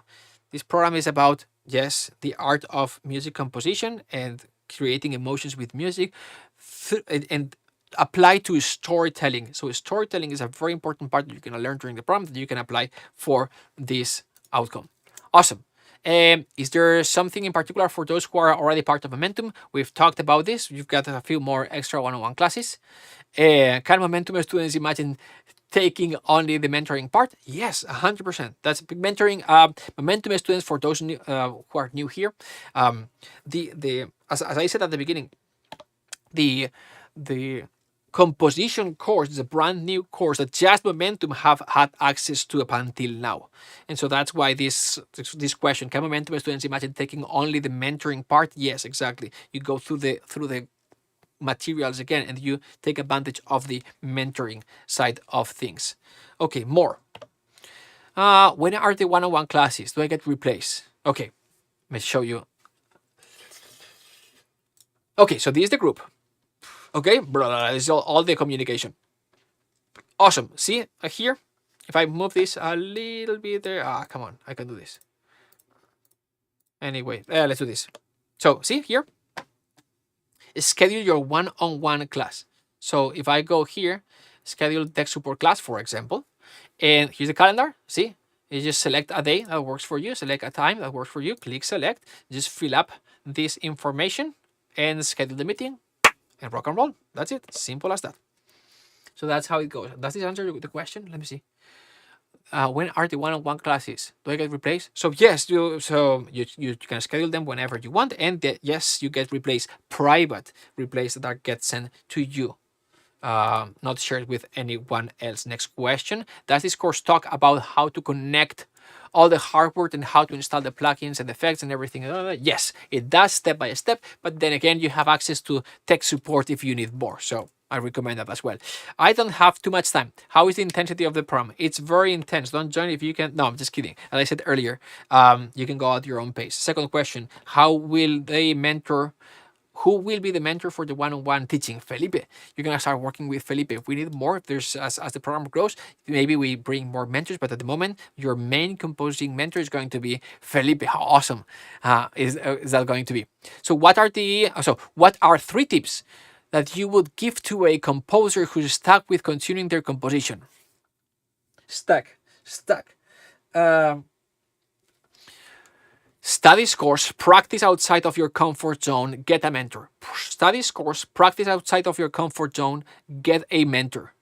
Studies course, because that is going to expand, right? If you are stuck, if you hit plateau, study scores. Practice outside of your comfort zone based on what you've seen in the study scores, study music, what we've done today, right? And then get a mentor. Those are the three things that are going to get you unstuck and overcome plateau. I would say, on top of all of this, set goals. Set a goal that excites you, that forces you, make it real, that forces you to, again, to study scores, practice outside of your comfort zone, and getting a mentor. Awesome. More. This is coming. A few more questions, and I'll share the password. What is included in the one-on-one private teaching? What's included in the one-on-one private teaching? Well, everything that we have said. Got the 38 or 60 classes if you enroll today. You can choose when to schedule them. Take as long as you need. No weekly mandatory cadence. It's completely private teaching, as we have said. One-on-one. You bring your concerns, everything, and you'll have them solved in the spot. Also reviewing your music, giving feedback on your music, reviewing your work in progress. There's no waiting others to ask questions because you're going to be meeting one-on-one with your teachers. You've got direct access. The main, like for real, the main thing you're going to be doing, obviously, is reviewing your music or reviewing your work in progress, but it's for anything that you're stuck with. That's for the one-on-one private teaching. Teacher is there for you to support you. And also, the class gets recorded and we send the recording to you privately. And on top of that, you've got the private teaching support specialist that you can meet one-on-one whenever you want. Kind of like the same thing, but except that instead of being 38 or 60, it's just 30 sessions for anything that you need. We connect remotely to your studio, to your computer, and we can help with anything that you want. You'll be meeting with Chris Peck, who's worked with Harry Gregson Williams, Michael Giacchino, and more than 7 years senior technical support specialist with Native Instruments. And that's pretty much it. These will also get recorded and you can watch them later. Okay, how much is for the 38 lessons, the tech support, and the online course? Well, the 38 private lessons, the 38 private one-on-one classes, the tech support, and the online course is $19.60. The event, the trip to LA, the t-shirt, the bumping up the 38 classes to 60, those are just bonuses for early adopters, for action takers, right? For those who enroll now today, right now during the program. And those things, the event and all that, it's not part of the bundle initially, but it's actually something that people pay for, but we are including it for free for those who jump in now. Then there's the book and the template, but those don't make a big difference. The 38 private classes and the course, along with the tech support, is the core of the offer, and that's what it costs, $19.60. Would I need to purchase all the plugins the template uses to use in my DAW? No, the template comes with all the plugins and the sounds as well. We have an agreement with Musio that gives you access to all the sounds for 3 months for free. Then if you want to continue with them, it's $9.99 a month if you want. But right now during Black Friday, you've got an offer going on, no affiliation. But I think you get $150 for the entire, for life. So there you go. And the plugins you don't need to use because you're going to be using stock plugins inside your DAW. All right. More questions. Great questions, by the way. Thank you. What genre styles moods should be on the demo reel? Where to find films that you can audition for? Oh, I love this question. So here's what I would say. So what genres, styles, and moods? It really depends.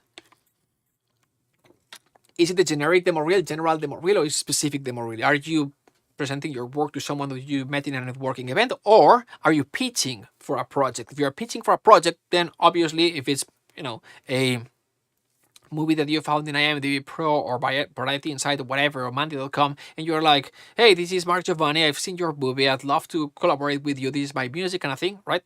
Then you'd send specific music, very as short as possible, maybe 4, 5, 6 tracks max, 6 to 10 minutes of music, 6 to 12 minutes of music, maybe no more than 20 ever, and go straight to the point with, let's say it's a thriller, then you will be including in the demo reel action with intensity, underscore type of music, some tension type of thing, and that's it. Background type of music, maybe not too big.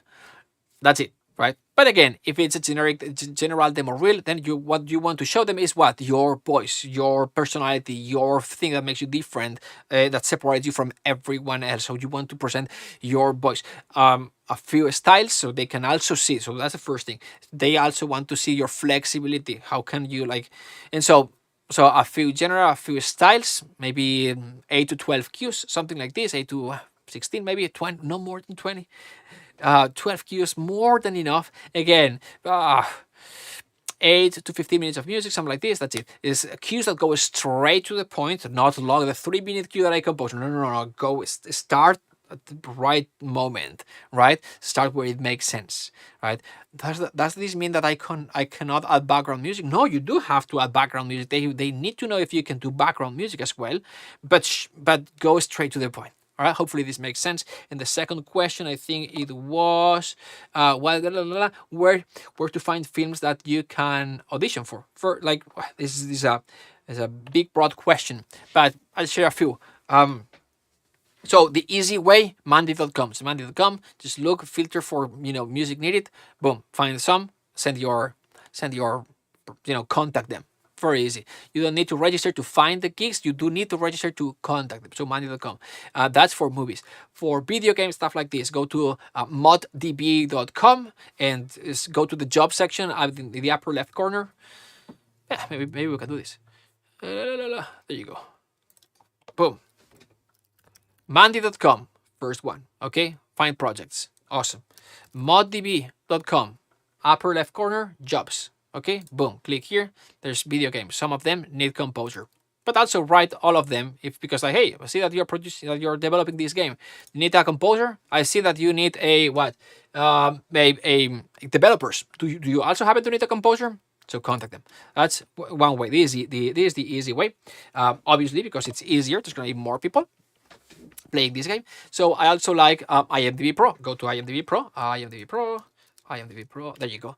Find the movie. So filter for movie. So titles, top movie meter. Filter by movie meter. So here are all the filters. So filter by genre, production state. So it's the pre-production, post-production, the type of movie, is the studio movie, it's a TV movie, it's a series, whatever, a TV series, so filter, also filter for the movie meter, so go for movies that are at your level, don't go for Marvel movies, most likely, you're not gonna get them, you don't have an agent, and so go for smaller, maybe, some TV productions, things like this. So this IMDb Pro, there are things like Variety Insights, it's more expensive. IMDb Pro, it's a public database. You have to pay, it's owned by Amazon.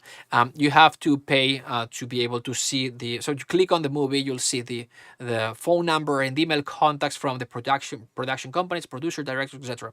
So it's careful because it's a public database, so it's not always up to date, but do your due diligence and you'll be fine. There are others more expensive, other databases, Variety Insights, things like this, but they get more expensive, a little more quality info, a little more quality data, but there you go. Hopefully this answers your question. Let's go back here. I think we answered this question.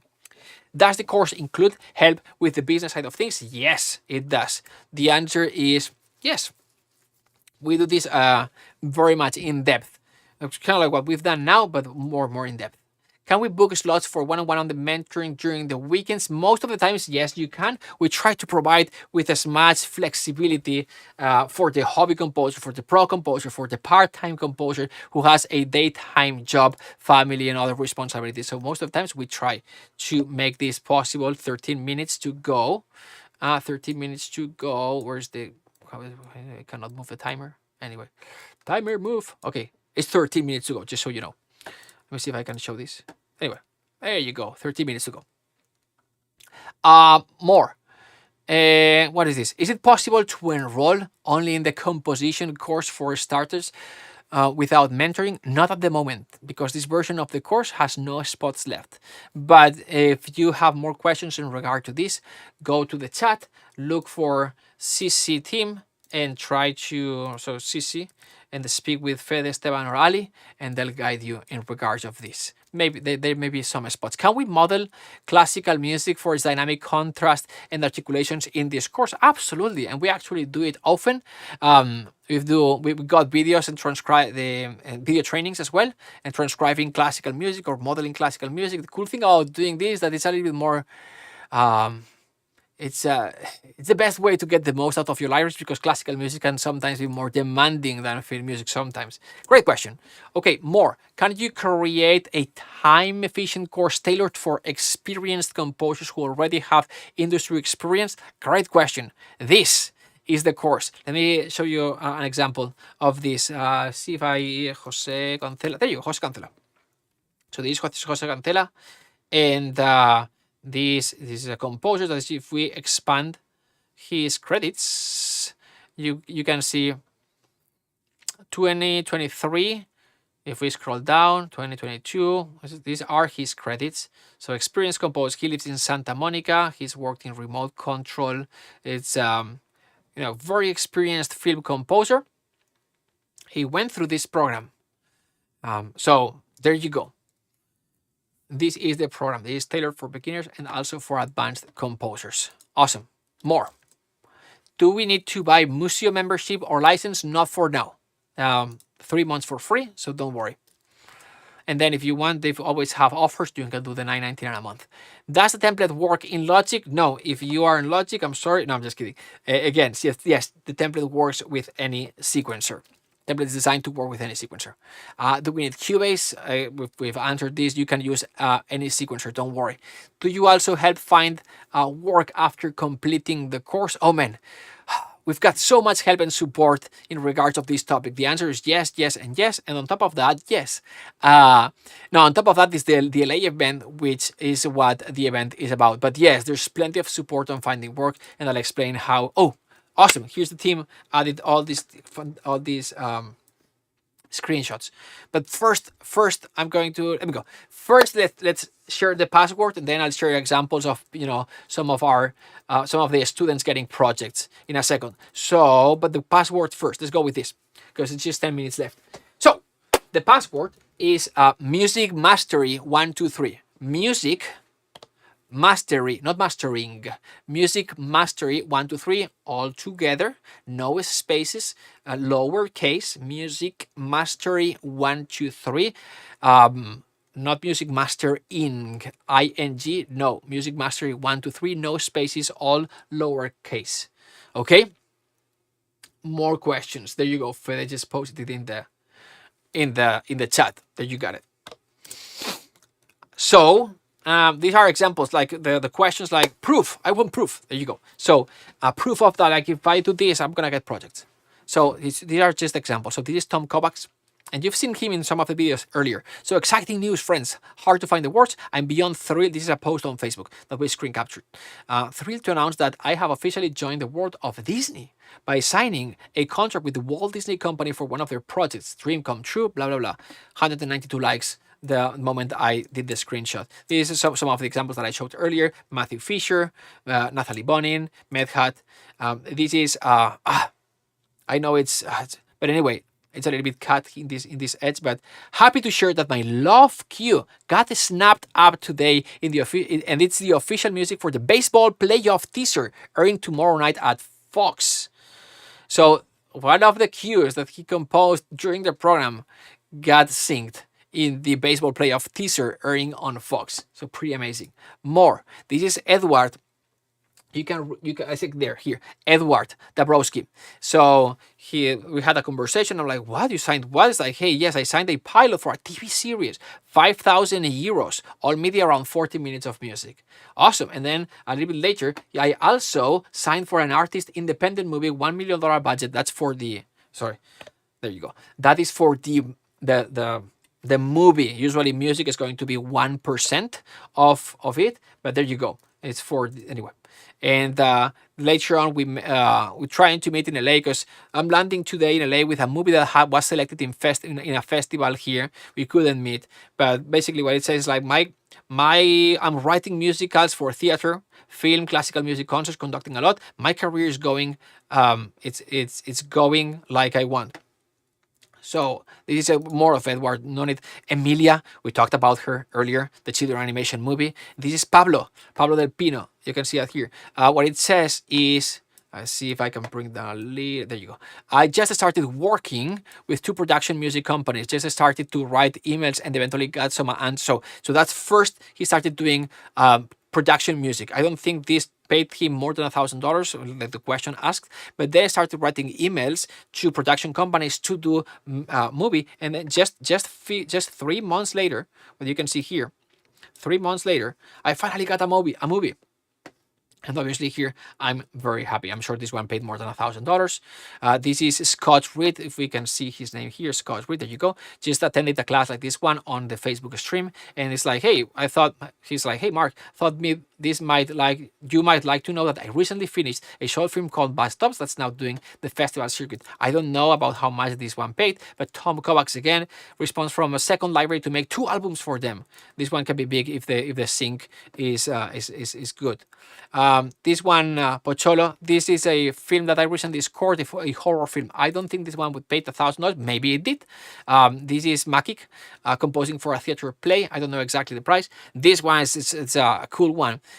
So this is David Thipps.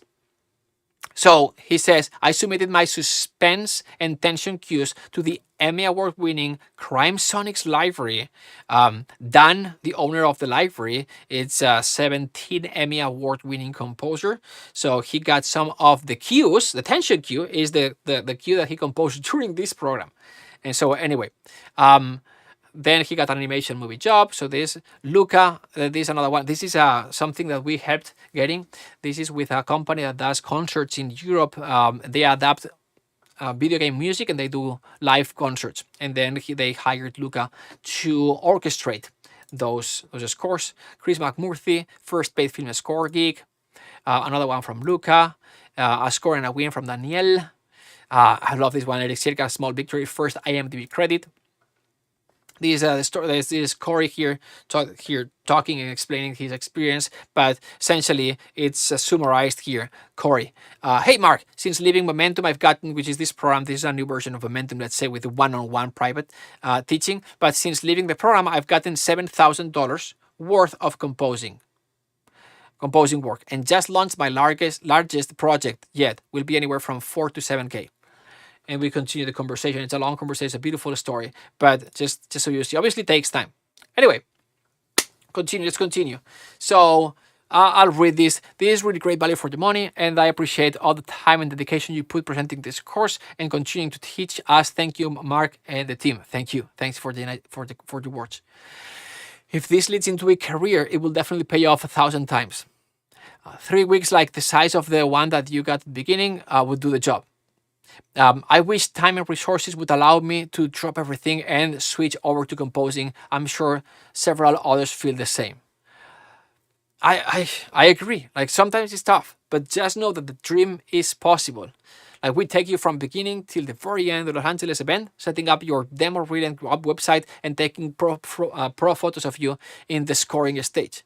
Just know that if time is a problem, this is designed so you can do it at your own pace. If money is a problem, just also know that we offer Klarna, Firm, PayPal credit, so there are options to split this payment into smaller amounts. And I would also say one of the most common things other composers have done to join this program or programs like this, it's they put this on a credit card. Let's calculate how much would this be? Let's see, credit card minimum payment calculator. There you go. That's the first one. Let's see. This is a rough estimation, right? But if we make this a little bigger and we say 1960, there you go.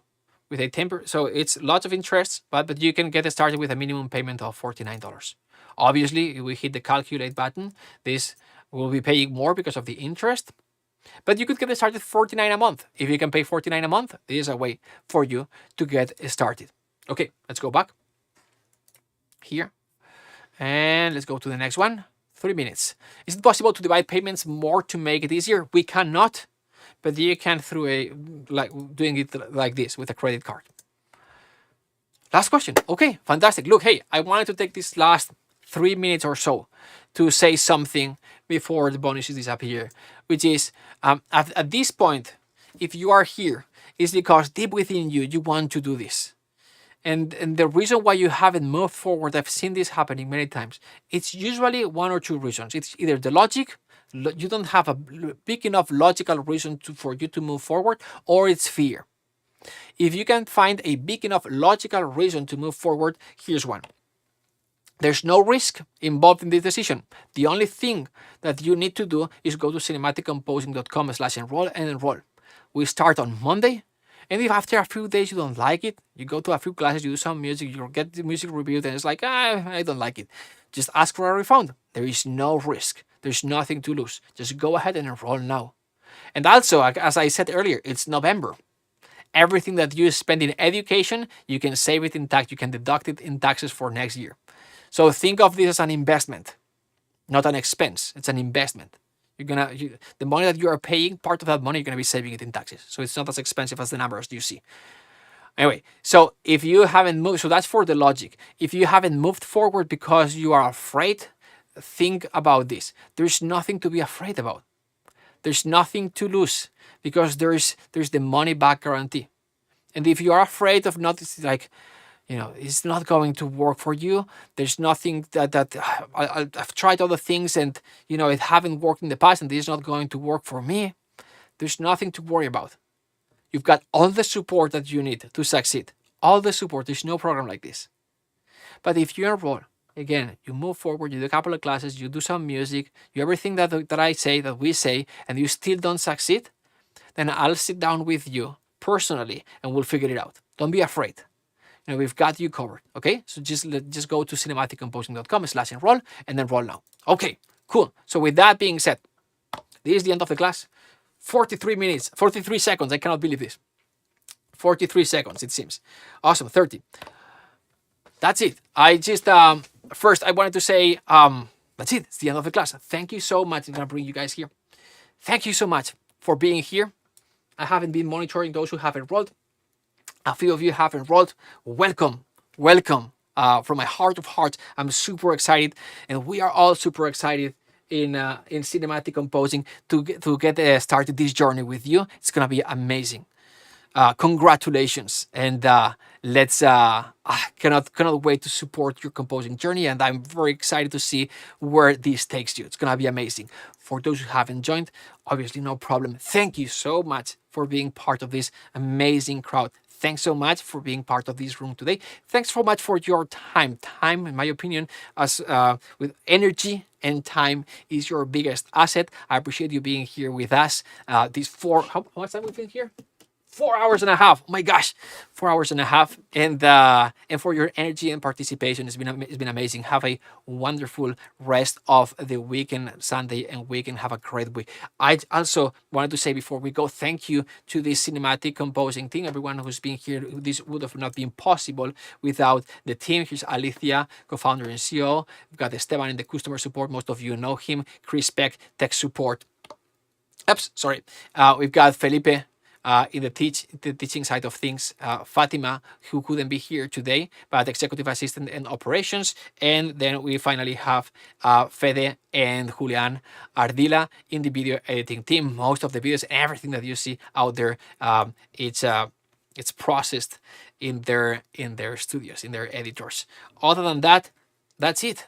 Thank you very much once again. Have a great rest of the weekend. Enjoy, if you are in the US, have a happy Thanksgiving. For everyone else in the world, take advantage of Black Friday as well. And I hope to see you in a following class soon. If I don't see you, have a beautiful end of year and Merry Christmas. I know that we are a month and a half, but it's coming. So Merry Christmas and maybe Happy New Year, but have a great day. Talk to you soon. Bye-bye. See ya.